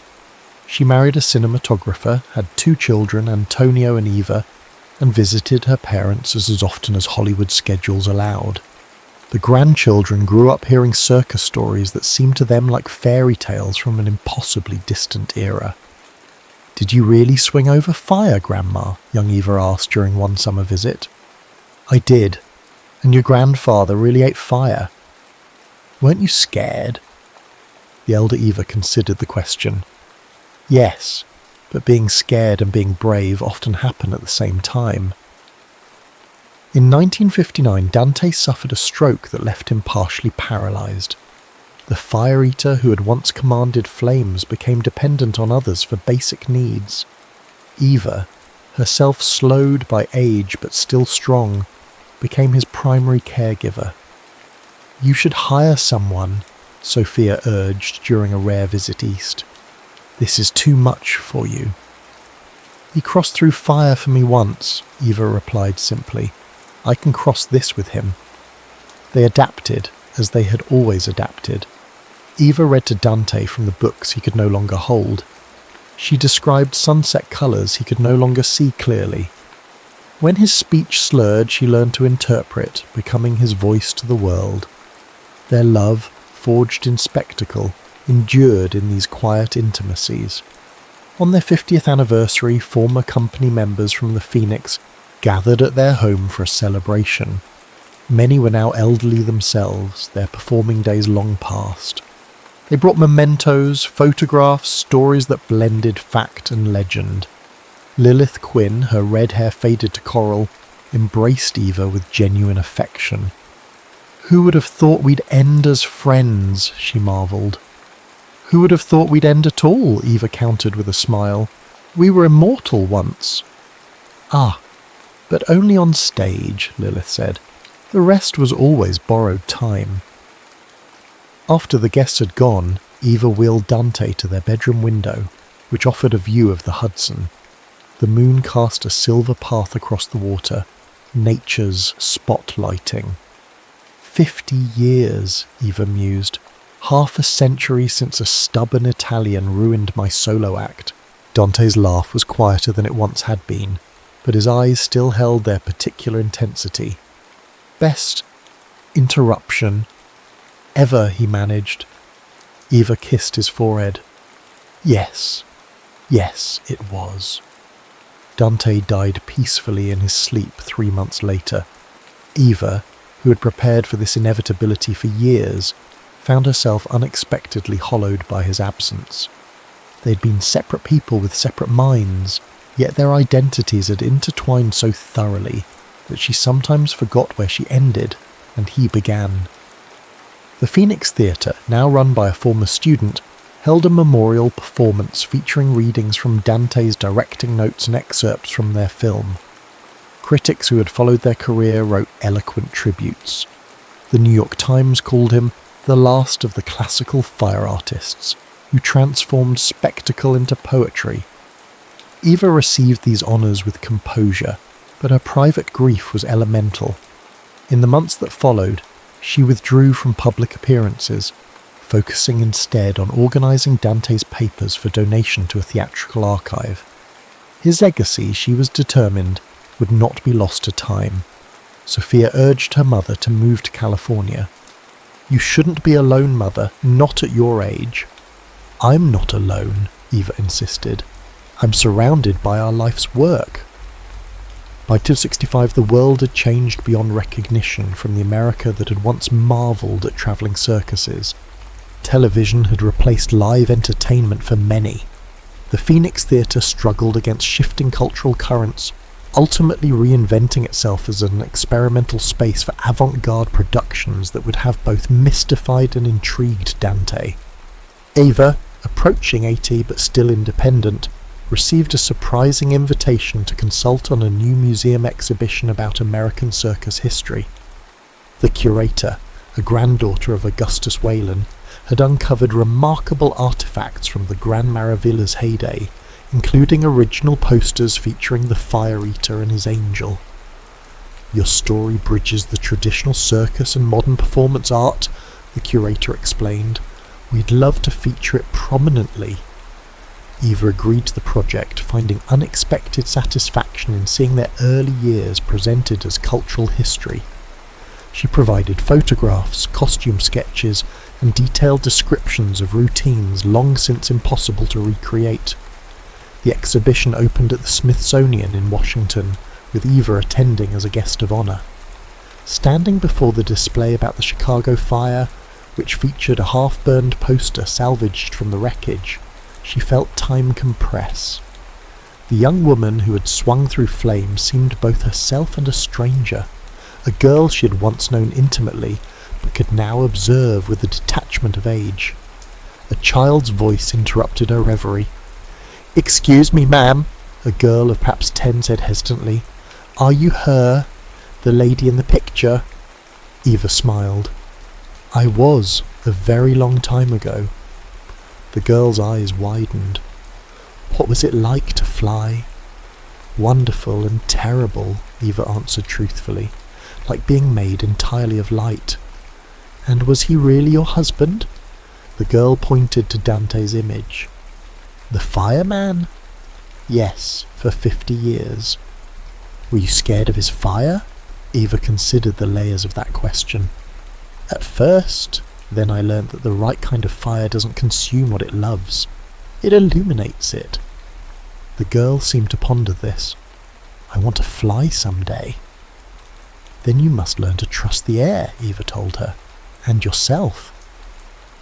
Later, watching other visitors move through the exhibition, Ava recognised that their story had become part of a larger American narrative, about spectacle and art, immigration and reinvention, love that transcended expectation. The personal details mattered less now than the archetypal journey.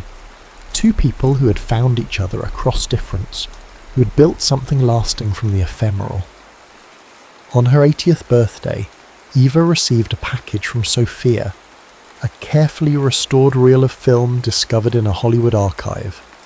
The label read simply, "Moretti Fire and Flight Test, 1912.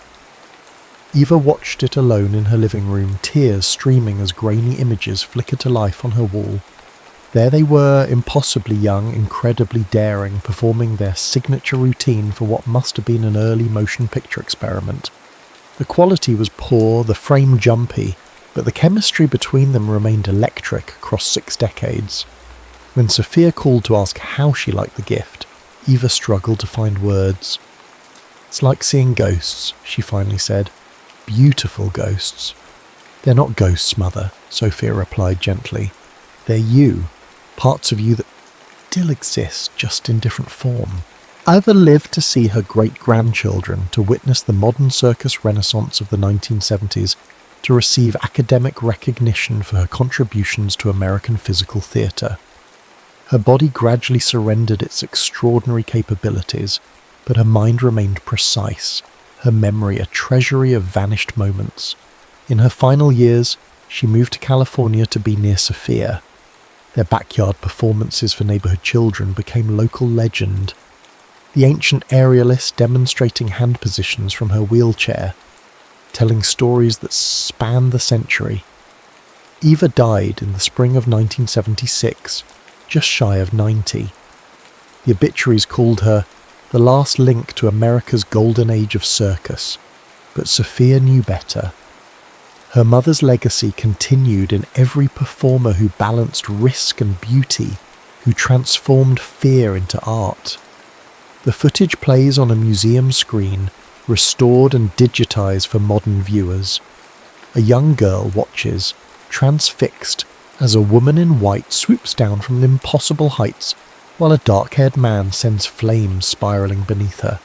The black and white images flicker like memory itself. Who were they? The girl asks her mother. The mother, grey-haired but with familiar eyes, smiles and settles beside her daughter on the bench. That's your great-great-grandmother Eva, she explains, and your great-great-grandfather Dante. They look magical, the girl whispers. They were in their way. Tell me their story again, the child pleads. From the beginning. The woman, named Sophia after her grandmother, gazes at the screen where her ancestors perform their dangerous dance for all eternity. She sees in her daughter's face the same wonder that has passed through generations of their family, the same fascination with flight and flame. He breathed fire, she begins, echoing words first spoken a century earlier. She flew, and somehow together they learned to land.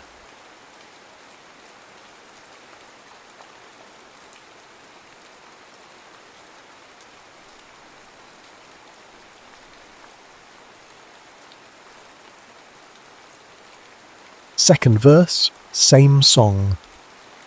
The fluorescent lights of the Oakwood High Gymnasium hummed, casting long, distorted shadows across the polished floor. It was senior year, that strange precipice between childhood comfort and the terrifying expanse of the unknown future. For Alex, 17 and armed with a slightly battered Fender Stratocaster knockoff, the future was a song waiting to be written, preferably loud and with a killer guitar solo. He stood nervously near the makeshift stage, a few risers pushed together, waiting for his turn at the talent show auditions. He wasn't aiming for glory, not really. He just wanted a chance to play the riff that had been buzzing under his skin for weeks, a nervous energy translated into notes. Then she walked in. Morgan. He knew her, of course, small town. You knew everyone, or at least knew of them. But he didn't know her, not like this. She carried herself with a quiet intensity, her dark hair pulled back loosely, a worn poetry anthology peeking out of her tote bag. She wasn't flashy, but there was an undeniable presence about her, an undercurrent of something deep and resonant. When her name was called, she stepped up to the lone microphone stand, took a breath, and opened her mouth. The sound that filled the gym wasn't just singing, it was a force. Clear, powerful, laced with an emotion that seemed far too complex for someone still navigating locker combinations and prom dates. She sang an a cappella rendition of a blues standard, something raw and full of yearning. Alex felt the air shift, the hum of the lights fading into the background. He wasn't just hearing a voice, he was feeling it. A vibration that resonated somewhere deep in his chest, next to the chords he hadn't yet played. Mr. Henderson, the perpetually optimistic music teacher, beamed.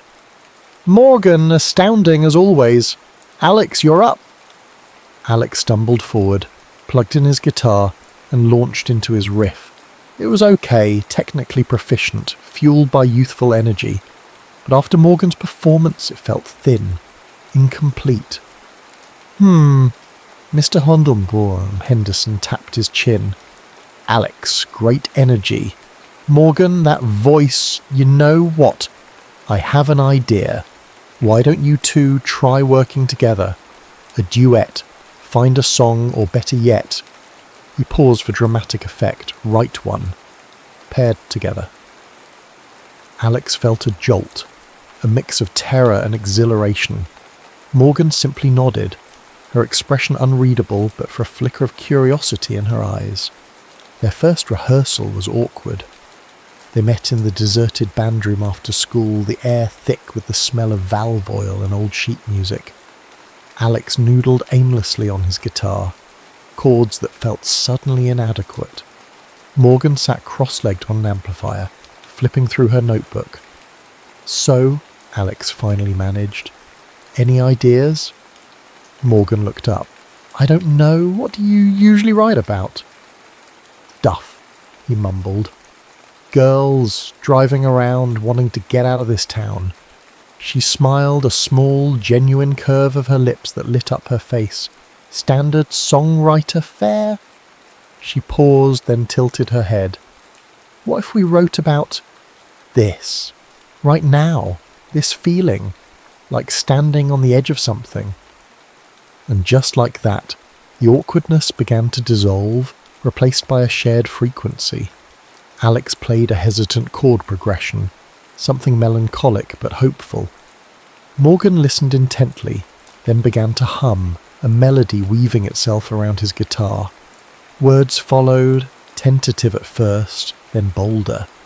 They talked about the bittersweet ache of senior year, the pull of the future, the fear of losing what felt so immediate, so real. They wrote about late-night drives with the windows down, shared secrets whispered in the dark, the feeling that this moment, this connection, was both fleeting and eternal. Over the next few weeks they were inseparable.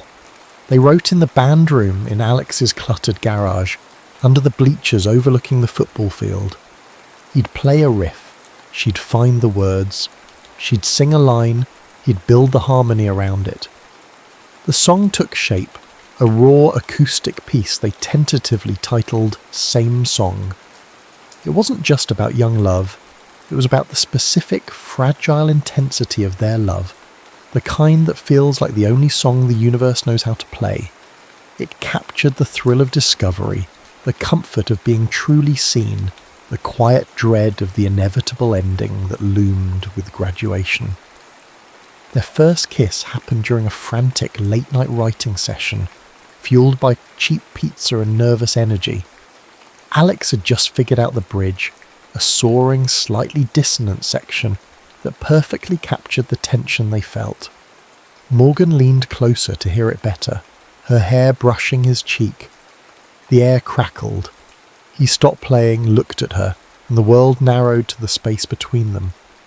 The kiss was hesitant, then deepening, a harmony they hadn't planned but felt utterly right.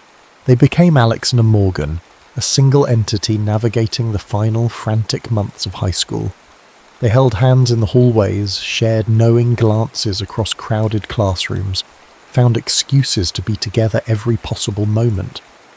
They even recorded a demo of Same Song on Alex's ancient cassette recorder, layering his guitar and her vocals, the tape hiss adding a layer of nostalgic imperfection.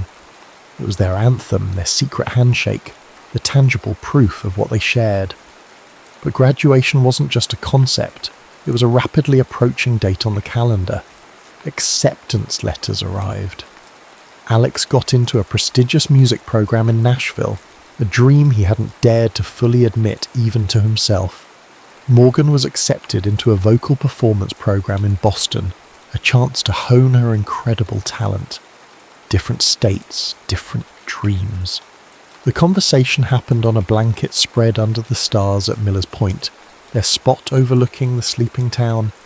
The air was thick with unspoken words.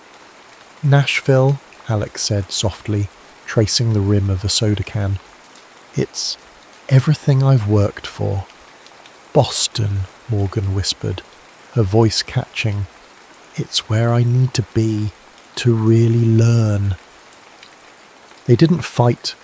There were no accusations, no ultimatums, just a deep shared sadness, a mutual understanding that the paths they needed to walk were diverging. They clung to the idea of staying together, long distance, making it work. But even as they made the promises, calls every night, visits during breaks, a heavier truth settled between them. They were young. They needed to explore, to grow, to become the artists they were meant to be, independently. It's the right thing, isn't it? Morgan asked, tears finally slipping down her cheeks, even though it feels completely wrong. Alex couldn't speak. He just pulled her close, burying his face in her hair, breathing in the scent of her shampoo and the faint aroma of the woods around them. It felt like tearing himself in two.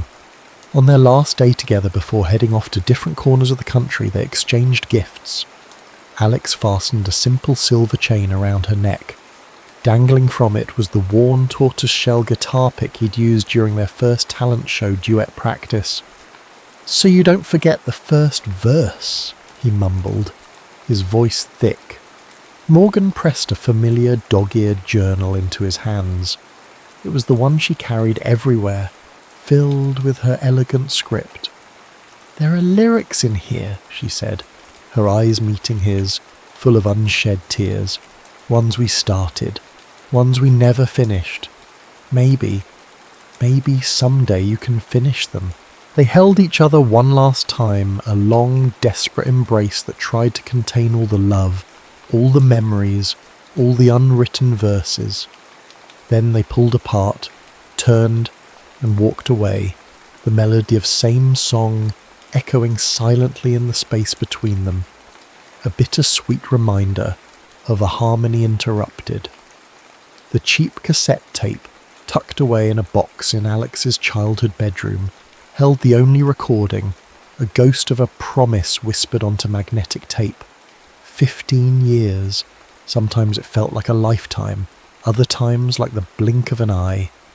The Asheville summer air hung thick and humid, alive with the thrum of distant bass lines and the murmur of crowds. The annual Foothills Folk and Roots Festival was in full swing, a sprawling celebration of strings, stories and soul nestled in the Blue Ridge Mountains. Alex, now 32, adjusted the strap of his well-loved acoustic guitar case on his shoulder. He navigated the bustling backstage area, a labyrinth of tents, trailers and scurrying crew members. Success had found him, albeit the quiet indie darling kind. He'd released 3 critically acclaimed albums, toured constantly, building a loyal following with his introspective lyrics and intricate guitar work. He wrote songs about longing, about landscapes, about the ghosts that lingered just out of sight. He poured his experiences into his music, yet a certain guardedness remained, a reluctance to fully revisit the raw vulnerability of his youth. He still carried the weight of that first sharp heartbreak, a subtle minor key beneath his newer melodies. Nashville had honed his craft, but it hadn't entirely healed the old wounds. He was here as a solo act, booked for a prime slot on the main stage Saturday evening. Morgan, also 32, checked her reflection in the window of a catering truck smoothing down her simple linen dress. The years had been transformative. Boston had polished her voice into an instrument of breathtaking range and control. After graduation, she'd navigated the often brutal music industry, fronting bands, doing session work, and eventually finding her niche as a highly sought-after vocal coach. She'd built a significant online following through powerful performance videos and insightful tutorials, her passion for music undimmed. She was also newly single, emerging bruised but resolute from a tumultuous relationship with a charismatic but controlling record producer. She was at the festival to lead a vocal workshop and perform a short set on one of the smaller stages, looking forward to immersing herself in music and reclaiming her own rhythm. Neither knew the other was there. Their lives had taken such different trajectories, their paths diverging so completely after that tearful goodbye that the possibility of crossing streams hadn't even registered. They'd lost touch gradually, the nightly calls dwindling to occasional emails, then silence. Life, careers, and new relationships had filled the void, burying the memory of same song under layers of adult experience. Alex found his assigned green room, a small trailer thankfully equipped with air conditioning. Liam, the festival's slightly frazzled stage manager, poked his head in. "Alex, glad you made it settling in." "Yeah, man, good to be here," Alex replied, cracking open a bottle of water. "So, listen." Liam shifted his weight, clutching a clipboard. Bit of a schedule change for the closing night tribute. We had a last-minute cancellation for the duet spot. Alex raised an eyebrow. "Okay?" "Well, we were scrambling, but then we realised... You know Morgan Vance is here, right? The vocal coach, amazing performer. Alex froze, the water bottle halfway to his lips. Morgan Vance, he knew the name. He'd seen her videos online, admired her talent from a distance, always with a strange pang of detached recognition. He hadn't connected that Morgan Vance with his Morgan. It seemed impossible. "Yeah, I know who she is," Alex said carefully, his pulse suddenly erratic. "Eat, because we thought you two together. A surprise duet for the final act Sunday night. A tribute to classic songwriting duos. Your styles would just mesh perfectly. What do you think?" Liam beamed, oblivious to the bomb he'd just dropped. Alex felt the air leave his lungs. Morgan, here, a duet? After all these years? His mind raced, a chaotic mix of disbelief, dread, and a terrifying flicker of something else, hope. He stammered. Yeah, why not? Who wouldn't want to sing with Morgan Vance? He forced a casual tone, but his hands felt clammy. Fantastic! Liam made a note on his clipboard. "I'll let her know. We've booked the main rehearsal space for you two tomorrow afternoon. 4 o'clock sharp?" "Sounds good," Alex managed, his voice sounding distant even to his own ears. Liam bustled out, leaving Alex alone in the suddenly too small trailer. Morgan. He sank onto the cheap sofa, his guitar case leaning against his knees. He ran a hand through his hair. 15 years dissolved in an instant, leaving him feeling 17 again, awkward and utterly unprepared. The next afternoon, Alex approached the designated rehearsal tent with the trepidation of someone walking toward a firing squad. He could hear music from inside, a piano playing a simple, elegant melody. He paused, took a deep breath, and pushed aside the tent flap. She was sitting at the keyboard, her back to him, lost in the music. She looked different, of course, more polished, more self-assured, but the line of her shoulders, the way her head tilted as she played, it was undeniably Morgan. She finished the phrase and turned, her eyes widening slightly as she saw him standing there. The air crackled, thick with unspoken history. "Alex?" Her voice was the same, yet richer, deeper. "Morgan," he replied, his own voice rough. "Or, Morgan Vance, I guess." A small, uncertain smile touched her lips. "Just Morgan is fine." "Wow. Alex." An awkward silence stretched between them. Years of unsaid things, different lives lived, hung heavy in the air. The easy intimacy they'd shared felt like a phantom limb, a memory that didn't quite fit the present reality. "So," Morgan broke the silence, gesturing towards the microphone stand set up in the centre of the tent. "Liam said something about a surprise duet." "Yeah, last-minute thing," Alex said, trying to sound nonchalant. "He seemed pretty excited about pairing us up." "It's unexpected," she admitted, her gaze searching his face. "I saw your name on the lineup, of course. Your music is..." She hesitated. "It's really good, Alex. You found your voice." "Thanks," he mumbled, feeling a flush creep up his neck. "You too. Obviously. Your online stuff is incredible." They moved towards the centre of the space, the tension palpable. They ran through a few potential covers, classic folk duets, familiar territory. Their voices, though changed by time and training, blended almost instinctively. The old harmony was still there, buried beneath the surface. On stage, even in the sterile rehearsal tent, the chemistry was undeniable, an electric current passing between them as they traded verses. It was familiar yet new, exciting yet deeply unsettling. Liam popped his head back in towards the end of their allotted time. "How's it sounding, folks?" "Pretty good," Morgan said, glancing at Alex. "Yeah, we're getting there," Alex agreed. "Fantastic. Now, I had another thought," Liam said, pulling out his phone. "I was doing a deep dive, research, and I stumbled across this old recording. Terrible quality. Sounds like it's on a cassette." He played a few seconds of tinny, warbly audio. Alex's blood ran cold. It was them, 17 years old, voices cracking slightly, singing same song in his garage. The tape hissed like audible dust motes. Liam continued, oblivious.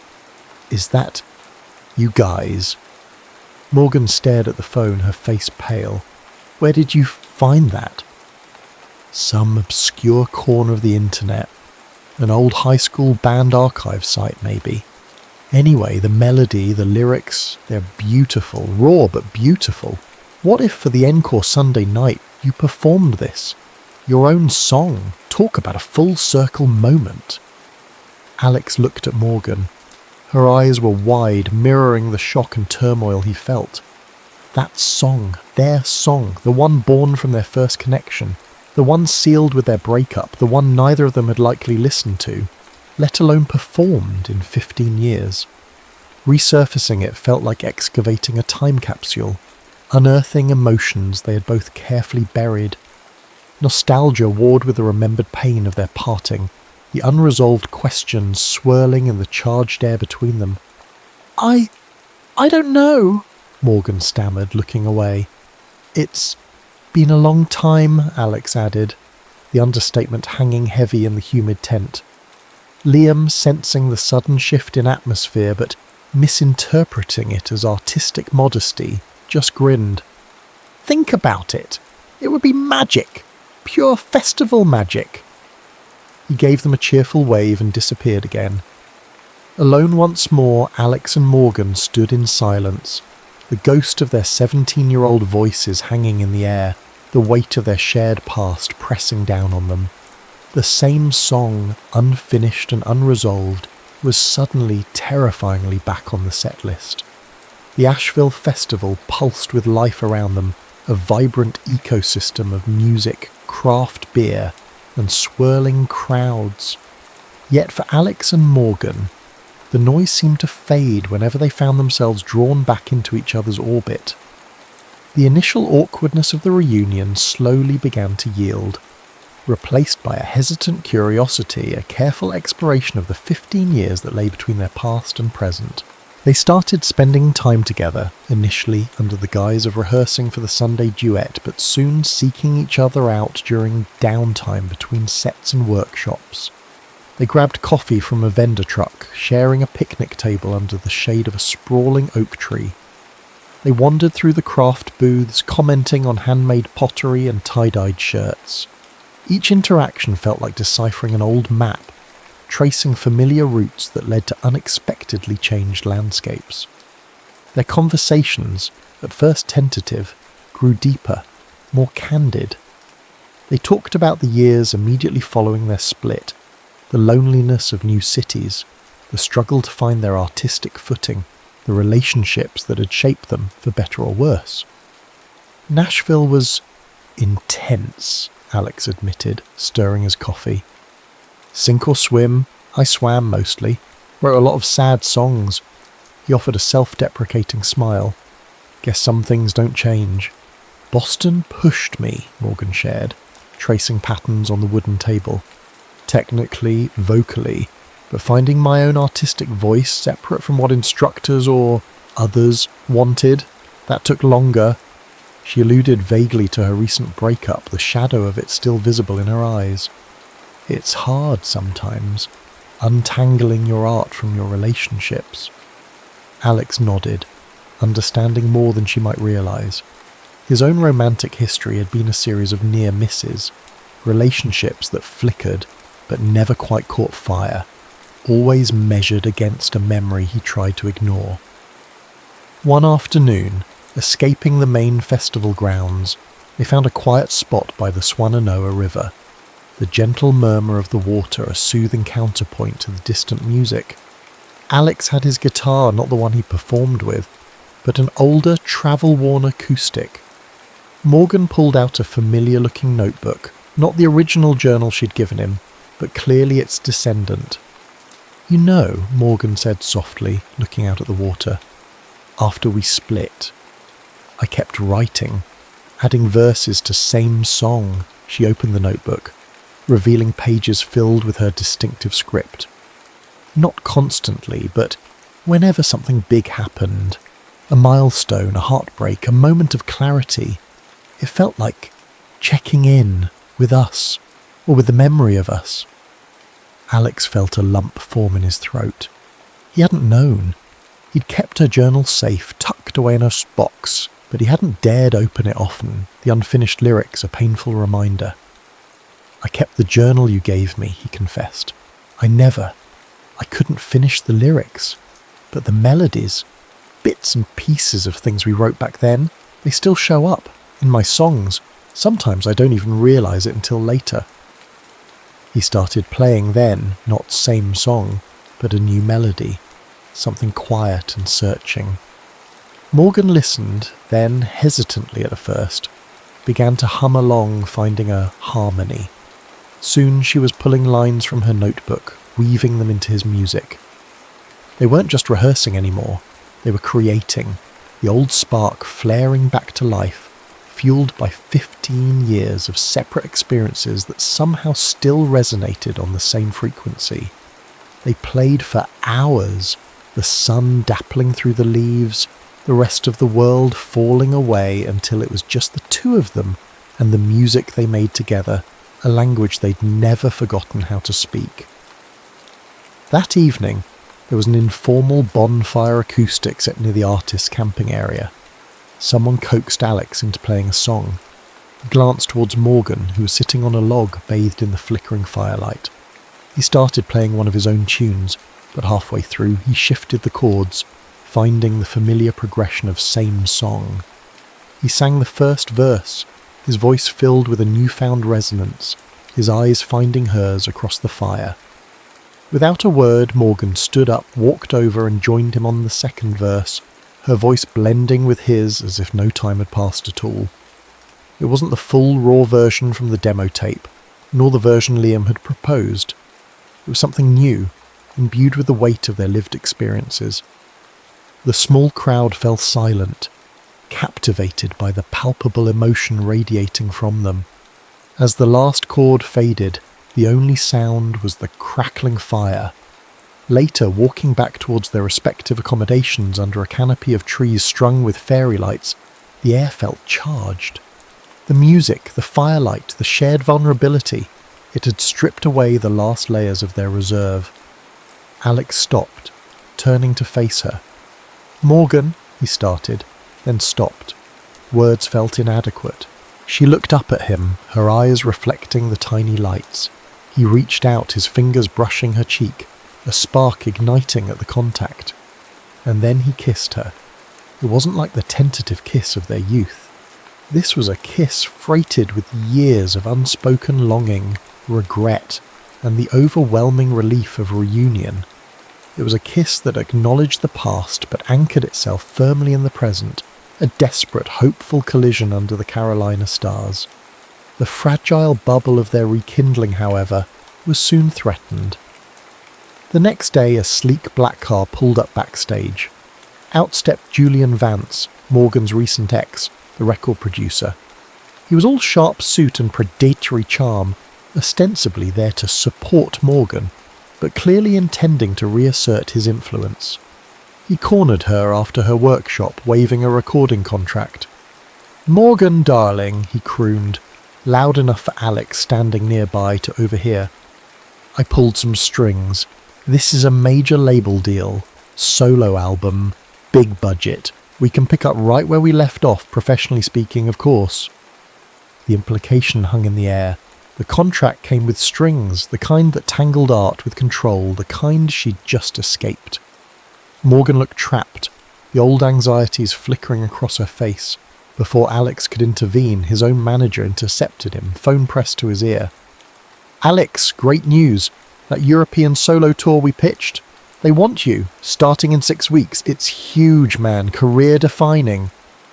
Alex looked from his beaming manager to Morgan, who was trying to extricate herself from Julian's possessive grip. 6 weeks, a solo tour, the kind of opportunity he dreamed of. But it meant leaving, just as he and Morgan were finding their way back to a harmony he hadn't realised he was missing so desperately.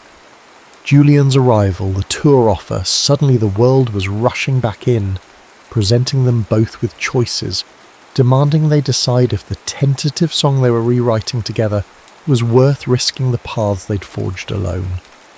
The chaos of the festival seemed to mirror the turmoil within them, pulling their newfound harmony into sharp, potentially discordant relief. Sunday night.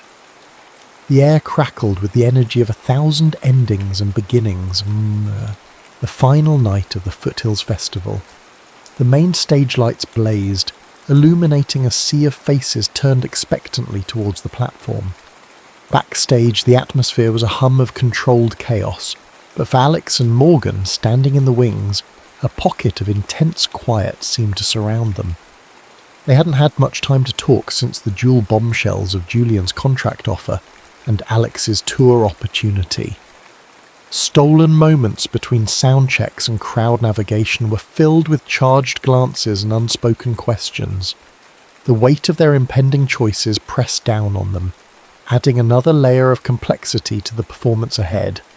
Julian lingered obnoxiously nearby, a smug reminder of one possible future for Morgan.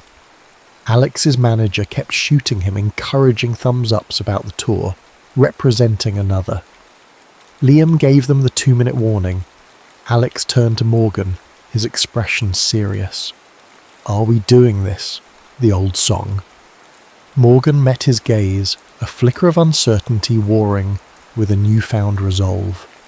She'd spent the day grappling with Julian's offer, the lure of mainstream success battling the bitter memory of his control. Seeing Alex wrestle with his own opportunity, seeing the music they rediscovered together, it clarified things. "Yes," she said, her voice firm, "but not the old song, our song, the finished version." She'd shown him the completed lyrics earlier that day, the verses she'd written over 15 years, chronicling her journey, her heartbreaks, her resilience. He'd read them, his chest tight with emotion, recognizing fragments of his own story mirrored in hers. It was no longer just a song about naive first love. It was an anthem of survival, growth, and the enduring power of a foundational connection. "Okay," Alex breathed, feeling a surge of adrenaline mixed with profound emotion. "Let's give them the second verse." They walked onto the stage to thunderous applause. The crowd knew them individually, the buzz about their surprise duet fueled by Liam's enthusiastic hints and their palpable chemistry at the bonfire had spread like wildfire. They took their places, Alex with his acoustic guitar, Morgan at the microphone stand. A hush fell over the audience. Alex played the opening chords of Same Song, the simple CG AM/F progression, instantly familiar yet somehow deeper, richer than it had sounded from a tinny cassette speaker. He sang the first verse, the lyrics about nervous beginnings and small-town dreams taking on a poignant nostalgic quality. Then Morgan came in, her voice soaring clear and strong, singing the second verse, the one that spoke of leaving home, of finding strength in solitude, of lessons learned the hard way. Their eyes met, a silent acknowledgement passing between them. They moved into the bridge, the section Alex had crafted all those years ago, its dissonant hopefulness now perfectly capturing the tension and beauty of their reunion. Then came the new verses, the ones Morgan had carried in her notebook for years. She sang of ambition and disillusionment, of loves lost and independence gained. Alex joined her, his harmony wrapping around her melody, their voices blending seamlessly as they sang about the ghosts of the past and the courage to face the future. The final chorus swelled, no longer just about teenage promises, but about mature understanding, about forgiveness, about the choice to try again, armed with the wisdom of experience. It's the same song, a different key, played by who we learned to be. Second verse.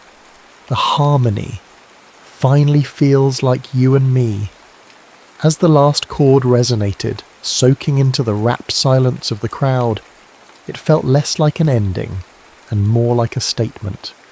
The silence held for a beat, then erupted into overwhelming applause, punctuated by cheers and even some visible tears near the front. The raw honesty of the performance, the narrative of resilience and rediscovered love woven into the music, had struck a profound chord. They stood side by side, bathed in the stage lights, not bowing immediately, just breathing, letting the moment sink in. Alex instinctively reached for Morgan's hand, and she laced her fingers through his. They turned, smiled at the audience, and took a shared bow.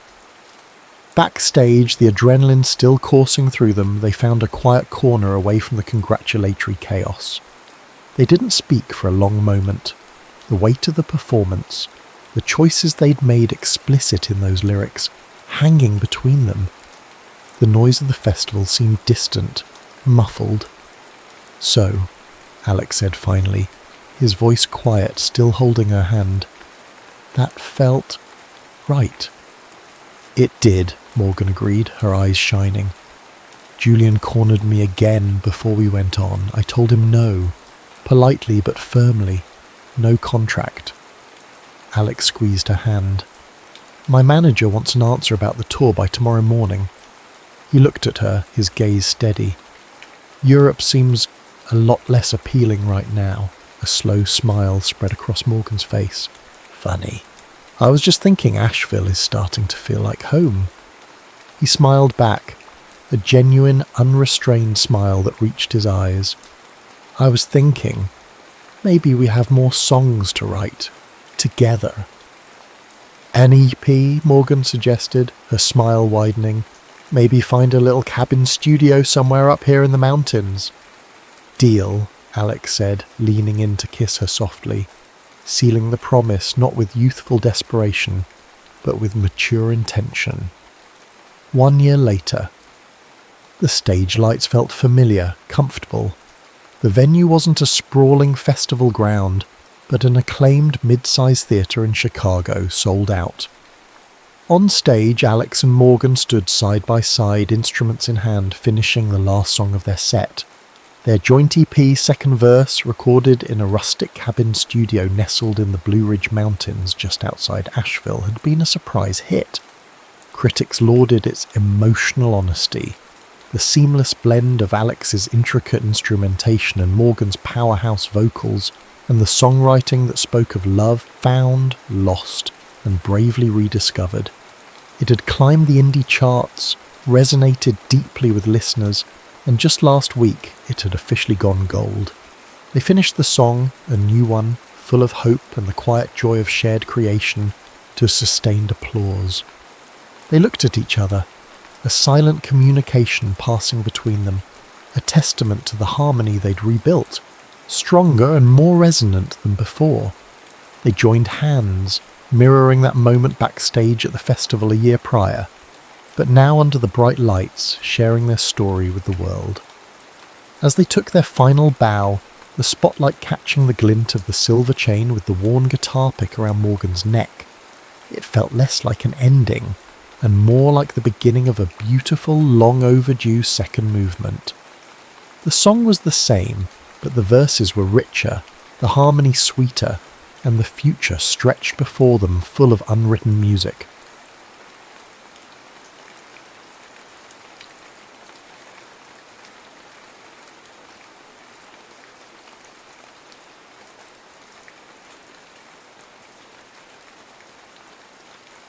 Echoes of Autumn. Catherine Winters stood at her kitchen window, watching autumn leaves spiral down from the massive oak that had guarded her home for 30 years.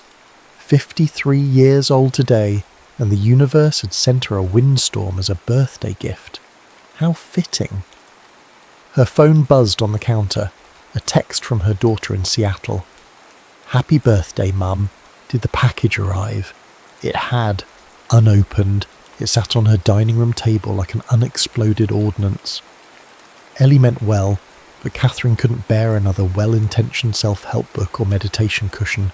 "Not today." She texted back, "It did. Thank you, sweetheart. Opening it later when I'm back from my walk." A small deception. She had no intention of walking in this wind, but it bought her time. 20 years as a high school counsellor taught her that sometimes small untruths prevented larger hurts. Catherine's gaze drifted to the wall calendar, the only analogue remnant in her increasingly digital life. October 15th was circled in faded red marker. Not for her birthday, she never bothered marking that, but because 19 years ago today, David had left for work and never come home. Heart attack at 42, a cliché really, except when it happens to your husband. The wind moaned through the eaves, a sound that always reminded her of David's snoring. She'd complained about that snoring for years, until suddenly the bedroom became tomb quiet. What she wouldn't give now to hear that rumbling symphony again. The doorbell rang, startling her. Catherine wasn't expecting anyone. Her friends knew better than to surprise her on this day. Through the peephole she saw only a delivery uniform and a clipboard. Probably another birthday gift, maybe from her sister in Phoenix. Catherine Winters? The delivery woman was in her early 60s, silver-streaked hair escaping from beneath her cap, face weathered by decades of sun and wind. "Yes, that's me. Special delivery. Need your signature." She handed over the clipboard while balancing a package no bigger than a hardback novel. Catherine signed and accepted the package. No return address, just her name in unfamiliar handwriting. "Thanks, nasty weather we're having," Catherine offered, suddenly not wanting to be alone. "Best kind," the woman smiled. "Wind clears away what needs clearing." Before Catherine could respond, the delivery woman was already heading down the walkway, leaning into the gusting wind like she welcomed its challenge. Back inside, Catherine examined the package. Plain brown paper, secured with twine rather than tape, like something from another era. No labels or barcodes, just her name and address in blue ink. She untied the twine, unfolded the paper. Inside was a wooden box with a simple brass latch. The wood was dark with age, polished by years of handling. When she opened it, her breath caught. Inside, nestled in faded blue velvet, was David's pocket watch. The one that had belonged to his grandfather, the one that had been buried with him 19 years ago today. Catherine's hands trembled as she lifted it out. The weight was exactly as she remembered, substantial solid gold with his initials engraved on the back. She'd always loved how it felt slightly warm, as if it generated its own heat. This was impossible. She'd watched them place this watch in David's pocket before they closed the casket. She'd insisted on it, knowing how he'd check the time on it a dozen times daily, a nervous habit she'd found endearing. She opened the case. The watch face was pristine, the second hand sweeping smoothly. It showed exactly the right time, and tucked into the lid of the case was a small folded note she'd never seen before. Catherine unfolded it with shaking fingers. "My Kath, if you're reading this, then it worked. I don't know how to explain what's happening to me, but I need to try. Time isn't what we think it is. Neither is death. Tomorrow morning at 8:17, go to Holloway Park, to our bench. Bring the watch. I've missed you for so long, David." Catherine stared at the note, at handwriting she knew as well as her own. The logical part of her brain, the counsellor who'd helped hundreds of teenagers navigate grief and delusion, was already manufacturing explanations. A cruel prank, a forgotten keepsake with a note she'd somehow never seen. Early onset dementia making her believe this was real. But her heart, the part of her that had never fully accepted that David was gone, thundered with a different possibility. The watch ticked in her palm, warm and insistent as a heartbeat. Outside, the wind rose to a howl and the last leaves of autumn tore free from the oak tree, swirling upward in a frantic dance against the darkening sky. Catherine barely slept. How could she, with David's watch ticking on her nightstand and his impossible note tucked beneath her pillow? She'd reread it dozens of times, analysing every curve and stroke of his handwriting, looking for evidence that someone had forged it. But it was his. The slightly slanted A's, the way he crossed his T's with a flourish, how he always wrote her name with a small heart dotting the I instead of a dot. Details no one could know to fake. By dawn, she'd cycled through every explanation. Elaborate birthday prank, hallucination, dream, or the simplest yet most impossible option, that somehow David was reaching across 19 years of absence to contact her. At 7:30, she gave up on rational thought and got dressed. The storm had cleared overnight, leaving behind that peculiar autumn clarity where everything seems outlined in gold. She slipped the watch into her coat pocket, its weight anchoring her to reality. Holloway Park was a 15-minute walk, which gave her time to prepare for disappointment. The bench David had mentioned sat beneath a copper beech tree, overlooking the duck pond. They'd spent countless Sunday afternoons there, watching their daughter feed ducks, planning futures that never materialised. As she approached, Catherine saw the bench was empty. Of course it was. What had she expected? She sat down, feeling foolish yet unable to leave. The watch in her pocket showed 8:15, 2 minutes to whatever wasn't going to happen. A squirrel darted past her feet, clutching an acorn. The park was quiet this early, just a few dedicated joggers and an elderly man walking a corgi that waddled more than walked. Normal, ordinary, no magic or mystery. Her phone buzzed. Ellie again. "Did you open my gift?" Catherine sighed and replied, "Not yet, sweetie. Soon." 8:17 came and went. Catherine sat for 5 more minutes, then 10. The sun climbed higher, burning away the morning chill. Just as she was about to leave, someone sat down beside her. "Beautiful morning," said a voice she didn't recognise. Catherine turned to find an elderly woman beside her, the same delivery woman from yesterday. Up close, Catherine could see that her eyes were an unusual shade of amber. "You," Catherine said, "did you leave that package? The watch?" The woman's smile deepened the web of lines around her eyes. "I deliver things, that's all." "But how? Where did you get it? That watch was buried with my husband. Was it?" The woman looked out over the pond. "Time is curious that way. Things get lost. Things return." "Are you saying my dead husband sent you with his watch? That's impossible? Maybe." The woman shrugged. "Yet here you are, exactly where the note told you to be." Catherine touched the watch in her pocket. "Who are you?" "A courier, a connector, someone who helps things find their rightful place." She turned to face Catherine fully. "Do you believe your husband's really gone?" "He died 19 years ago." "That's not what I asked." Catherine stared at the woman, at those strange amber eyes that seemed to hold a light of their own. "I don't know what I believe anymore." The woman nodded, satisfied. "That's a start." She reached into her pocket and withdrew a small key on a silver chain. "The watch needs winding. This is the key." Catherine took it, noticing how it seemed to vibrate slightly against her palm. "I don't understand what's happening." "Understanding is overrated. Trust the watch. Trust what you feel." The woman stood.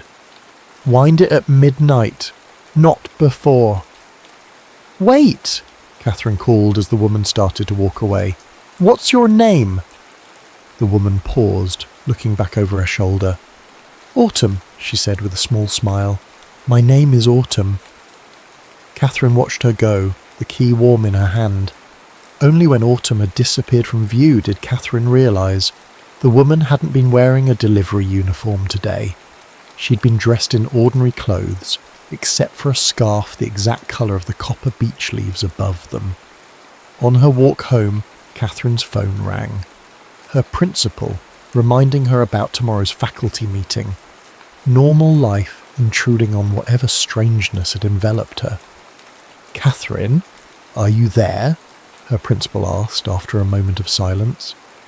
"Yes," she said, fingering the key in her pocket. I'm here, but I won't be in tomorrow. I need to take a personal day.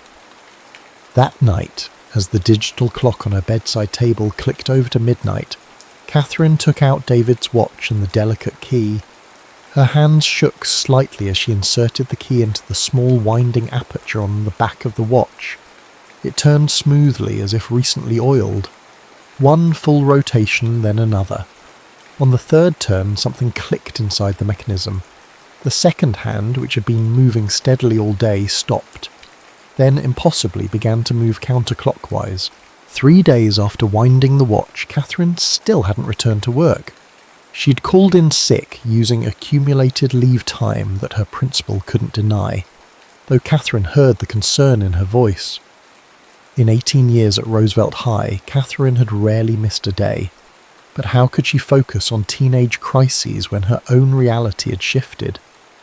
The watch now ran backward, counting down to something she couldn't understand, and each night since winding it, she dreamed of David. Not memories, but new conversations, as vivid as life.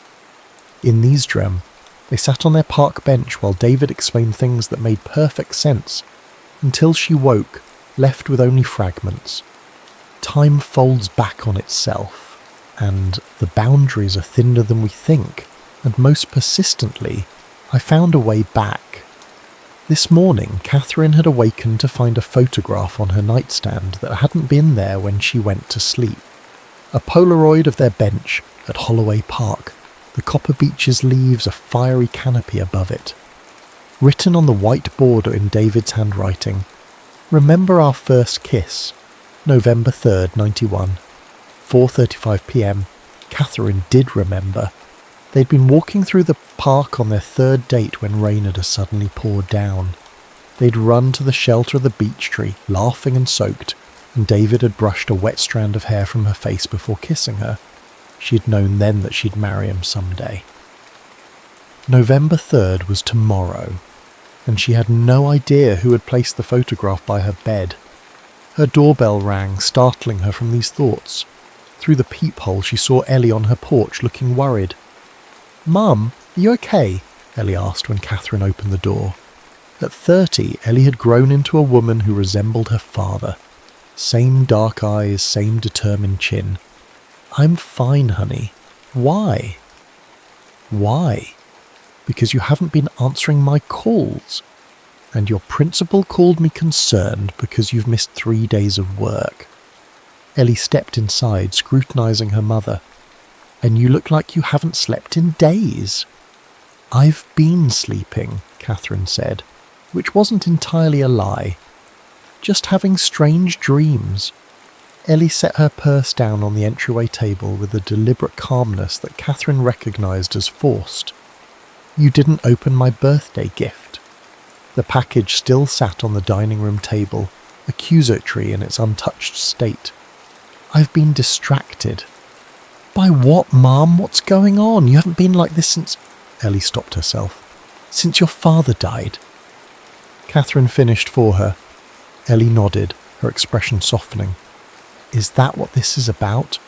The anniversary was a few days ago. I should have called."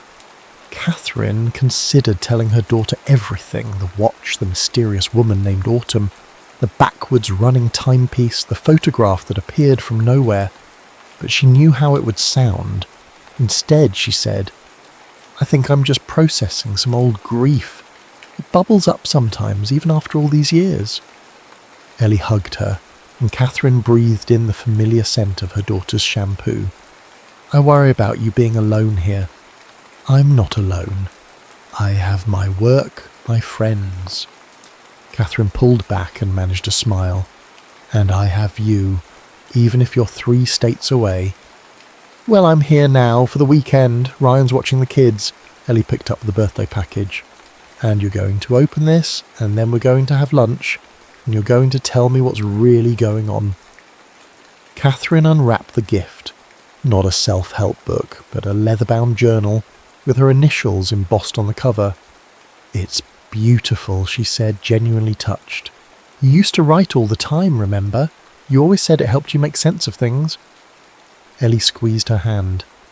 Maybe it's time to start again. Over lunch at their favourite bistro, Catherine deflected Ellie's questions about her strange behaviour, steering the conversation toward her grandchildren and Ellie's work. But when they were finishing their coffee, Ellie reached into her bag and pulled out a small velvet box. "I have something else for you," she said. "I was saving it for Christmas, but I think maybe you need it now." Inside the box was a silver locket. When Catherine opened it, she found a tiny photograph of David holding baby Ellie, his smile radiant. "I found it when I was digitizing old family photos," Ellie explained. "I'd never seen it before. It must have been tucked into a book or something." Catherine stared at the image, at David's familiar face. The watch in her pocket seemed to grow warmer. "Thank you," she whispered, blinking back tears. That night, after Ellie had gone to bed in her old room, Catherine sat at the kitchen table with the newly gifted journal open before her. The watch ticked counterclockwise beside her, and the Polaroid of the bench propped against a salt shaker.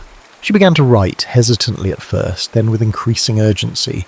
"David, if you can somehow read this, if you're somehow finding ways to reach me, I need to understand. What happens tomorrow at 4:35? How is any of this possible? I'm afraid I'm losing my mind, but I'm more afraid that I'm not, that you've actually found some way to reach across to me, and I'm too rational to grasp it. Ellie's here. She looks so much like you now. She worries about me, thinks I'm dwelling in grief. But this doesn't feel like grief. It feels like anticipation. The watch runs backward. Time folding back on itself, you said in my dream. What does that mean?" As she wrote the last word, the second hand of the watch suddenly stopped. Then, with a tiny mechanical shudder, resumed its movement, forward now as a watch should run. Catherine stared at it, then at the date on her phone. November 2nd, 11:59 p.m. In 1 minute, it would be November 3rd. The next day, Catherine convinced Ellie to walk with her to Holloway Park. She'd fabricated a story about doctors recommending fresh air for her insomnia, and Ellie had readily agreed, pleased to see her mother taking positive steps. They spent the afternoon wandering the park's winding paths, the air crisp with late autumn. Catherine kept checking David's watch, now running normally, as 4:35 approached. "I need to sit for a minute," Catherine said when they neared the copper beach. "Let's rest on that bench." Ellie checked the time on her phone. "It's almost 4:30. We should head back soon if we're going to make our dinner reservation." "Just a few minutes," Catherine insisted, her heart pounding as they sat on the bench. The same bench from the Polaroid, from her dreams, from countless Sunday afternoons with David. The watch in her pocket read 4:33. "Do you remember coming here with your father?" Catherine asked, trying to keep her voice casual. Ellie smiled. "Of course. He used to lift me up to see the ducks, and he'd tell me that ridiculous story about the fish that lived in top hats at the bottom of the pond." "The gentleman fish," Catherine laughed. "I'd forgotten about them." Dad never forgot a story once he made it up. Ellie's expression grew wistful. "I still talk to him sometimes, you know, when I'm having a hard day or when one of the kids does something that would have made him laugh." "What do you say to him?" Catherine asked softly. "Ordinary things, updates on the kids. Sometimes I ask him questions like what he would do in my place." Ellie shrugged, looking slightly embarrassed. "It's silly, but it helps me feel connected to him." "It's not silly at all," Catherine covered her daughter's hand with her own. "I think—" A sudden gust of wind interrupted her, whipping through the copper beach above them, sending a shower of russet leaves spiralling down around them. Catherine's watch vibrated in her pocket. 4:35. And there, walking toward them along the park path, was David. Not the David of 19 years ago, who had left for work one October morning and never returned. This was David as he would be now, hair silver at the temples, lines around his eyes, but unmistakably, impossibly him. Catherine froze, her hand tightening on Ellie's. "Mum, what's wrong?" Ellie followed her gaze, squinting at the approaching figure. Who's that? He was close enough now that Catherine could see his eyes, those dark eyes that had always reminded her of deep water. He wore clothes she had never seen before, a charcoal sweater, dark jeans, a scarf the same amber colour as the mysterious woman's eyes. He stopped a few feet away, his gaze fixed on Catherine with such intensity that she could barely breathe. "Hello, Kath," he said, and his voice, slightly rougher than she remembered, but still unmistakably his, undid her completely. "David," she whispered. Beside her, Ellie had gone rigid. "Mum, what are you talking about? That's not—" She stopped, staring at the man more closely. "That's not possible." Hafiz took another step forward, and Catherine could see he was trembling slightly. "I know this is impossible to understand, but I promised I'd find a way back to you, and I have." "You're dead," Ellie said, her voice cracking. "You died when I was 11. "In this timeline, yes," David nodded, his eyes never leaving Catherine's face. "But time isn't linear. It branches, folds back on itself, and sometimes, very rarely, the boundaries between different branches become permeable." Catherine found her voice at last. "The watch, the key, the woman named Autumn. She helped me find the crossing point." David gestured to the bench where they sat. "This place, this date, is where our timelines intersect. Where I could come through just for a little while." Ellie stood abruptly. "This is insane. Mum, we need to go." She tugged at Catherine's arm, but Catherine couldn't move, couldn't look away from the man who wore her husband's face, spoke with her husband's voice, looked at her with her husband's eyes. "Ask me something," David said quietly. "Something only I would know." "The scar on your left shoulder," Catherine said immediately. "How did you get it?" A small smile touched his lips. "Falling out of the apple tree in my grandmother's orchard when I was 9. I told everyone it was from a knife fight until you made me tell the truth on our second date." Ellie's grip on Catherine's arm slackened. "The gentleman fish," she said suddenly. "What colour was the mayor fish's top hat?" "Purple with silver stars," David answered without hesitation. "And he had a monocle that he was always losing in the cattails." Ellie sank back onto the bench, her face drained of colour. "How is this possible?" Catherine asked. "How are you here?" "I don't have time to explain everything," David said, glancing at his own watch, identical to the one in Catherine's pocket. "The window is short, but I had to see you both to tell you that I never left you. Not really." "But you died," Ellie whispered. "We buried you." "In this timeline, yes." David knelt in front of the bench, looking up at them. "But there are others. And in one of them, I found a way to step sideways just for a moment." "Can you stay?" Catherine asked, already knowing the answer. David shook his head. "The crossing only lasts a few minutes, but I needed you to know that I'm still here, in another stream of time, that I think of you every day." He looked at Ellie with wonder. "Look at you, a mother yourself now. I wish I could have seen it." "I named my son after you," Ellie said, tears streaming down her face. "Little David." "I know," he smiled. "Autumn showed me pictures." "Who is she?" Catherine asked. "A guardian of sorts. A keeper of time's crossroads." David checked his watch again, his expression growing urgent. "I have to go soon." "No," Catherine protested, reaching for him. "You just got here." His hand met hers, warm and solid and real. "The watch," he said quickly. "Keep it with you. Every year on this date, at this time, wind it with the key. I'll try to come through whenever I can. Once a year." Catherine felt dizzy with the impossibility of it all, the cruelty and the wonder. "That's all we get." "It's more than most," David said gently. "More than I thought possible." The leaves around them began to swirl again, though Catherine felt no wind. David's form seemed to waver slightly, like a reflection in the disturbed water. "I have to go," he said, his voice suddenly distant. "Remember." November 3rd, 4:35. Win the watch. Dad, Ellie called, reaching out her hand. David's smile was radiant with love as he began to fade. I am so proud of you, Ellie Bear. So proud of you both. And then he was gone, leaving only a scatter of copper leaves where he had stood. Catherine and Ellie sat in stunned silence, hands clasped tightly together, staring at the empty space before them. Did that really happen? Ellie finally whispered. Catherine pulled the watch from her pocket. The second hand had stopped at exactly 4:42. Yes, she said with absolute certainty. It happened. 1 year later, Catherine and Ellie sat on the same bench beneath the copper beach, which was again ablaze with autumn colours. Little David, Ellie's 4-year-old son, played nearby, tossing bread to the ducks while his father watched from a respectful distance. He might not come, Catherine said quietly, rotating David's watch in her hands.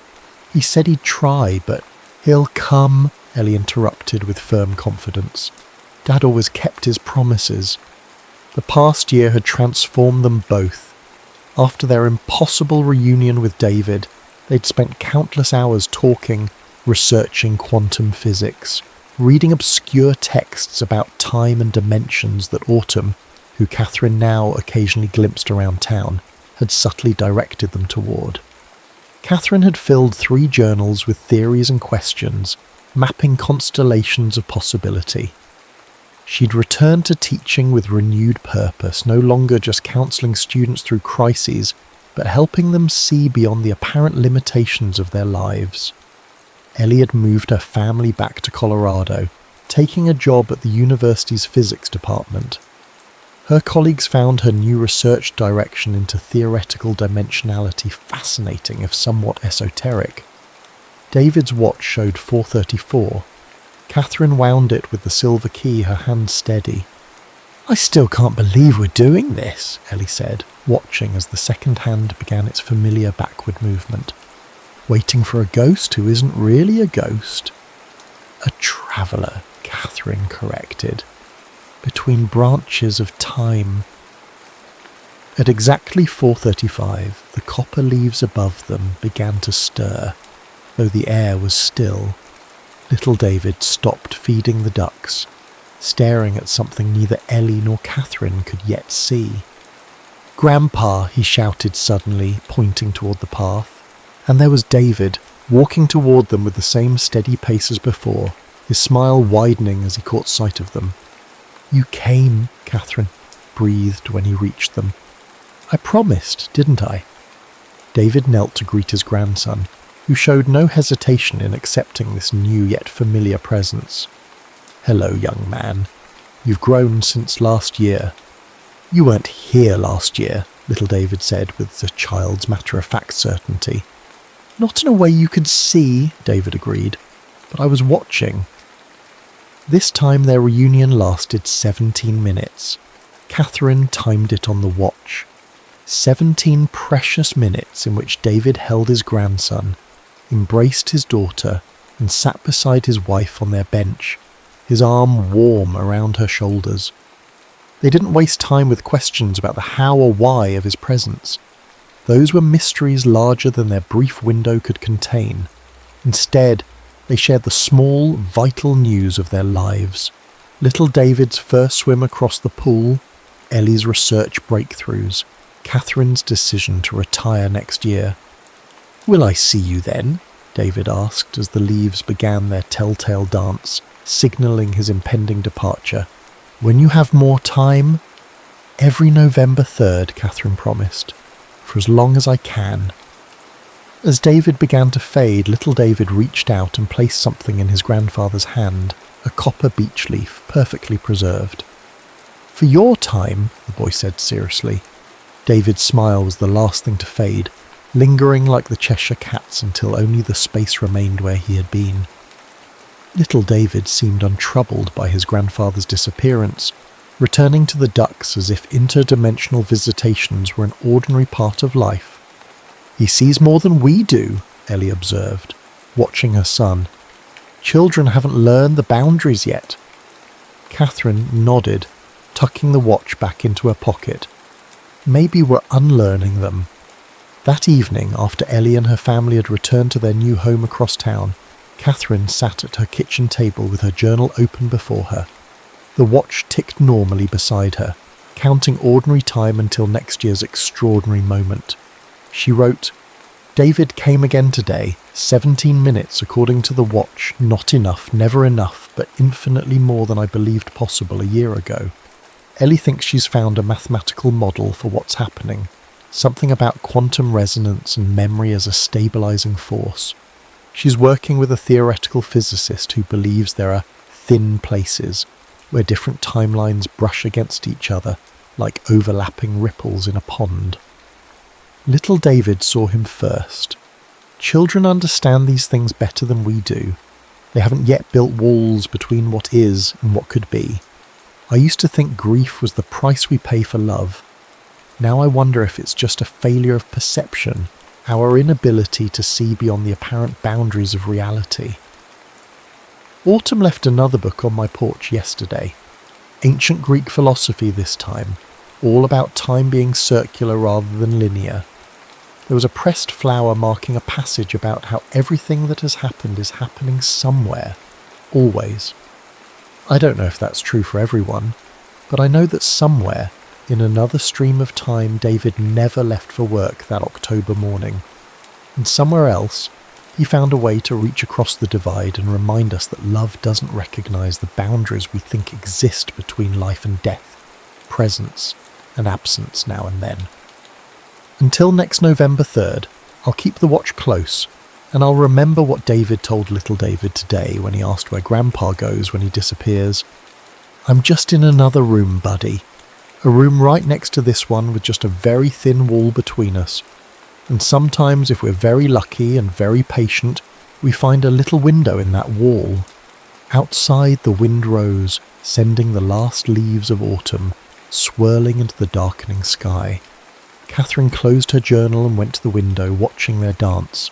Not an ending, she now understood, but a journey to somewhere else, a transformation rather than a loss. The watch ticked steadily in her pocket, counting the moments until the next window opened between worlds.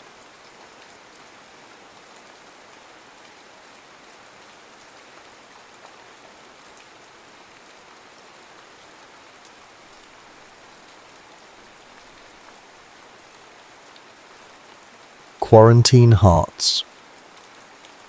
Livia Cross gripped her carry-on handle until her knuckles whitened as CDC officials in hazmat suits boarded the aircraft.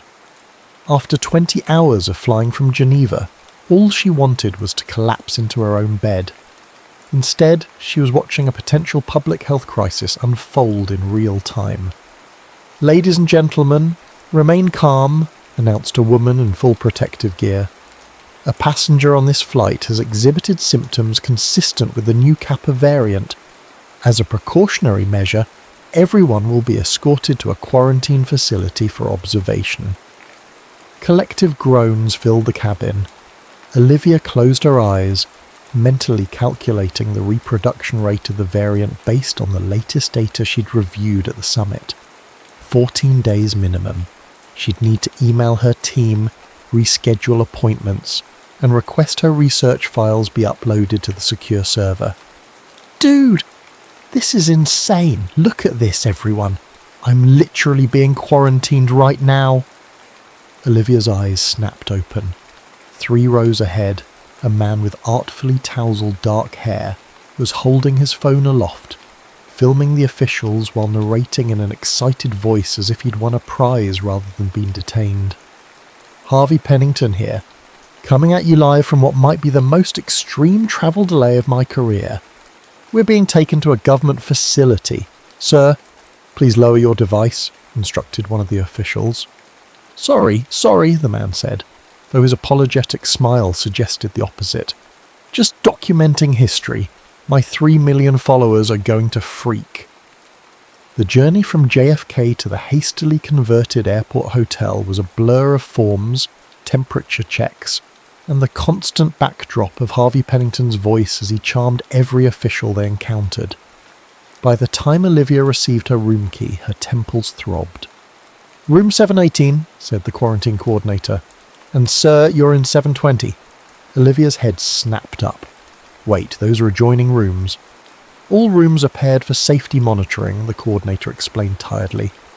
"The connecting door remains locked, but it allows staff to check on multiple guests efficiently." "But, to cross, we're processing 400 passengers. I'm sorry, but room assignments are final." Olivia reluctantly wheeled her suitcase toward the elevator, hyper-aware of Harvey falling into step beside her. "So, doctor, huh?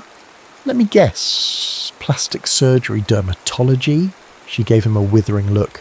"Epidemiology. I track infectious diseases." "Whoa!" Harvey stepped back dramatically. "So this is like, what, a typical Tuesday for you?" The elevator doors opened, saving her from responding. Once inside, Harvey immediately pressed the button for their floor, and then every button in between. "What are you doing?" she snapped. "Force of habit," he shrugged. "My brother and I always used to—" He stopped abruptly, then flashed a smile that didn't quite reach his eyes. "Anyway, 14 days. Guess we're going to be neighbours." Olivia silently counted to 10 as the elevator stopped at every single floor. Their rooms were indeed adjacent, the connecting door visible on the far wall of each. After a cursory inspection of her quarters, standard hotel fare with the addition of medical monitoring equipment, Olivia heard a soft knock on the connecting door. "Hey neighbour, just checking if this thing opens." "It doesn't," she called back curtly, unpacking her laptop. "It's locked from both sides." "Shame. We could have had adjoining quarantine living rooms." Olivia didn't respond, instead setting up her workspace at the small desk. Through the wall she could hear him moving about, followed by the unmistakable sound of live streaming. "What's up, Pennington Pack? Day 1 of hotel quarantine life and I'm making the best of it. Let me give you the grand tour of my luxurious accommodations, courtesy of the CDC." His voice continued for hours, punctuated by laughter and the occasional sound of furniture being moved. By midnight, Olivia had drafted 3 research emails, organised her digital files, and was attempting to sleep when music began thumping through the wall. She knocked sharply on the connecting door. "It's midnight." The music lowered marginally. "Sorry, Robot Doctor. Some of us work on content creation at night." "Robot Doctor," Olivia fumed silently. "Some of us are trying to prevent the next pandemic," she called back. "Is that what you were doing in Geneva?" His voice came closer to the door. "I saw your boarding pass when we were checking in." The fact that he'd noticed such a detail surprised her. "Yes," she answered reluctantly. "International Pathogen Surveillance Summit. Sounds intense. No wonder you're so focused." She couldn't tell if that was an insult or not.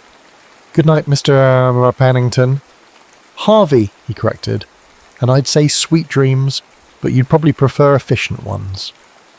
Olivia rolled her eyes, but found herself smiling despite her exhaustion.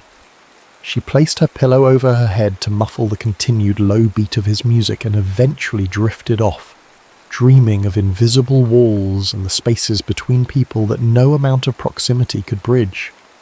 By morning she had established a rigorous schedule.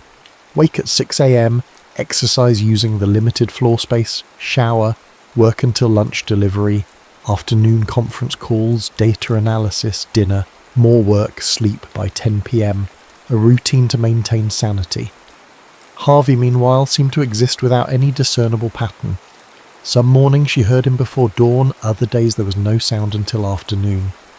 His meals arrived at irregular intervals, often growing cold while he filmed content or conducted boisterous video calls. On day 3, as Olivia was in the middle of a crucial analysis of Kappa variant mutations, Harvey began what sounded like parkour in his room. She marched to the connecting door. "What on earth are you doing?" 10-minute hotel room workout challenge, he called back breathlessly. "Using furniture as gym equipment. The video's already at 50,000 views. You're going to break something, either hotel property or yourself. Worried about me, Doc? She could hear the smile in his voice. Worried about having to listen to you complain about injuries for the next 11 days. There was a pause, then a thud, followed by a groan. Are you okay? She asked, surprised by her own concern. Just misjudged the distance between the desk and the bed, he admitted. Maybe you have a point. Olivia pressed her forehead against the cool door. Do you need medical attention? Nah, just bruised my ego and maybe my hip. He paused. This quarantine thing is harder than I expected. I'm used to constant movement, new places every few days. Something in his voice, a vulnerability she hadn't heard before, made her soften. It's about adaptation, she said. Finding ways to function within constraints. Is that your secret, scheduling everything down to the minute? Structure helps maintain normalcy in abnormal situations. Harvey laughed softly. I haven't done normal in about a decade.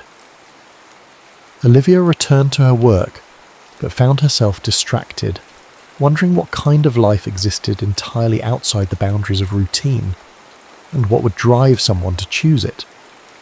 On day 5, Olivia's Wi-Fi crashed during a critical video conference with her CDC team.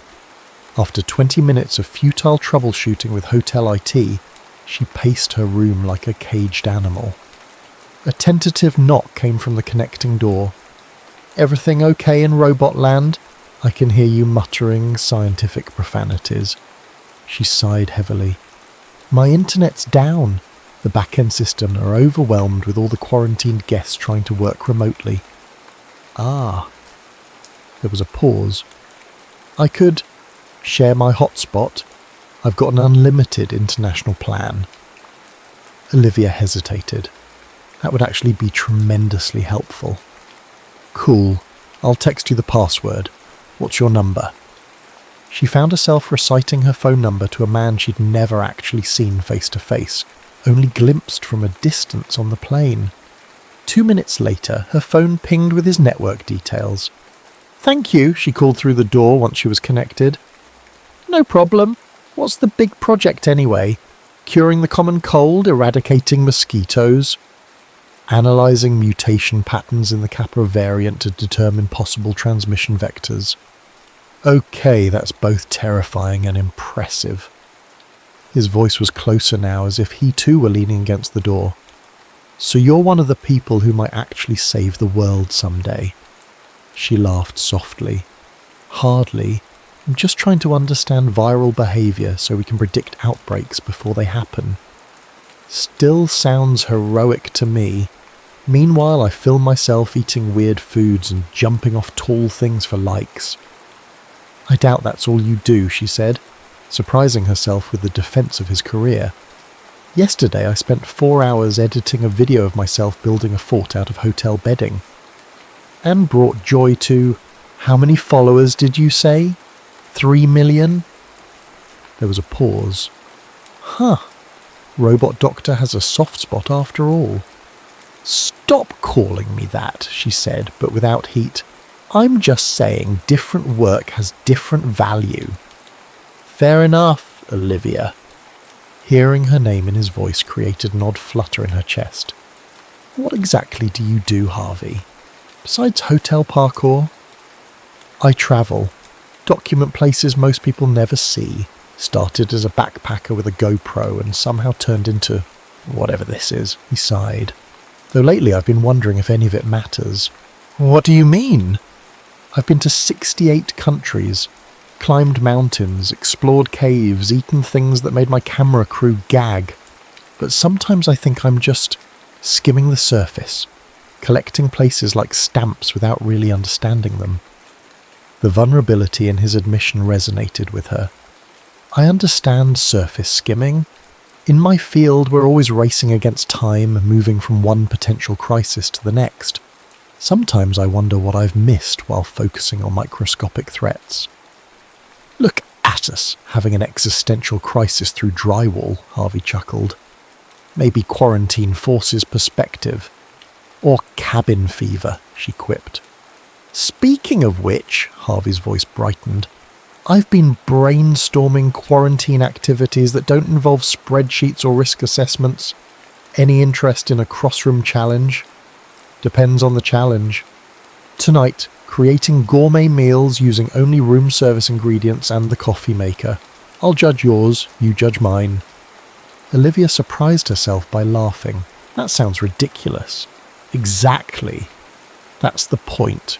We need ridiculous right now.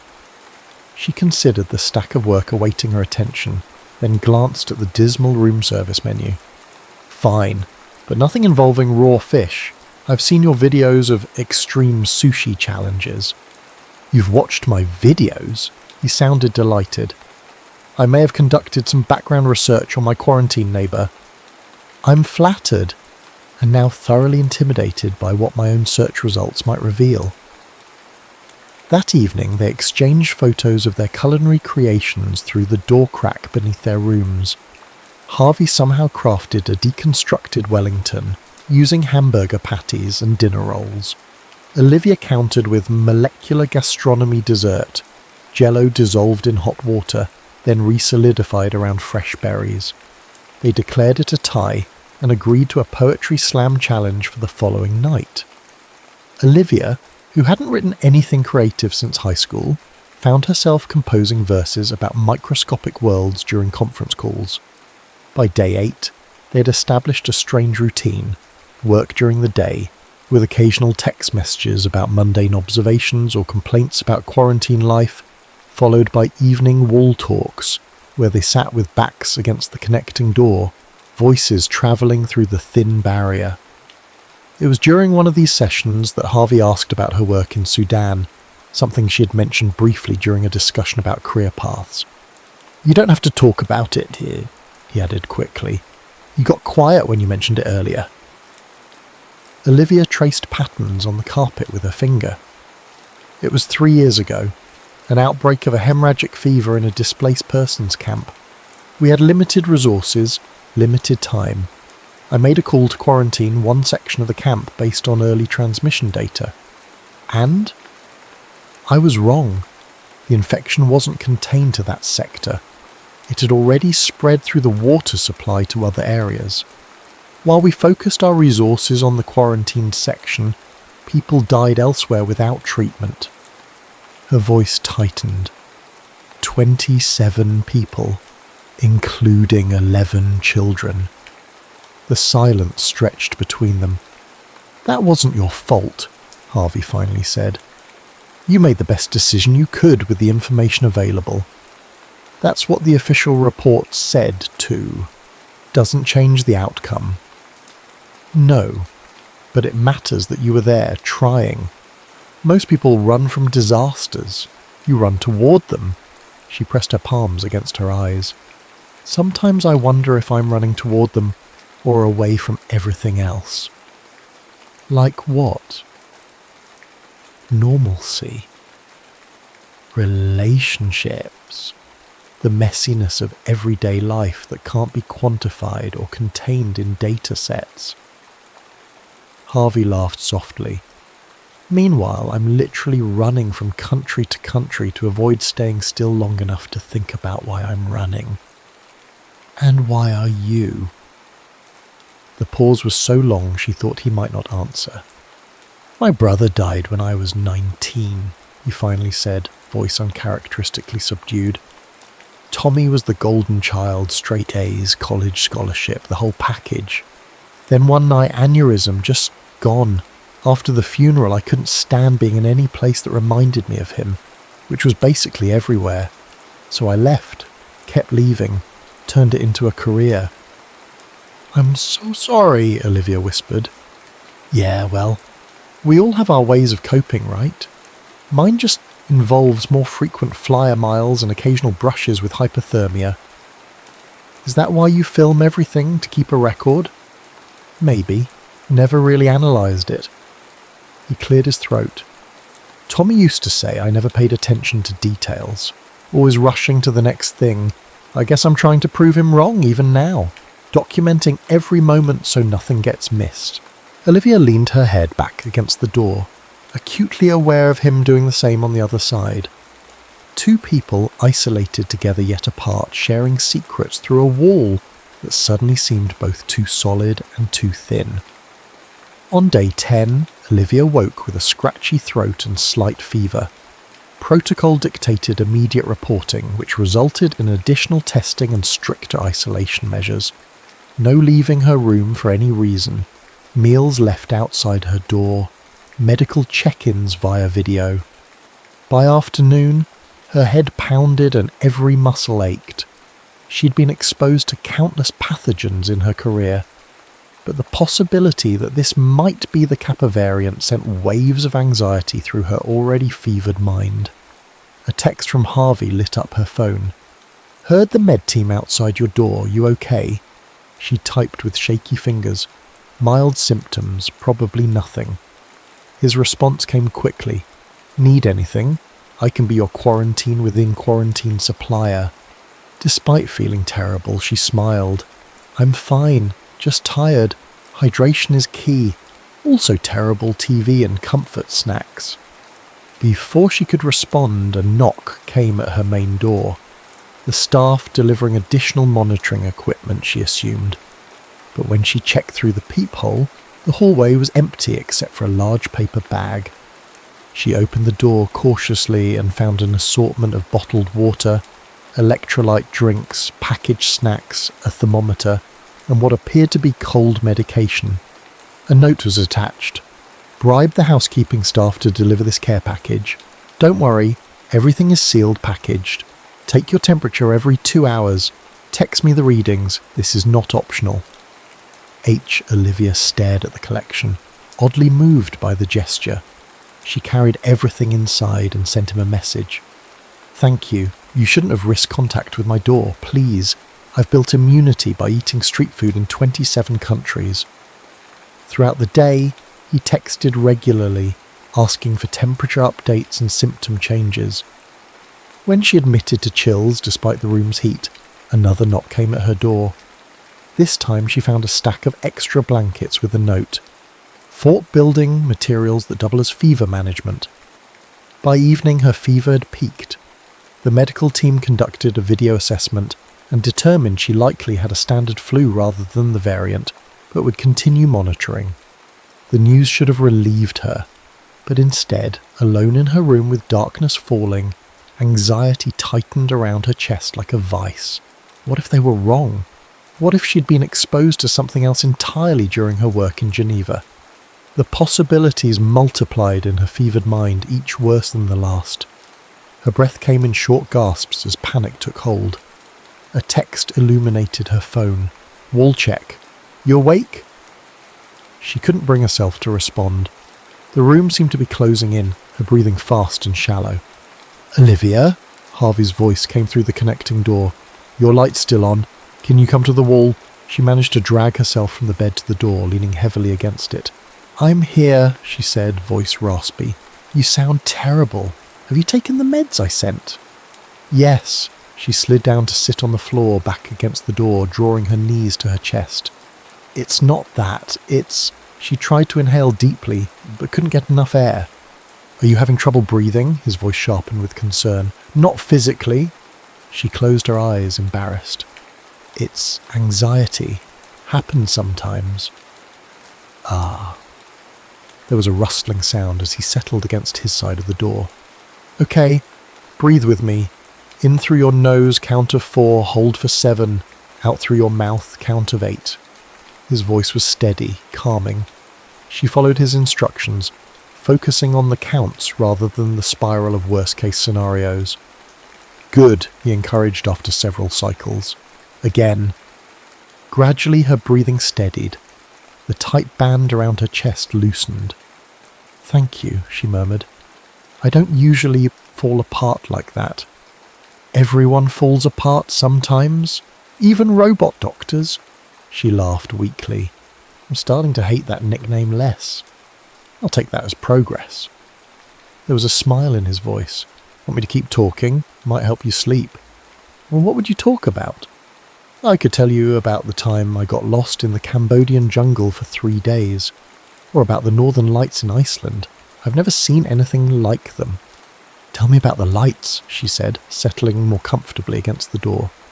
His voice took on a different quality, softer, more reflective, as he described vast skies painted with green and blue ribbons of light that seemed to dance to some cosmic music.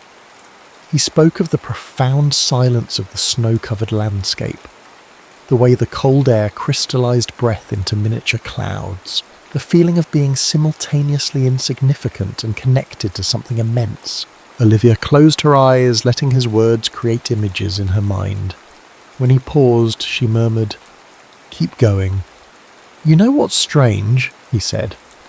"I've shown that footage to millions of viewers, but this is the first time I've really tried to describe what it felt like to be there.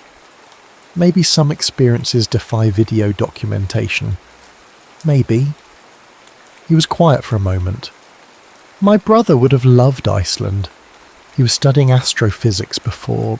Anyway, he always said that looking at stars was like time travel, seeing light that began its journey millions of years ago.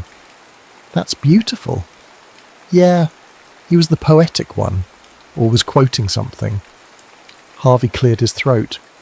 "Speaking of which, I found this poem yesterday that made me think of this situation.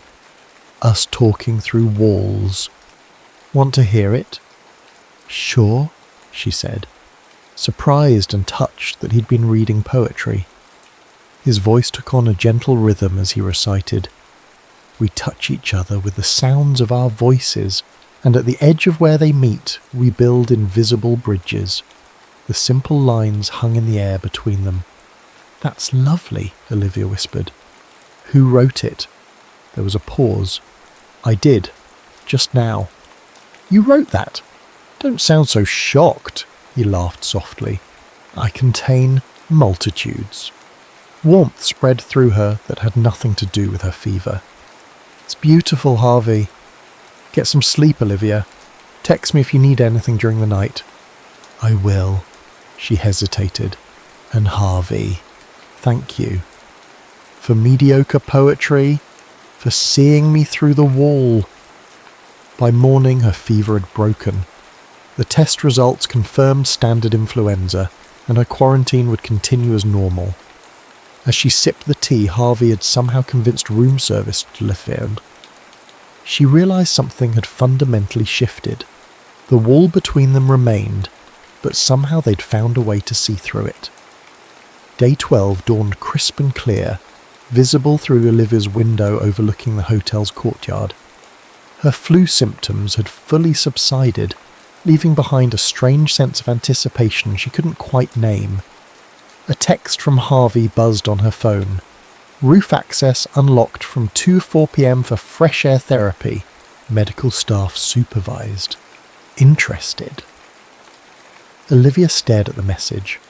The prospect of leaving her room sent a jolt of excitement through her, followed immediately by anxiety. It would mean facing Harvey in person, something that suddenly seemed more intimidating than addressing a conference hall of infectious disease experts. "Hesitating?" came another text. "After sharing existential crises and late-night poetry, surely seeing my actual face isn't that scary." She smiled despite herself. "I'll be there." At precisely 2:15, Olivia stepped onto the hotel rooftop, instantly overwhelmed by the sensation of open space after nearly 2 weeks of confinement. The December air was brisk but refreshing against her skin. Medical staff in masks stood at discreet distances, monitoring the handful of quarantined guests who had been approved for roof access. "Olivia!" She turned toward the voice, so familiar yet different without the wall between them. Harvey stood a few feet away, wearing a surgical mask like everyone else, but his eyes crinkled above it in what was clearly a smile. "You're taller than I expected," she said, immediately regretting the awkward greeting. He laughed. "And you're exactly as I pictured, except for the CDC sweatshirt. Somehow I imagined you in a lab coat at all times." "I save that for special occasions," she replied dryly. Shall we? He gestured toward the perimeter of the roof where a walking path had been marked with tape. They fell into step beside each other, maintaining the recommended 6-foot distance. The city sprawled before them, a landscape of glass and steel under winter sunlight. Strange, isn't it? Harvey said after a moment. I feel like I know you better than people I've spent years with, but this is the first time we've actually talked face to face. Technology creates intimacy without proximity, Olivia observed. In my field, we've conducted life-saving interventions over satellite phones with people we never meet.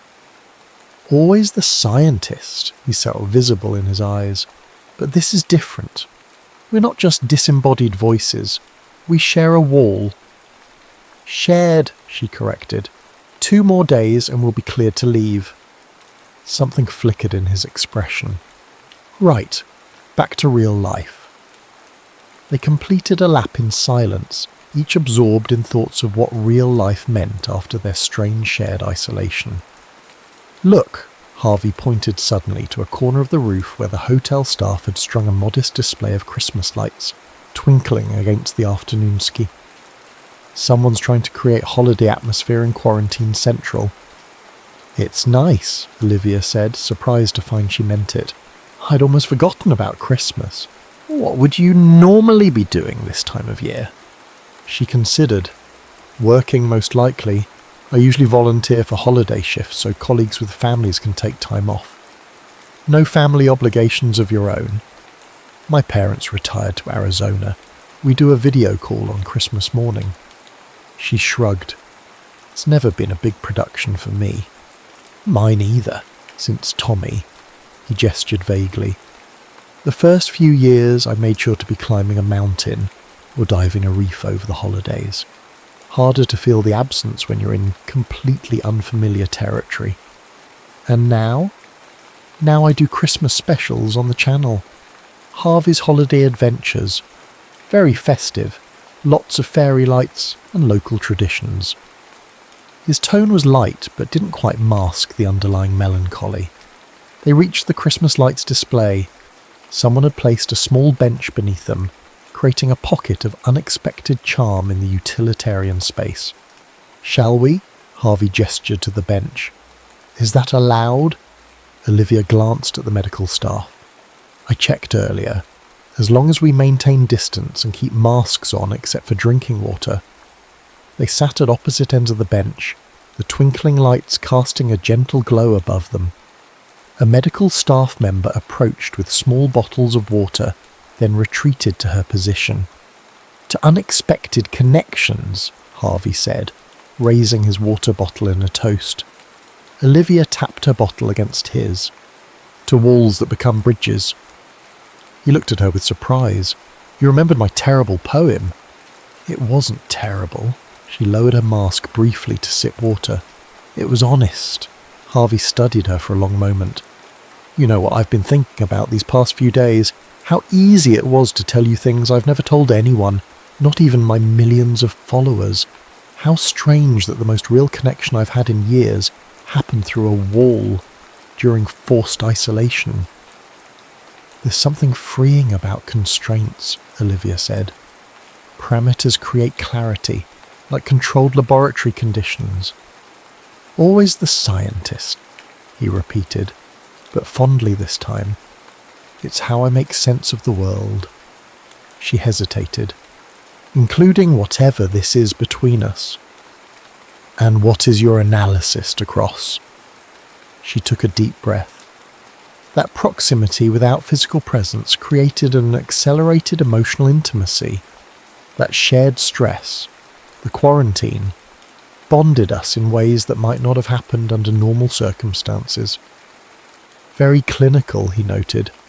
What about your non-scientific conclusion? Olivia met his gaze. But I'm going to miss talking to you through that wall. The admission hung between them, more revealing than she'd intended. I got a call this morning, Harvey said suddenly. A major travel channel wants to sponsor a series in Tokyo. 6-month contract starts immediately after quarantine lifts. That sounds like an amazing opportunity, she said, ignoring the sinking feeling in her chest. It is. He looked down at his water bottle. I also heard you mention a Brazil assignment during your work call yesterday. Sounded important. Potential new variant monitoring. She twisted the cap on her bottle. The WHO and CDC are establishing a joint task force. They want me to head the field research team. Of course they do. You're brilliant at what you do. The compliment warmed her, despite the circumstances. So are you. Professional adventurer. He laughed without humour. Not exactly saving lives. You connect people to places they might never see, experiences they might never have. She surprised herself with the conviction in her voice. Your work has value, Harvey. He looked at her then, really looked at her, with an intensity that made her breath catch. 2 days left, he said quietly. What happens when the walls come down completely? Before she could answer, a medical staff member approached. Time to rotate, please. Other guests are waiting for the roof access. They stood reluctantly, walking toward the exit where stairs would lead them back to their separate rooms. Olivia, Harvey said as they reached the door, would you have dinner with me tonight? Still separated by our wall, but intentionally together. Yes, she said without hesitation. I'd like that. That evening they positioned their room service tables against the connecting door, creating the illusion of a shared meal despite the barrier between them.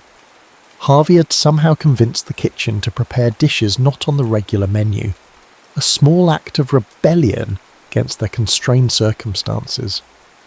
As they talked, Olivia realised she was memorising details, the cadence of his laugh, the way his voice softened when speaking of things that mattered to him, storing them against the inevitable separation to come. I have something for you, Harvey said suddenly. Can you open your connecting door lock? I'll do the same on my side. Are we allowed to do that? Probably not. But what are they going to do, extend our quarantine? Olivia hesitated, then turned the small lock on her side of the door.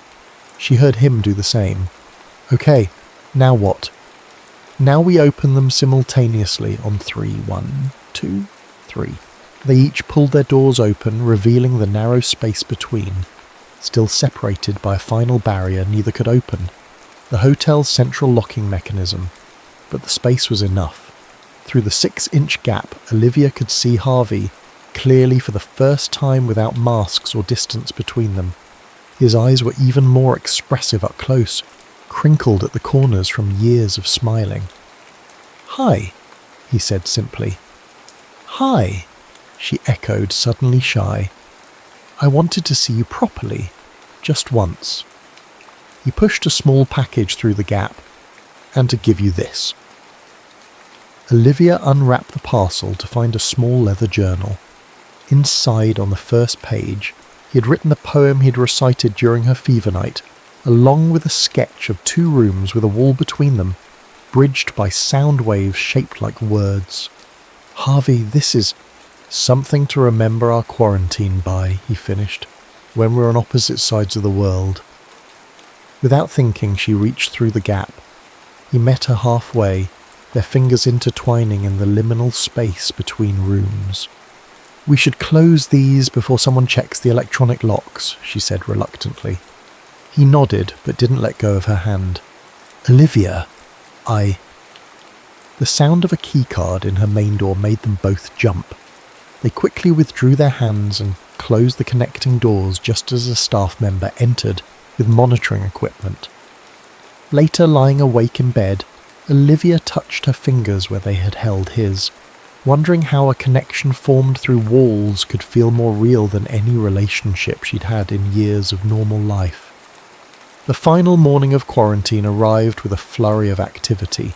Final health checks, paperwork, instructions for post-quarantine monitoring. Olivia packed methodically, her scientific mind focused on logistics while her emotions remained carefully compartmentalized. A text from Harvey appeared. Breakfast wall talk. One last time, she positioned herself against the connecting door, acutely aware it might be their final conversation like this. I'm here. All packed. His voice came through, sounding falsely cheerful. Nearly. You? Travel light, move fast, it's my motto. The less you carry, the farther you can go.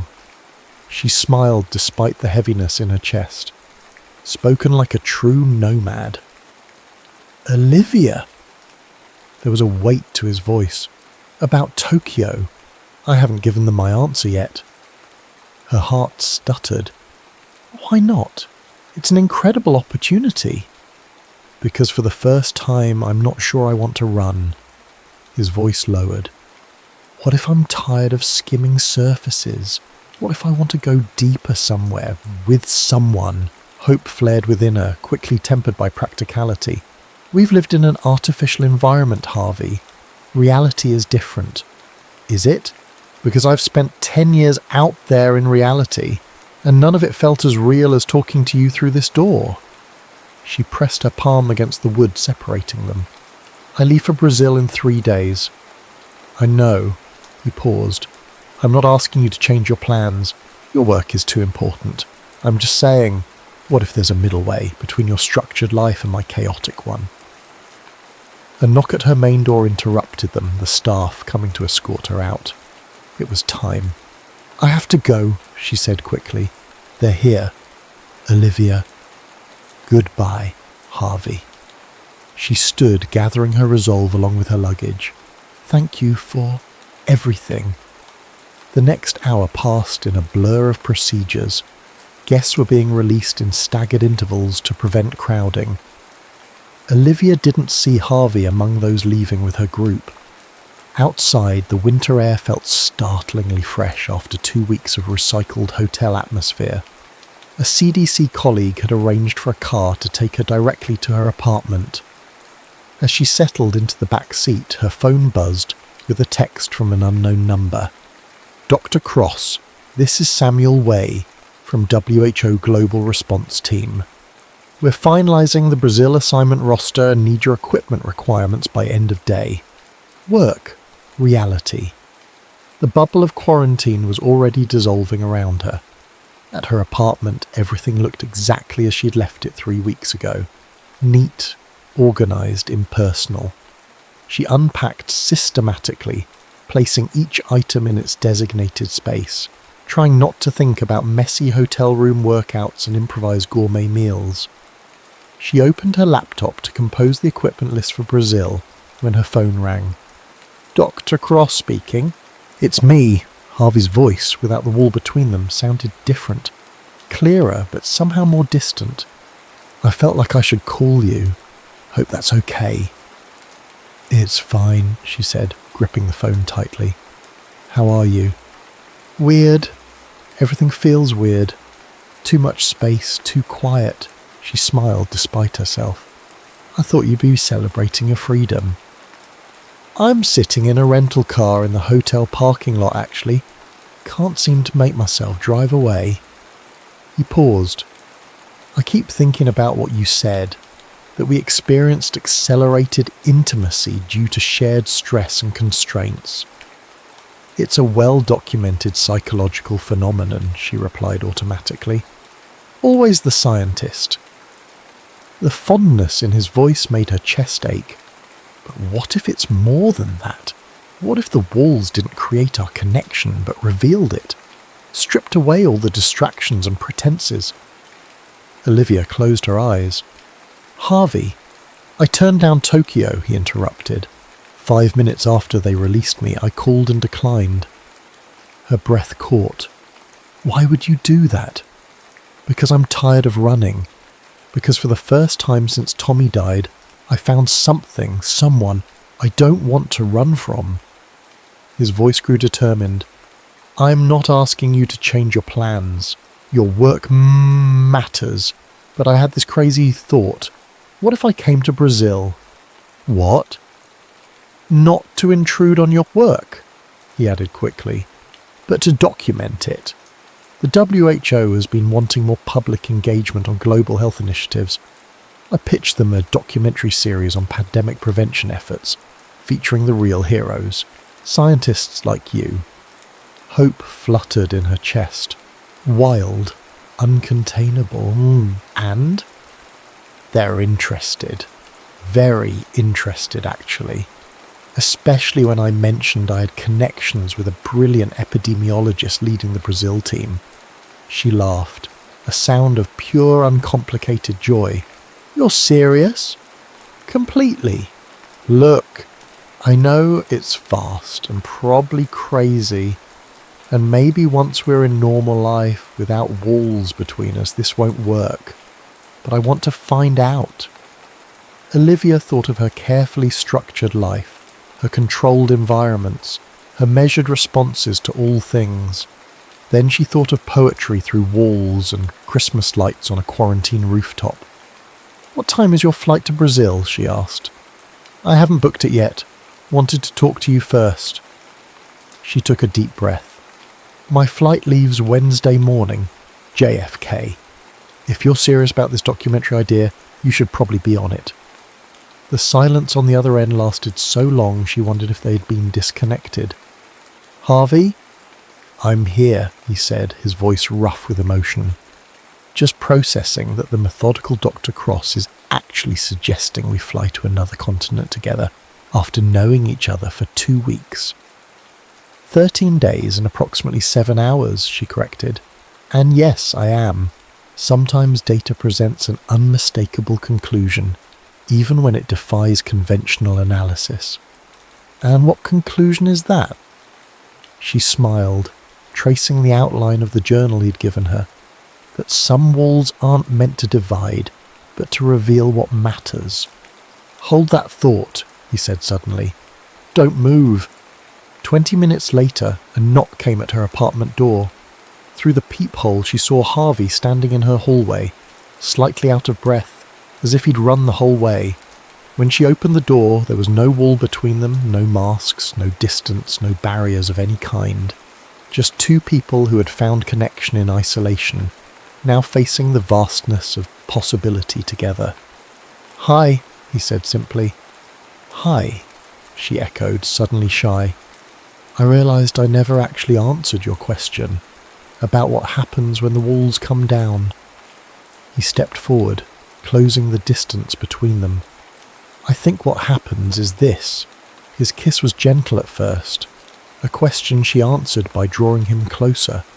All the words they'd exchanged through walls, all the thoughts they'd shared in the strange intimacy of separation, converged in this moment of actual contact. When they finally broke apart, Harvey rested his forehead against hers. So, Brazil? Olivia smiled. Brazil, but with one condition. Name it. No hotel room parkour. His laughter filled the space around them. Open, boundless, free. The makeshift clinic in rural Brazil hummed with activity as medical personnel moved efficiently between stations, administering vaccines to the local population. In one corner, Harvey adjusted his camera, capturing footage of community health workers explaining prevention measures to a group of village elders. Olivia watched him from across the room, still marvelling at how naturally he'd integrated into her world.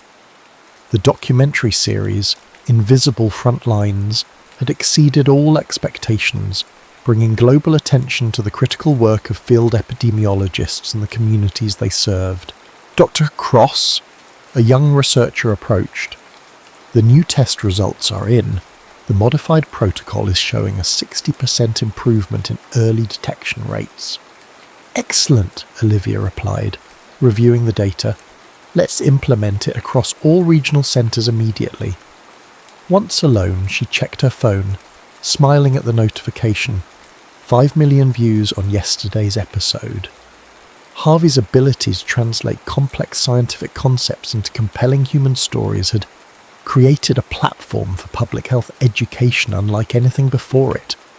Later that evening, they sat on the porch of their rented house watching fireflies illuminate the gathering darkness. I had a call from the network today, Harvey said, lacing his fingers through hers.